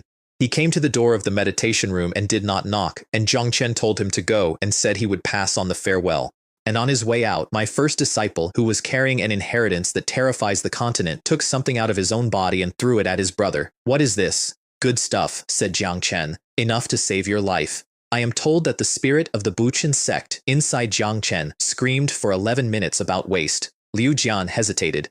"Go," said Jiang Chen, and put his hands behind his back and walked away, and told me afterwards that he could hear it complaining all the way across the courtyard, and that he had said, out loud, to nobody, "That's my little brother." And through the door of a sealed meditation room, without my noticing that I had done it, a thread of azure lotus sword energy went out and into Liu Jian as he passed. Remember that. I did not do it deliberately. I did not know it had happened for another 11 months. Now the demon prison. I bought it with 2,000 points, and the system asked me twice whether I was sure, which it had never done before and has never done since. It is a training aid. It is a 3-story pagoda with things imprisoned in it, and you go in and you fight them, and the first floor is a great saint, and the rule is that you cannot leave the first floor until you win. Cannot, not should not. I said yes. The second I was inside, I understood the 2 questions. My connection to heaven and earth was cut. That is the entire basis of Confucian words as law. You are asking the world for things, and in there the world could not hear me. 30% of a province's fortune became decoration. Formations were crushed. I put down a rune, and the ambient malice in that place ate it before it finished forming. I tried 4 times. The only thing that worked was the sword. And sitting in the middle of it, chained at every limb, was a demon god, and it opened a pair of scarlet eyes and said, "A saint of the 9th realm has come to kill me? Get out." I did not get out. I sat down, and I cultivated. For the first hour, I could not enter a meditative state at all, because the entire place is made of other people's rage. It is like trying to sleep in an argument. By the 4th hour, I managed it, and I sat in that dark for what turned out to be months, and I got extremely good, extremely fast. Because the thing about a place made of destruction and slaughter and darkness is that a Tao of the sword which eats will eat whatever it is standing in. Destruction, ruin, slaughter. 3 great Taos of the sword, dense, ambient, free, and I fed all of them into the azure lotus. 11 weeks in, I opened my hand, and there was a flower bud on my finger. Black. Beautiful in the way a wound is beautiful. 3 leaves and a shape that was not quite closed, and the cold coming off it froze the demon's chains 11 feet away. I looked at it and thought, that is not a blue lotus. Then I thought, no, but look what it can do. The demon god watched me build that for 4 months and did not say one word. I want to be honest about how it happened, because everybody assumes there was a bargain, and there was not. There was no offer. There was no whisper in the dark. There was a man in a hurry, in a place made of a specific temperature, taking the fastest available road and getting slightly colder every week without noticing, because you do not notice. By the 4th month, I had stopped being gentle. My students would not have recognized the way I thought about problems. I did not know that. Nobody in there to tell me. The bud got to 99%, and it stuck. I could not close it, and I sat in front of it for 11 days, and eventually the demon god opened his eyes and said, pleasantly, the first thing he had said in 4 months, "There is one more, the law of darkness. Take it, and the flower opens." I said, "You have no good intentions. I have been chained here so long, I have given up on living and only want to die," he said, which was true, and which was not the whole truth, and I knew it was not the whole truth. "Believe it or not," he said, and closed his eyes, and let the law of darkness out of himself into the room for me to take at my leisure. And I stood there for a long time. Here is the part I have never told anybody except 2 people. I was going to take it, not reluctantly. I had already started. I had my hand out, and I was reaching into a law that was going to complete 4 months of work and get me out of a prison and level my sword Tao with 2 others, and everything in me that had been useful for 90 years was saying the same word, which was efficient. And then the sword light Jiang Chen had put in Liu Jian went off. It happens across any distance. It happens when the man carrying it is about to die. And in a lightless prison outside of time, 6,000 miles from anywhere, a small blue light opened in the air in front of me and showed me my third disciple in a cell, chained to a frame at the end of it. And the demon god said, very kindly, "That is your student, isn't it? 4 months in a cell in the dark, nobody coming. Doesn't it make you angry? Take the darkness. 3 days. You could be out of here in 3 days." He was helping. That is the thing I want you to understand. In that moment, he was on my side. Everything he said was true, and every word of it was useful, and taking the law of darkness was, objectively, the correct decision, and I would have been out in 3 days, and Liu Jian would have lived. And the Supreme Sage's carving knife, which had been circling me for 2 years doing absolutely nothing, put out one line of light. That is all it did. It has never done anything else. It did not attack, it did not speak, it made one clean line of light in a dark room, and I looked down and saw what was on my finger, 99% of a black flower in my own hand, and I had built it. I said out loud, "What have I done?" And then I closed my fist and crushed 4 months of work. The flower screamed, "I want that in." It made a sound, and the demon god's eyes came open all the way for the first time, and there was real horror in them because he had been 11 seconds from taking a man down into the dark with him and had watched him wake up at the last possible moment. "You truly deserve to be chained here," I said. "Your student is going to die." "He might," I said.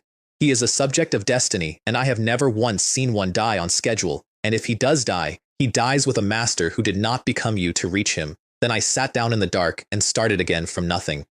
I want to tell you what I did next, because it is the only genuinely clever thing in this entire story, and I did not think of it, I was shown it. I looked inward at the azure lotus, 4 months of darkness, and the lotus was still green, still clean, sitting in the middle of a place made of filth, unstained, out of the mud, unsullied. That is not poetry, that is a manufacturing instruction. The problem was never the law of destruction, or of ruin, or of slaughter. Those are sword daos, they are honest, and every one of them is in the azure lotus to this day. The problem was where I was standing when I took them, and what I let it do to the hand that held them. So I sat in the demon prison and I let the Confucian light out of my chest, all of it, 30% of a province's fortune, into a room that was designed to cut it off from the world. It could not reach heaven and earth. It did not need to. It was already inside me. 3,000 sages chanting in a prison, and the negative in that place going out like a fire in rain, and a man in a blue shirt sitting in the middle of it for 11 days growing a completely ordinary green flower out of exactly the same 3 daos.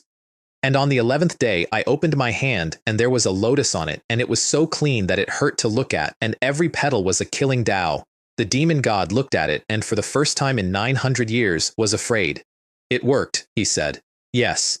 I have been trying to die for 400 years, he said. "And now that it is here, I find I do not want it." "I know," I said. Then I flicked the flower at him. It went through the chains without touching them. Every hostile thing in that prison came at it and slid off it, and it went into the middle of his forehead, and a thing that had killed enough to be chained in a place outside the world came apart into nothing at all. His last words were, "I actually died at the hands of a saint of the 9th realm." And then the prison was just a room, and the Confucian fruit came back up, and the formations came back, and the azure lotus rose into 3rd place, and something in the middle of it solidified. A small sword, enshrined in the lotus, quiet, Confucianism, formations, the sword, 3, level, checking each other, none of them dominant, a tripod standing on its own 3 legs, and there was nothing left to hold back. I said, "Break," and I did not do anything else at all, and everything I had built for 90 years went through the Great Saint threshold on its own, naturally, the way water finds a level. Outside, over a sect on a mountain in the poorest province on the continent, the pressure came off the meditation room, and my divine sense went out 1 li, and then 10, and then 100, and then 500, and then 1,000, and I lay in the dark of a room I had been sealed in for 11 months, and felt every blade of grass in the eastern region. Great Saint realm. It took 3 days to digest. When I finally opened the door, there were 1,100 people outside it, and they had been out there for some time, and they went down on one knee together and said the congratulations formula, and the entire fortune of that sect came up off the mountain in a column you could see from 4 provinces away, which is a problem, incidentally. Fortune that high is unstable. A sect that rises like that and then loses the man it rose on comes apart. Catastrophically. So I called the azure vine. It came out of my sleeve so fast it took skin off, the way it always does, and I said, "Little green, go up there and sit in it." It hummed unhappily. It did not want to leave. "Behave," I said. It went up into the fortune of the Donglin Sect and sat down in the middle of it, and it has been up there ever since, eating a holy land's fortune, and it was already the finest weapon in the eastern region, and it is now something considerably more embarrassing than that. It sulks when I do not call it. Then I asked what had happened while I was gone, and somebody told me about the Liuli Palace, and somebody else told me about the two dynasties, and then somebody told me about Sword Province, and I stopped listening after that. Two things happened while I was in that room, and I want to do them in 11 lines each, because both of them are funny, and neither of them is the point. The Liuli Palace came to propose a marriage alliance. The Liuli Palace is a top power of the central province, and its entire strategic method is connection.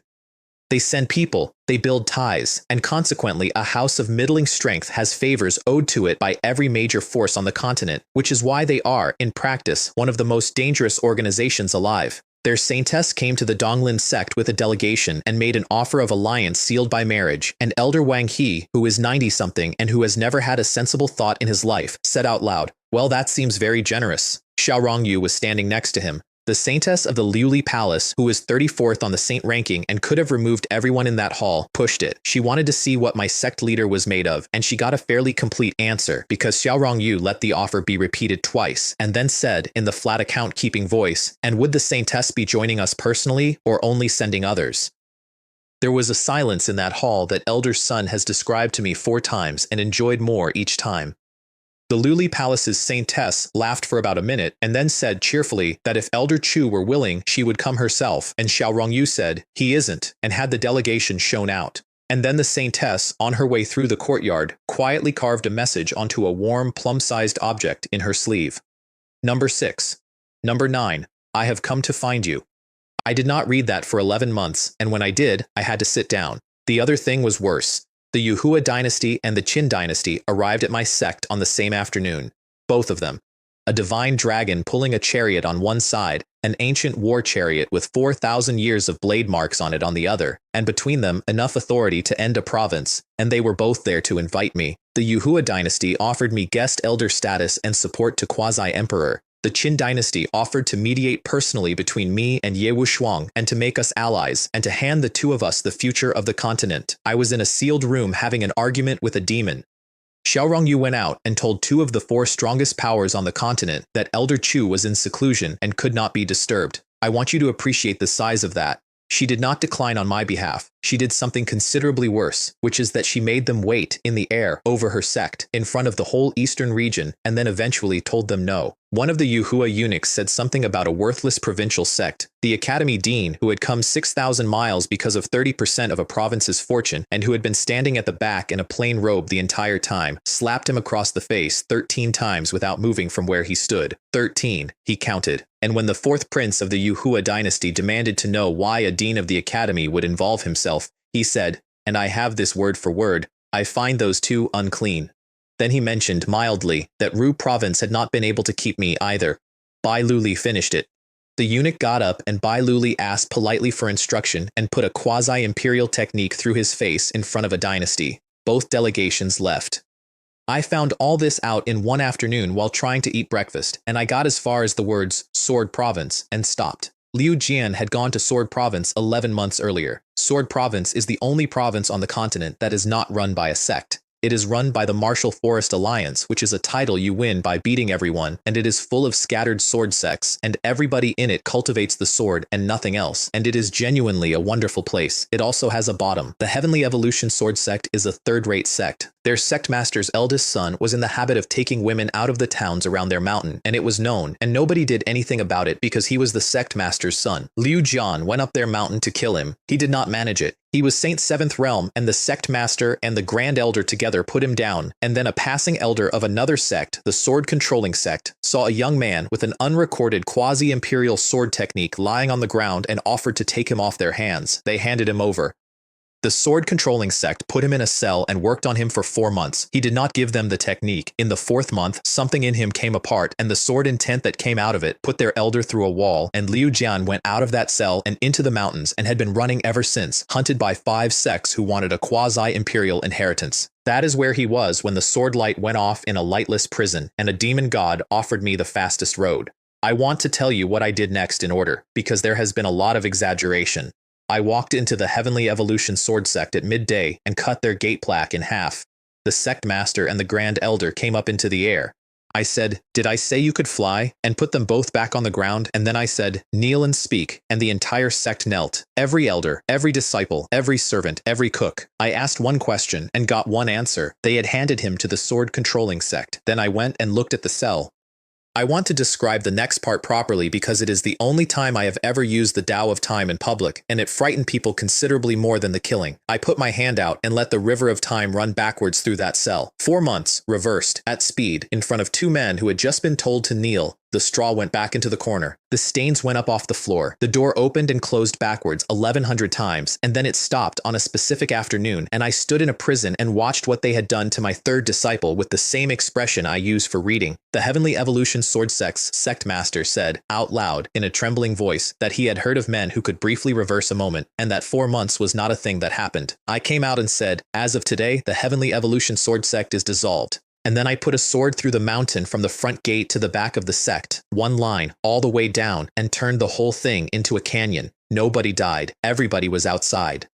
I am aware that I keep saying that, and I am aware that it sounds like a defense, and it is one. The sect master and the grand elder both looked into the abyss with divine sense out of professional curiosity, which is the last mistake either of them ever made as cultivators, and their great saint fruits came apart, and they will live out their lives as ordinary men in a valley they used to own. Then I went to the sword-controlling sect, where 5 sects were in a meeting about how to divide up a quasi-imperial sword technique they had not yet caught. I killed the hunchbacked elder before I came through the door. Then I killed everyone in that room above Saint Realm, and I want to be precise. Not everyone. Everyone above Saint Realm, which is to say everyone in that room who had been part of the search. There is a version of me that handles it differently, and that man had not just spent 11 months in a dark room refusing something. 4 sects that day: sword controlling, moon sword, flowing sword, righteous sword.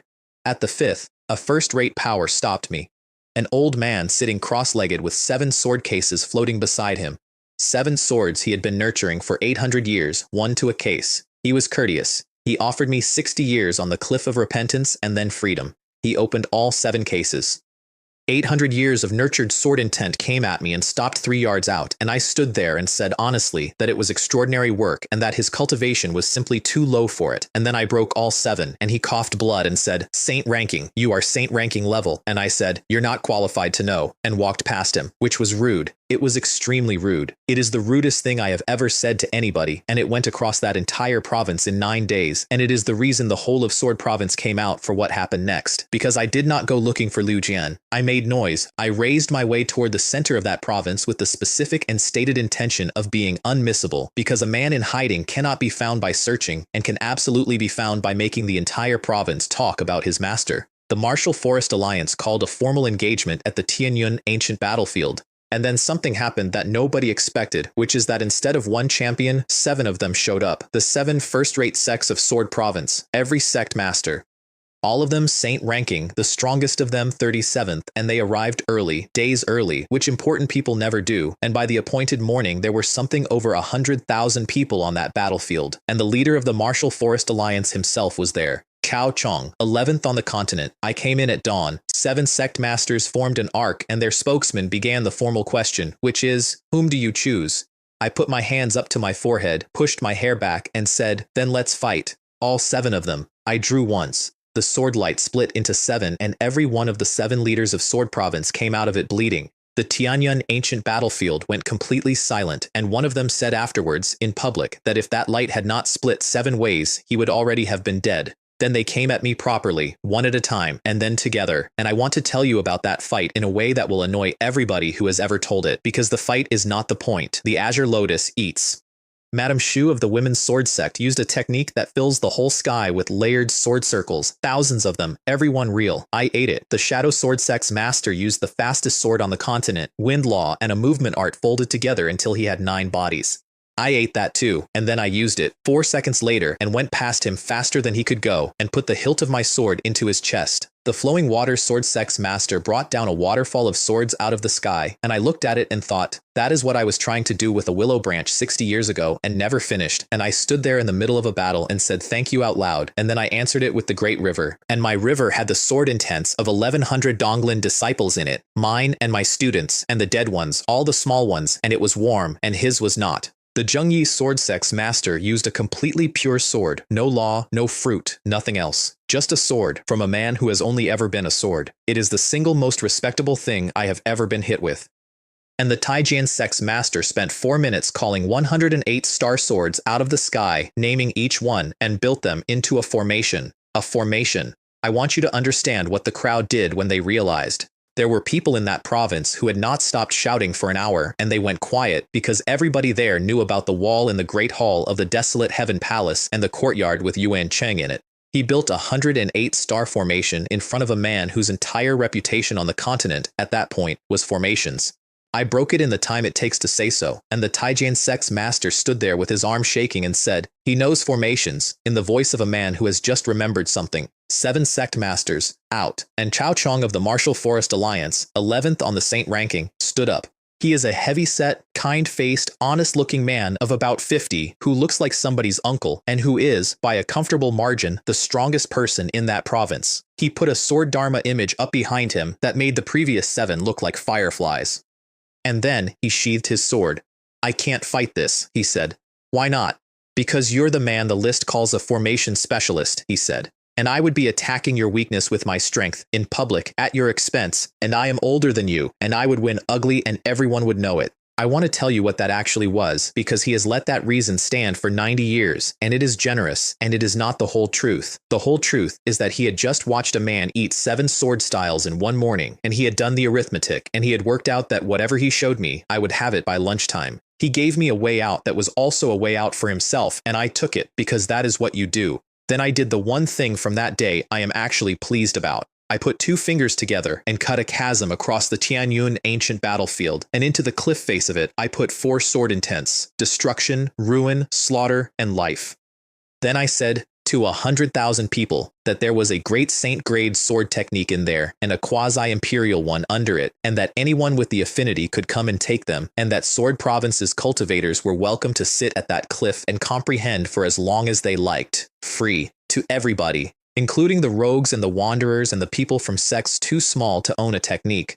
The fortune of Sword Province, which had been sinking all morning because 7 of its sect masters had been beaten in front of the whole province by an outsider, came up off that battlefield like a dragon. Cao Chong looked at it and then at me, and his face did something complicated. "Brother Chu," he said, "come and drink."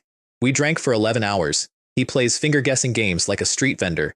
He is the leader of a province, and he plays finger-guessing games. And I have never enjoyed a meal more in my life. And somewhere in the 3rd hour, a young man in black robes came out of a crowd of 100,000 people and knelt in front of me and said, "Disciple Liu Jian greets master." He had been in that crowd since dawn.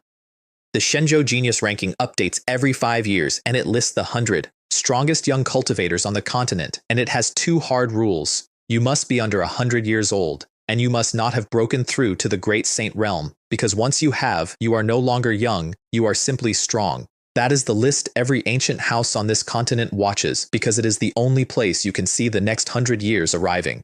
That year, 4 people from the desolate province went to Tianji City to climb it. I did not send them. I want to be clear. I had come home from Sword Province and told all 4 of my disciples that they had a decade of quiet work in front of them, and then I had gone to build something, and by the time I looked up they had left. Ye Huang went first, because the Desolate Heaven Palace's palace master took her, and because that province had not put a name on that list in a very long time. She came out 9th. The city took that reasonably well. There was surprise. There were remarks about the desolate province waking up. There were also, within a day, a number of young lords in expensive clothing discussing among themselves what a 9th-ranked woman from a poor province would be worth as an alliance, and one of them in particular, a 9th prince of the Qin dynasty called Qin Sheng, said out loud to his friends, "That one I want. Hold that." Then Liu Jian arrived, 6 days later, off the back of 13 consecutive days of undefeated challenge matches in Sword Province, and everybody assumed he was a Sword Province entry, and Sword Province did not correct them, because Sword Province had adopted him with enormous enthusiasm and was not about to spoil it. The board took him to 20th, then 10th, then it stopped at 3rd. 3rd on the continent, and underneath the name, where the affiliation goes, the board wrote, "Desolate Province, Donglin Sect." There is a recorded silence in Tianji City about that. Somebody in the crowd asked out loud what the Donglin Sect was. Nobody could tell him. Then somebody checked his realm and found that he was Saint 8th realm, which by the standards of that list is a child, and a very senior woman from an ancient house said, that is not possible, and checked it herself. And then Jiang Chen and Bai Luli walked into the tower together. I want to describe what happened next through the eyes of the people watching, because I was 6,000 miles away laying a formation and did not know any of it was occurring. Two extraordinarily handsome young men in white walked into the genius ranking tower, and the crowd assumed immediately and unanimously that they were from the central province. Ancient inheritance, probably imperial clan. There was a certain amount of relief about it. The desolate province had been getting above itself, and here, at last, were the real people. They did not start at the bottom. The board put them in at 30th. Then they went up and they kept going up, and at the top they began competing with each other, and the two names swapped back and forth for some time before they settled. First, Jiang Chen, Desolate Province, Donglin Sect. Second, Bai Luli, Desolate Province, Donglin Sect. 3 of the top 5 on the continent from one sect in the poorest province on the map, and a 4th in 9th place from the province next door. The Heavenly Secret Pavilion's people came out of their building to look. That does not happen. And then, in the space of about 4 minutes, the entire mood of Tianji City turned over because a representative of the Qin dynasty said, loudly, to a group of recruiters who were already circling my disciples with offers, that these were the students of the man the Ji clan wanted dead. Every single house pulled back at once. It was, by all accounts, like watching a tide go out. The 9th peak withdrew. The Liuli Palace withdrew, politely and with real regret. The ancient inheritances withdrew, and the Qin dynasty's man stood there enjoying it. And then he stopped enjoying it, because the myriad manifestation palace master of the desolate heaven palace stepped out of the crowd and put him on the ground. And then the Qin dynasty escalated, because the Qin dynasty always escalates. They brought a divine general called Liu. 64th on the Saint ranking, a man from War Province who defected to the Qin, a career soldier with a halberd that has drunk enough that people do not stand near it, and behind him, 3 battalions of heavy cavalry, every single rider a saint. 3 battalions of saints in a city over a ranking board. I want you to understand what that is. Every sect on that continent has perhaps 11 saints total. The Qin dynasty put 3 battalions of them in a street to make a point about a provincial sect, and the point was not about my disciples. The point was that nobody was going to come. That is how it works. That is how it has always worked. You surround someone from a poor province in front of the whole continent, and everybody watches and nobody moves, and the lesson gets learned by 4,000 spectators at once, and afterwards there is no need to ever do it again. Liu told the myriad manifestation palace master to kneel. He did not kneel, and Liu took out the halberd. And Jiang Chen, standing in the middle of a street with 3 battalions around him and his siblings behind him, put a hand on Ye Huang's shoulder and said, "It's all right." Master said he'd handle it. I was 6,000 miles away. I had a warm plum-sized object in my sleeve. Here is what I did, and it is the least impressive thing in this entire story, and it is the one I am most proud of. I asked for help. 9 people, 4 years, and I had never once asked any of them for anything. I had broken a cage and refused 9 fruits and given away a cliff face, and I had never asked because I had spent 60 years learning that the moment anyone in this world sees you have something, they take it. And the corollary that I had built my entire life on is that you never let anybody see you need something either. I wrote 4 sentences on a token and sent them to 8 people whose names I did not know. Number 9. My disciples are in Tianji City. The Qin dynasty has surrounded them. I cannot reach them in time. I am asking. Then I sat in a half-built formation 6,000 miles away and waited. And I want to tell you honestly that the 4 minutes I spent waiting were worse than the demon prison. Here is what happened in Tianji City. The void tore open and a child in purple robes with a birthmark on his face walked out of it. 3 battalions went quiet at once. That was the young lord of the yin-yang family, 18th on the saint ranking, out of an ancient inheritance that does not participate in anything. He said, "The people of the desolate province are under my protection." Number 6 had spent a favor of the yin-yang family to do that. She has never told me what it cost her. I have asked twice. Then the void tore again, and a man in Taoist robes came down from the sky, and the whole city said his name at once, because that was the sect master of the Shengxiao sect, 10th on the saint ranking, who had come personally instead of sending his grand elder because a lazy young Taoist in a filthy robe had asked him to. He said the same sentence. Then the void tore a 3rd time, and a great Confucian scholar of the academy stepped out, and then a 4th time, and the high priest of the supreme sage's Dao palace came out with a jade carving knife of his own making, and the 2 holy lands of Ru province, who agree on nothing, stood next to each other in a street in the central province. Then the Martial Forest Alliance's leader arrived, having crossed a province at ruinous expense, took one look at the 3 behemoths lined up opposite, and swore quietly, and stood with the desolate province anyway. And then the divine dragon of the Yuhua dynasty came down, and Everybody's breath stopped because the Yuhua dynasty had been humiliated at my sect and everyone assumed they had come to settle it. The fourth prince of the Yuhua dynasty patted his dragon on the neck, dropped it into the desolate province's formation, and said one word: invited. He was not invited. Number 3 had begged him. His nephew, the third prince, first heir of the Yuhua dynasty, had gone to his uncle, the man he had personally humiliated at my sect a year earlier, and asked him to go and stand up for me, and had then ended the conversation immediately out of pure cowardice. I am told the fourth prince's expression when that call ended is the funniest thing anyone in that palace has ever seen. The Qin dynasty's general Zhenin came out of an ancient chariot to hold the line and got taken apart by 2 Confucian scholars in about 11 minutes. I am not going to describe the whole thing. I will give you the shape, because it is the shape that matters. The Qin dynasty's general is a career soldier, a genuinely great one, and the 2 Ru province scholars did not fight him. They talked at him. The high priest opened a cage of law around him.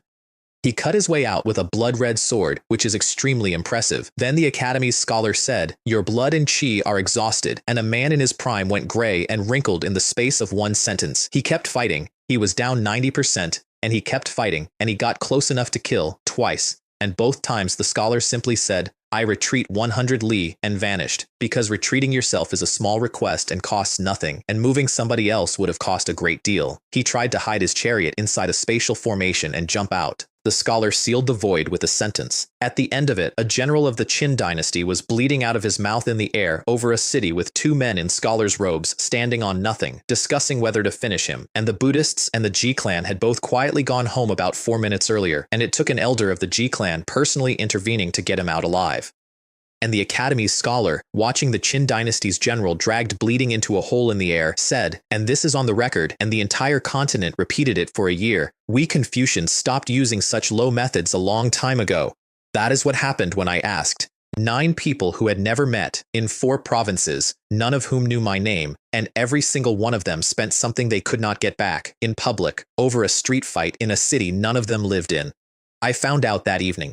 I want to tell you what I did when the token filled up with reports and I understood that all of them had come. I put it down on a rock and I sat next to it for some time, and I did not do anything else at all. 60 years of being invisible, 90 of doing arithmetic on other people's lives, 4 years of a group chat with a man who will not stop talking. I asked, and they came. So I went to Tianji City, not for the ranking. I want to be clear about that, because everybody assumes I went to climb, and I went because 8 people had spent something for me, and I was not going to sit in a tower 6,000 miles away and send a thank you note. The token had been busy about it. Number 3, I've arrived. Number 6, I'm still in the Central Province. Number 7, Dao Province. Number 9, haven't left yet.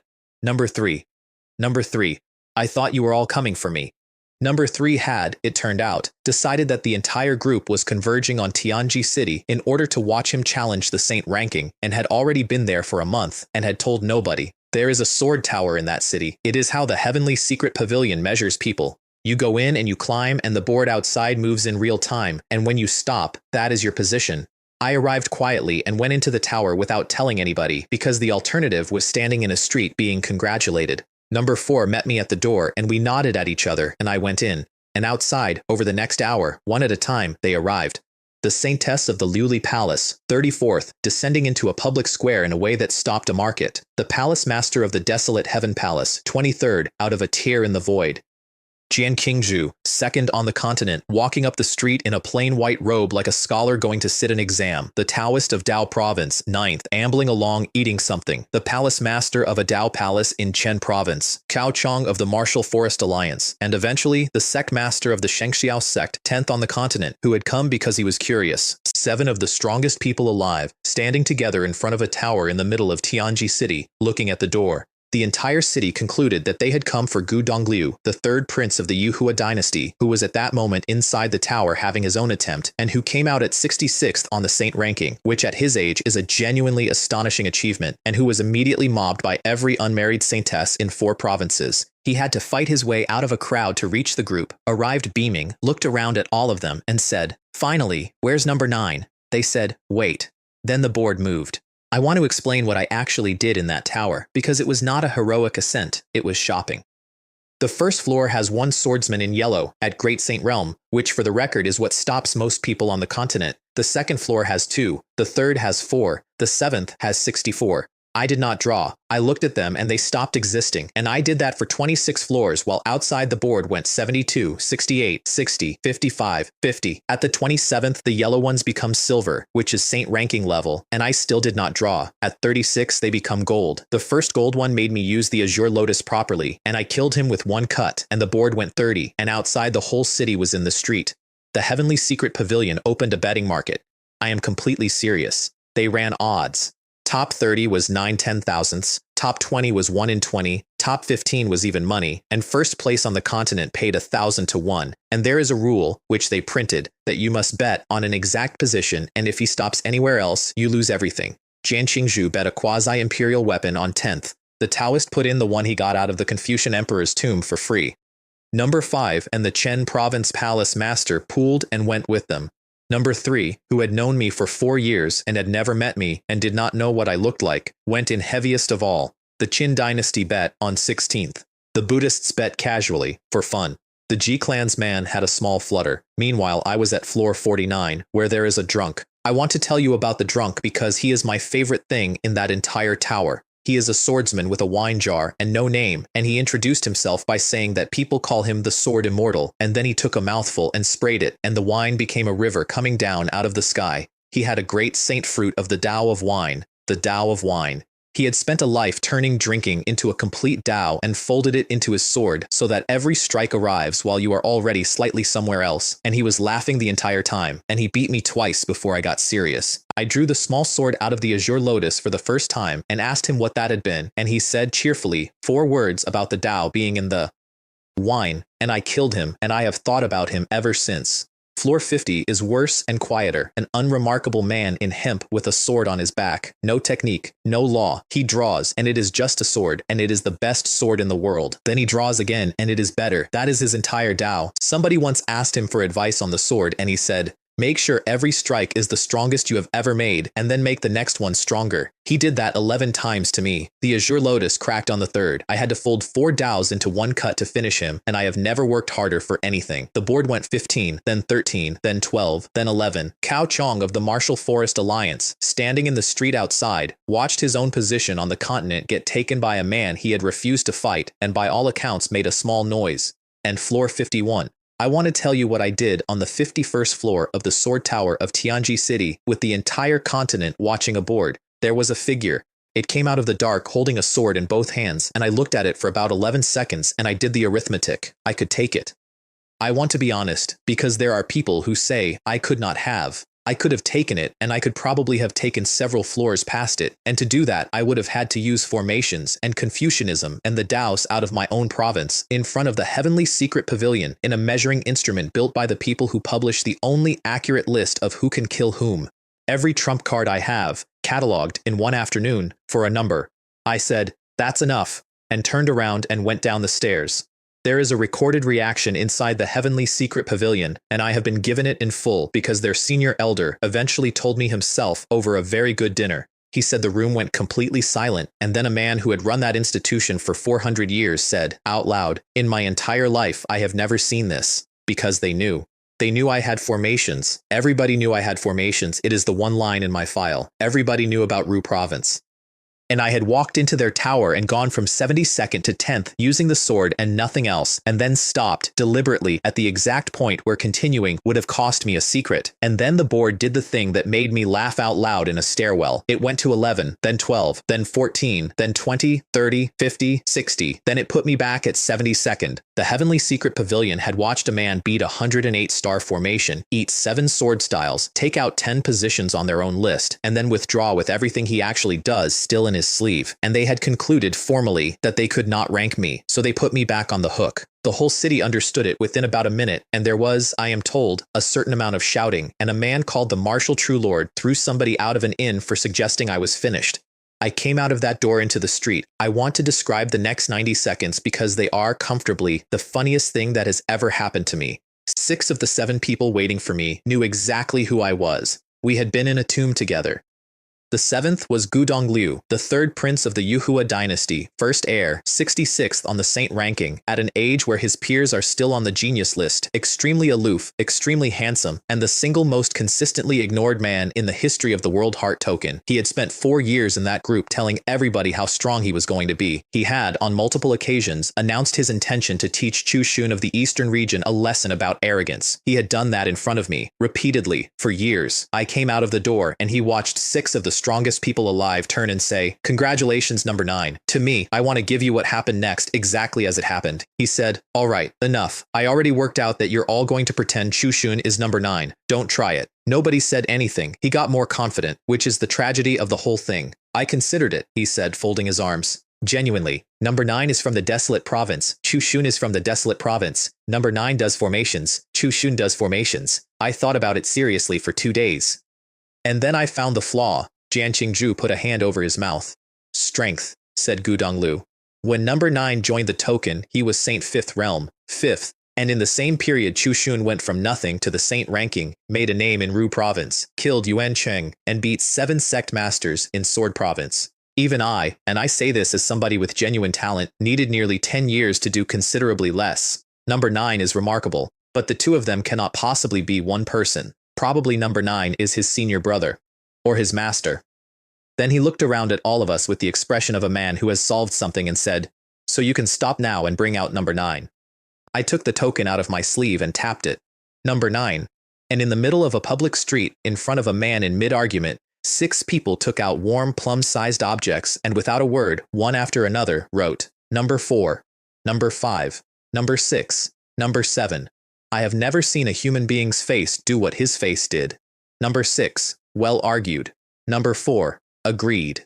Number 5, agreed. Number 7, but Chu Xun is number 9. He was still holding his own token. He looked down at it. He looked up at me, and Jian Qingzhu, who is the 2nd strongest human being alive and who I would like on the record as being fundamentally a cruel man, wrote one more line. Number 4. Have you considered that I am the one who invited number 9 to the academy? I have been told that the noise Gudongliu made can be described as a hiss. He went the color of paper. Then he went the color of a plum. Then, in the middle of Tianji City, the first heir of the Yuhua dynasty began digging at the flagstones with the toe of his boot, apparently in the hope of finding a gap he could get into. He has never recovered. 90 years. He is now one of the most powerful men alive, and if you say the words "well argued" in his presence, he will leave the room. I would like to state, for the record, that I did not laugh. I did not. Not once. I shook his hand, and I thanked him formally in front of the group for going to his uncle, and I meant it, and I have never once mentioned it since. I want that noted because everything after this stops being funny very quickly. Ye Huang went to a courtyard on the east side of Tianji City to buy information. That is the whole beginning of it. She had been hunting for anything on Ji Qing of the Ji clan, because Ji Qing had put a contract on me, and because Ye Huang is her master's disciple and she does not sit still. Qin Sheng, 9th prince of the Qin dynasty, had let it be known that he had a file. He did not. He had a courtyard, an invitation, and 1 guard. I want to explain who Qin Sheng was, because he is the smallest man in this story, and he is the reason for everything that follows. He was the son of a favored concubine, and he had inherited her face and nothing else. His cultivation was ordinary. His father did not think about him. In a dynasty full of princes with armies, Qin Sheng had a title and no weight at all, and he had spent his entire life being pleasant to people who did not need to be pleasant back. He had spent a fortnight courting Ye Huang since she came 9th on the genius ranking and had got nowhere, and had been laughed at by his friends about it, and would ordinarily have done nothing whatsoever, except that 4 days earlier, a very senior person in the Qin dynasty had sent for him and told him that if he could cause a serious incident with the desolate province, his situation would be reviewed. That is the whole plan. A prince nobody wanted, given 1 job, and told he would be somebody afterwards. The guard in that courtyard was not a guard. He was a great saint who specialized in the mind, and Ye Huang had checked the courtyard before she went in, and had checked Qin Sheng, and had concluded correctly that a 9th prince with no standing did not have a great saint on staff. He did not. He had been lent one. She went in, and the exchange of mental domains lasted about 4 seconds, and there is no defense against that if the man opposite has spent 300 years on nothing else. She fought it. She is Ye Huang. She threw everything she had into it, and what that produced was not a defense, it was damage. Because if you force a will against a will 4 realms above you, what breaks is your own foundation. Her foundation broke. And then Qin Sheng, ninth prince of the Qin dynasty, stood over a woman who could not move or speak and explained what was going to happen to her at length because he had been waiting his whole life for a room where he was the largest person in it. He was going to take her back to the Qin capital, not to hurt her. He said so, and he was proud of it. He was going to walk the ninth-ranked genius of the continent, the personal disciple of the 23rd strongest man alive, through the streets of the Qin capital behind him, in front of every house that had ever laughed at him, and he was going to keep her at his residence and have her presented at functions, and then his situation would be reviewed. He wanted an audience. That is all he ever wanted. Everything that man did in his entire life was for an audience. Jiang Chen and the Myriad Manifestation Palace Master came over the wall about 90 seconds later. They came because my first disciple had gone looking for her when she did not turn up to watch the tower, and because he had asked one question in one tea house and then stopped asking questions and started moving. They got there in time. That is the important thing, and I want it said plainly. Ye Huang was on the floor of that courtyard with her foundation broken and her mind in pieces, and she was not touched. And the reason is that Jiang Chen came over a wall 90 seconds after it started. The great saint slipped away in the confusion. The Myriad Manifestation Palace Master let him because he had Ye Huang to hold together, and he made the correct choice. Qin Sheng did not slip away. Qin Sheng stood in the middle of his own courtyard, shouting about his father. I arrived about 11 minutes later. I had been in a street being congratulated. Number 5's token went off in his sleeve while we were standing there. I watched his face change. I said, "Where?" He did not know. So I used the Confucian art in the middle of a public street in front of 4,000 people, which is the first time the continent ever saw me do it. And I said, "Guide me to Ye Huang." And a thread of direction opened in my chest and I followed it. The whole city saw that. The scholars in that crowd made a sound, because asking heaven and earth to find a specific person is not a small request, it is an enormous one, and it should have taken a price out of me, and it did not, because I was carrying 30% of the fortune of Confucianism, and because I had asked to be guided rather than to be moved, which costs a fraction as much. Jian Qingzhu told me later that watching me do that was like watching a man pick a lock with a key. I got there. Number 5 got there. The Taoist and the Liuli Palace's Saintess and Jian Qingzhu got there. Ye Huang was in a room. She was alive. Her foundation was in pieces, and the divine phoenix inside her, the thing her whole cultivation is built around, had woken up and was thrashing, and the mental damage was not something anyone in that courtyard could reach. Except that 90 years earlier, I had climbed 5 floors of a tower in a mountain under my own sect and found a technique called primordial spirit stars, and it is an imperial art, and its only function is that no one can get into your soul. If you can build a fortress, you understand the walls. I went in and put the phoenix back to sleep, which took a while, and which I am not going to describe, and I sorted out the rest of it, and when I came out, the Myriad Manifestation Palace Master, who is a saint-ranking specialist in exactly that art, looked at me with an expression I did not enjoy. Then I went outside. Qin Sheng was being held about 3 feet off the ground by the Palace Master of the Desolate Heaven Palace, who is not her father, and who raised her. I want to give the next part carefully. Above the courtyard, in an ancient war chariot, was General Zhenan of the Qin dynasty, who is the current emperor's younger brother, and who had been comprehensively humiliated in that same city 11 days earlier by 2 Confucian scholars. He was watching. He had been watching the whole time. He had arrived before we did. And he said, from the chariot in a carrying voice, that the young lady had come to the courtyard of a Qin prince of her own accord, and that if anything improper had occurred, the Qin dynasty would of course be willing to formally request her hand from the Desolate Heaven Palace. And why was everyone so upset? The Palace Master of the Desolate Heaven Palace made a sound I have never heard a human being make, and from inside the room, in a voice like a broken hinge, Ye Huang said, "Kill him." I want to explain what the Qin dynasty was actually doing, because it took me about 4 seconds, and it took most of the continent 4 months. They did not want Ye Huang.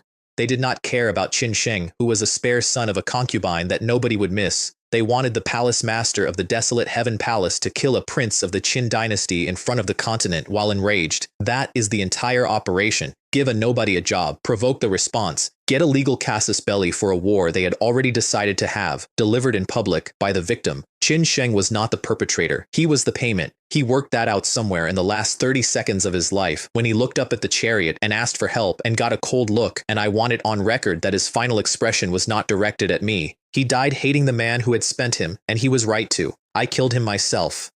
I did it so that number 5 would not have to, because if the Palace Master of the Desolate Heaven Palace had done it, the Desolate Province would have been at war with the Qin dynasty by nightfall on the Qin dynasty's terms. And if I did it, it was a personal matter between a man ranked 72nd and a prince, and everything after that had to be argued. I broke his borrowed emperor's phantom with a word, put him on his knees with another, and cut his throat with a sword light, and I let it be slow, and I have never once pretended otherwise. And then General Zhenbei of the Qin dynasty arrived, Qin Fu, 12th on the saint ranking, enormous, in black armor, and the man who had actually given Qin Sheng the job, and he came down the street with the ground shaking, and he was not upset about the prince at all. 12th and the emperor's brother, two of them. I want to tell you what that fight was, because it is the last one in this story, and because everything I have described for the past 90 years arrived at once. I walked at them. The first thing I did was the Confucian art, and I did not use it as a weapon, I used it as an amputation.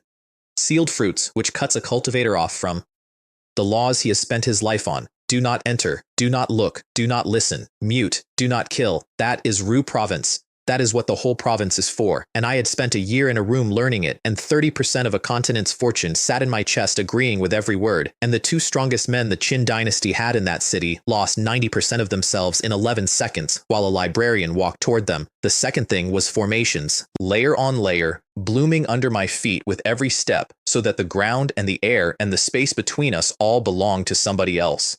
And the third thing was the sword. One cut.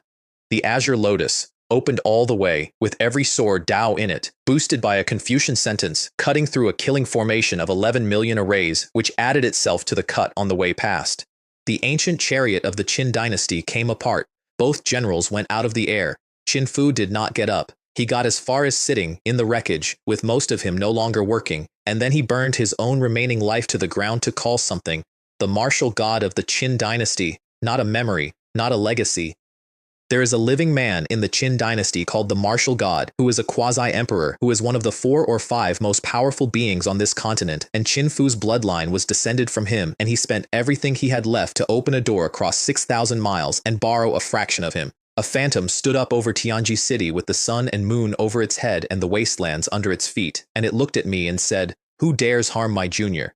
Then it threw one punch. I want to describe that punch, and I cannot.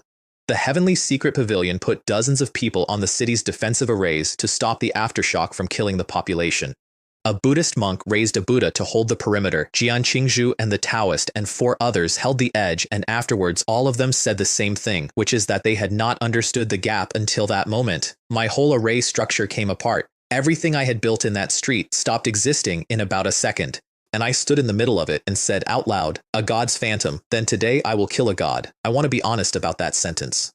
It is the single most arrogant thing I have ever said, and I said it in front of the entire continent, and I have had to live with it ever since.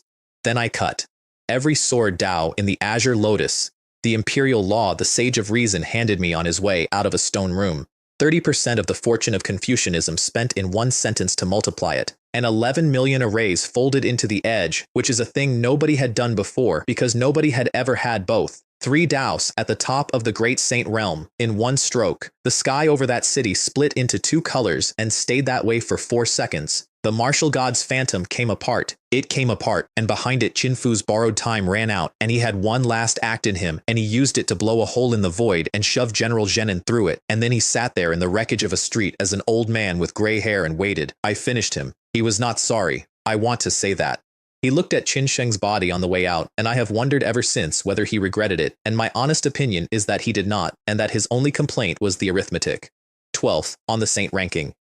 A prince of the Qin dynasty, both dead in one street in one afternoon in Tianji City in front of everybody. Afterwards, the street was very quiet. The Liuli Palace's saintess said, "I'm sorry, because her sect had sent for her twice, and she was going to have to go," and I said it was all right, and it was. One by one they went. Every one of them had a province or a sect or an institution behind them, and every one of them had spent something already, and not one of them could stand next to a man who had just killed the emperor's general in public. Jian Qingzhu stayed, the Taoist stayed, Gu Dongliu stayed, and said he would talk to his father, and did, and it is the reason a dynasty put an army on the Qin border 6 weeks later, and I stood in a wrecked street in the middle of the continent with 2 friends and a broken woman in a room behind me, and I understood, completely and for the first time, that I had run out of quiet. I went home and found my own province arguing about whether to sell me. I want to be fair about this, and it is difficult, so I am going to give you the arithmetic first. The Qin dynasty was going to come. Everyone knew it.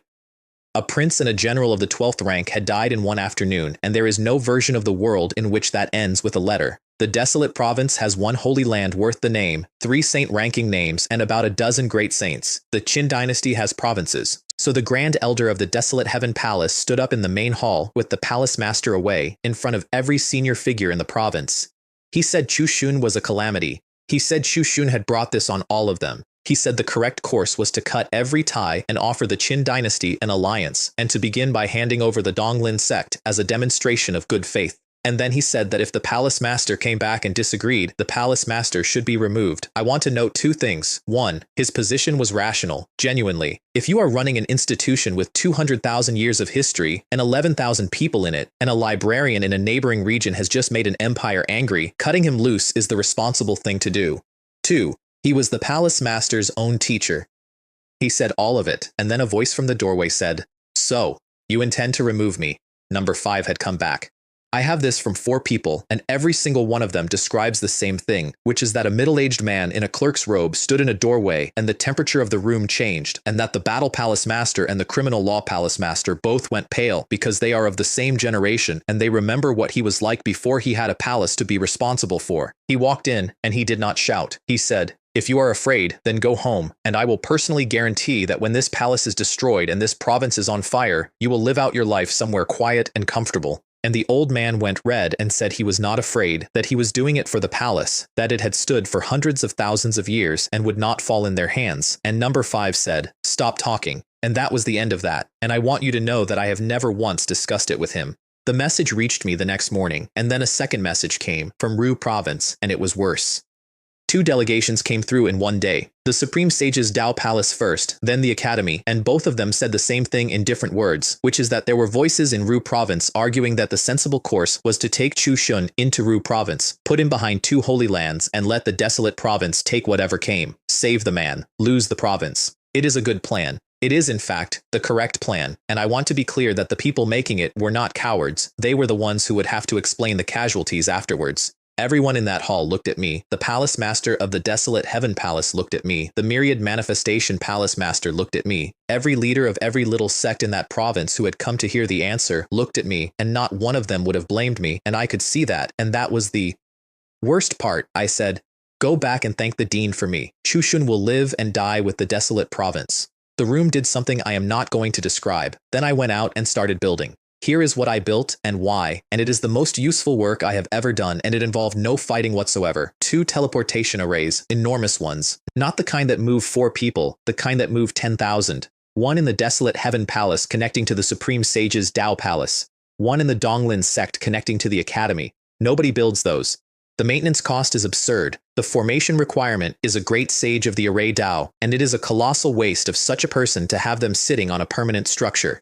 Between provinces on this continent, people simply travel. But if you have 2, then a province with no saints of its own can be reinforced from a province full of them in an instant. And more importantly, if it comes apart, 11,000 people who have never held a sword can be moved somewhere else before it does. I sat down in the Desolate Heaven Palace and I built the first one in the open, in the back mountain, in front of everybody, for 11 days. And while I was doing it, I used the reward the system had been holding for me since the Great Saint Breakthrough. 200 years of cultivation. I gave it to the black robe because the green one was drawing arrays and the white one was reading, and I want you to understand that this is the single largest practical advantage of being 3 people, and that I have never once mentioned it to anybody outside my own sect. The formation students of the Desolate Heaven Palace stood at the rail and watched a man draw a teleportation array for 11 days, and about 4 days in one of them said to another one, "Is his cultivation going up?" They checked. It was. The array master of that palace, who has spent 400 years on the discipline and who is genuinely excellent, watched a man's foundation climb while he drew a formation and said, out loud, to nobody, "You can cultivate by doing formations? You cannot. Nobody can." It was 200 years of stored reward being unpacked in the background by a body in a different building 600 miles away, and I have never corrected the record because it is much funnier this way. I came out at the top of the Great Saint realm, then I built the second array in my own sect. Then I sat down and did the arithmetic on the Qin dynasty, and the arithmetic came out badly, and I want to tell you why. A quasi-emperor is not a stronger saint. A quasi-emperor is a different category of event. There are perhaps a few dozen on this continent. The Qin dynasty has several. If they send one, I do not fight it. Nobody in my province fights it. The desolate province ends in an afternoon. So the entire question, the only question, was whether the Qin dynasty would send one. And the answer was obviously yes. Of course, yes. They had lost a general of the 12th rank and a prince, and their entire strategic position depends on nobody ever thinking that is survivable, which is when the Qin dynasty did something I had not modeled, and it was much cleverer than sending a quasi-emperor at me. They sent 3, and none of them came to my province. One went to Dao province and sat down opposite the old Taoist who taught my friend number 7 and asked for a game of chess and put an actual emperor's weapon on the board between them, and the strongest man in Dao province could not leave his own province for the duration. 2 went to Ru province and stood outside the border with a Buddhist high monk and an elder of the Ji clan and did not attack, because attacking Confucianism on its own ground is a mistake, and simply stood there, which meant that Ru province could not move. That is the operation, not a war. A hand on each door, pin the allies, then walk into the desolate province with an ordinary army and take 3 weeks about it. And Ru province, faced with 4 quasi-emperors on its doorstep and told plainly that this was a matter between the desolate province and the Qin dynasty, hesitated, which was correct, for about 1 day. Then the head of the supreme sage's Dao palace, a scruffy little old man who has never in his life buttoned anything properly, went to his ancestral hall and requested the robe and cap of the founder of Confucianism. He did it properly. There is a form for it. You bathe for 3 days first.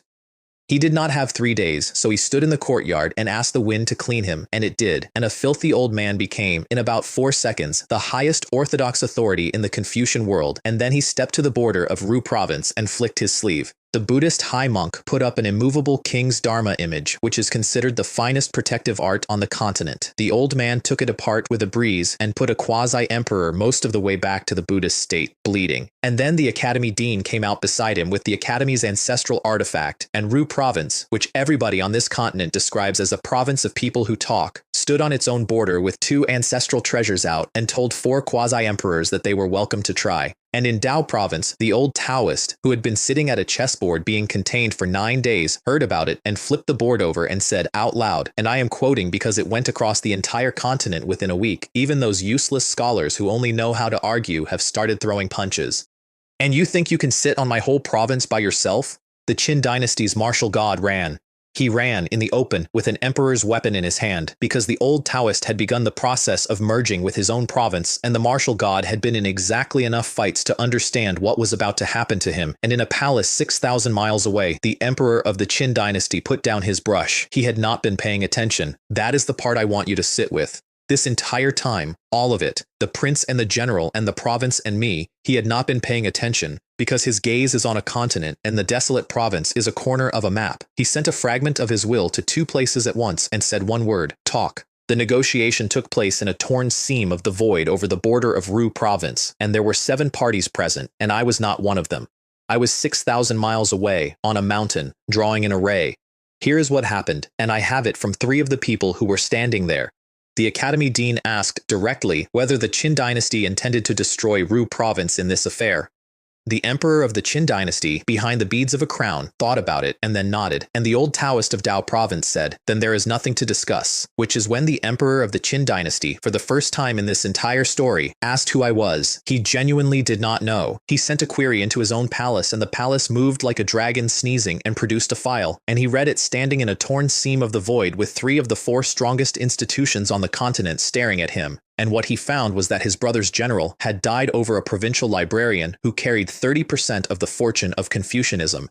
That is the number that did it, not the sword, not the formations, not the genius ranking, 30%. Because it means that if I die, Confucianism falls with me, and it means that Ru province was not being sentimental, it was defending its own foundation, and it means that the Qin dynasty was not looking at a province, it was looking at one of the 4 pillars of the continent with its backup. He thought about it for the length of a cup of tea. Then he made an offer, and the offer is the reason I am alive, and it is the single most elegant piece of statecraft I have ever seen. He said, the war in the desolate province goes ahead. My dynasty will not withdraw and will not apologize, but the Qin dynasty will order that no quasi-emperor sets foot in the desolate province. Whether Chu Xun survives this war is a matter for fate. Ru province took it. I would have taken it. It is a good offer. It gives him his war, and it gives them their man, and it does not require anybody to lose face in front of a continent. And then the head of the supreme sage's Dao palace, who has never once let anything go, said, swear it. So the emperor of the Qin dynasty wrote an oath into the air, and every quasi-emperor present pressed a handprint into it, and the heavens rang 9 times, which is a thing that has happened perhaps 4 times in recorded history. The oath reads, in the war of the desolate province, no quasi-emperor may set foot within it. on pain of common destruction. And then, at the end, in his own hand, the emperor of the Qin dynasty added one clause. This oath is dissolved when a quasi-emperor is born in the desolate province. The head of the supreme sage's Dao palace frowned at that clause for some time. Then he let it go, because it looked like nothing. The desolate province has never produced a quasi-emperor. It has never come close. In 200,000 years, that province has not put a single name in that category, and the clause reads, to anybody sensible, as a piece of face-saving. I have looked at that clause for a very long time. I think he meant it as an insult. I think a man who owns half a continent added a line that says, this protection lasts until you people amount to something, because it cost him nothing, and because it would be read aloud in a poor province. And I think that is the single most expensive sentence anybody has ever written about me, because it is not a protection with a limit. It is an instruction. I went home. The desolate province had been waiting for the sentence for 11 days, and what it got instead was a clause, and the sentence they had all been expecting had been quietly removed, and the province lost its mind. There was drinking. There were 4 kingdoms who declared a holiday. The Star Sect sent their entire divination hall's projections for the year with a note that said essentially that they had stopped bothering. I did not go to any of it. I went up 900 steps to my own tower, which is stone now, and which has a reading room on the 2nd floor with 11 chairs in it and another one behind it with 30, and I sat in my own chair in my own library and did absolutely nothing for 4 hours. Then Xiao Rongyu came up the stairs. 60 years of that, then 30 more. She sat down and poured herself my terrible tea, which I still make badly on purpose, and she drank it, and she said nothing for a while, which is how she opens. Then she said, the whole province is celebrating a clause that says we have to produce a quasi-emperor. I know. Nobody in this province has ever produced a quasi-emperor. I know that too. They think it's a reprieve. It's a schedule, I said. She turned the cup around. How long? I don't know. 11 years, perhaps less. And if you don't make it? Then a great many people find out what happens when an empire keeps a promise, I said. She nodded slowly. Then she put the cup down and said, you told me something in this room once. I've told you a great many things in this room. You said you'd get it back. Ah, I had been carrying it for 90 years. She had never once mentioned it. Not in 90 years, not when I came out of a cocoon, not when I came back from Ru province, not when a phoenix went up off this mountain at midnight because I poured the last of something into her without asking. 1 year, off the end of her life, spent by a mountain that did not care whether she had actually called it, because she had been going to. I said, give me your hand. Chu Shun. Ask first, I said. You told me that. I'm asking, may I? She looked at me for a long moment. Then she put her hand on the table. I have a great saint fruit of the Tao of life. I took it on the 1st floor of the Academy Tower in a dead gray world when I asked for a law and a province handed it to me. Everybody who has ever heard that part of the story assumes I took it because it was there. I took it because of one conversation in this room 90 years ago. It took about a minute. It is not dramatic. There is no light and no phoenix and nothing came off the mountain, and at the end of it she sat there with her hand on a table looking at nothing. That's not a thing, she said. It is now. It's 1 year. It's the 1 year, I said. She did not cry. She has never cried in front of me. She sat there for some time with her hand still flat on the table, and then she picked up the terrible tea and drank it, and then she said, in the completely level account-keeping voice, there are 300 people from 4 kingdoms outside the gate and they all want to look at you. Tell them I'm reading. I have been telling them that for 90 years. It has never once been a lie, I said. Now, I want to finish this properly, and to finish it properly, I have to tell you about a room 6,000 miles from here that I have never been in. There is a hall in the Qin dynasty with one man in it. He sits on the floor. He does not use the furniture. He has been there for a long time, and the messages come in and he reads them, and the only thing anybody who has ever been in that room reports is that the air in it is lonely in a way that gets into your chest. They brought him the report from Tianji City, the prince, the general, the martial god's phantom, and they brought him a copy of the list with the 72nd name on it, and the blank file, and the 10 tolls at the academy, and the 11th place on a tower that had held his name for 211 years. He read all of it, and what he said, according to the man who was standing at the door, was too slow, then too weak, and then to nobody in an empty hall with a continent underneath him and nothing above him at all. Is there really no one who will stand up? I want you to understand what that is, because for 90 years, I thought I was climbing toward a mountain.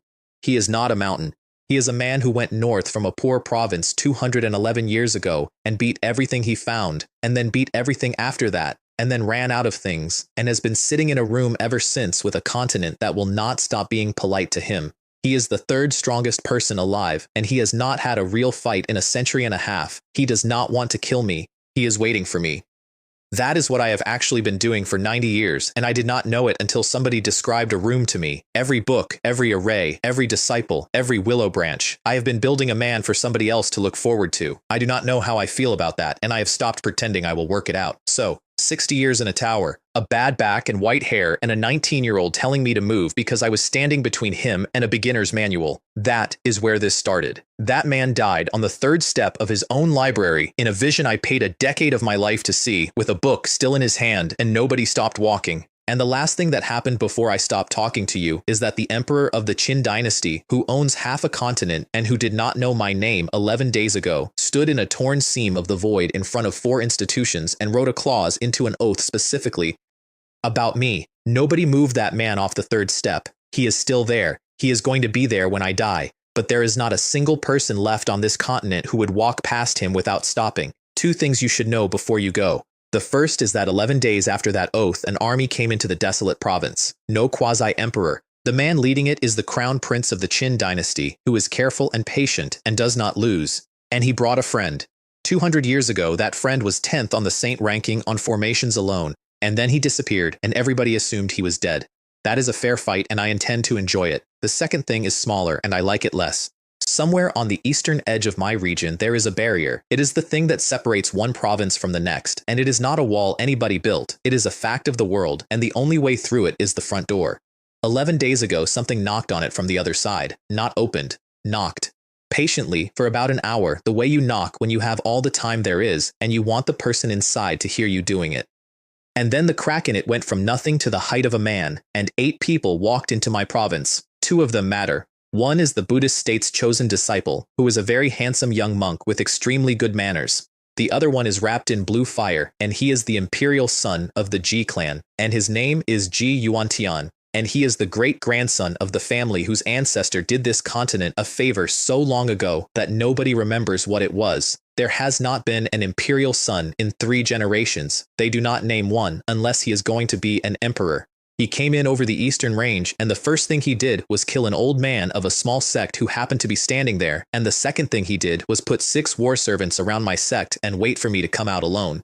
Every one of those 6 is a top-ranked genius in their own right. All 6 of them chose to be his servants. And the reason he came in the back door, quietly, 11 days before the crown prince of the Qin dynasty arrived at the front one, is that he has read my file, and he has read the blank space in it, and he has drawn a conclusion. He does not want to kill me. He wants to collect me. I have been a great many things in 100 years. I have been the joke of a province, and a name in a blank file, and a librarian, and once, in a dark room, very nearly something with a black flower in its hand. I have never once been anybody's. So if he wants to have that conversation, we can have it, and I will be honest with you, I have already worked out what I am going to say when he offers, because he is standing over my sect right now, with 6 war servants, and a great deal of blue fire, and an offer of a limitless future. I am going to say, fine, and then I am going to ask him whether he has considered taking the position himself.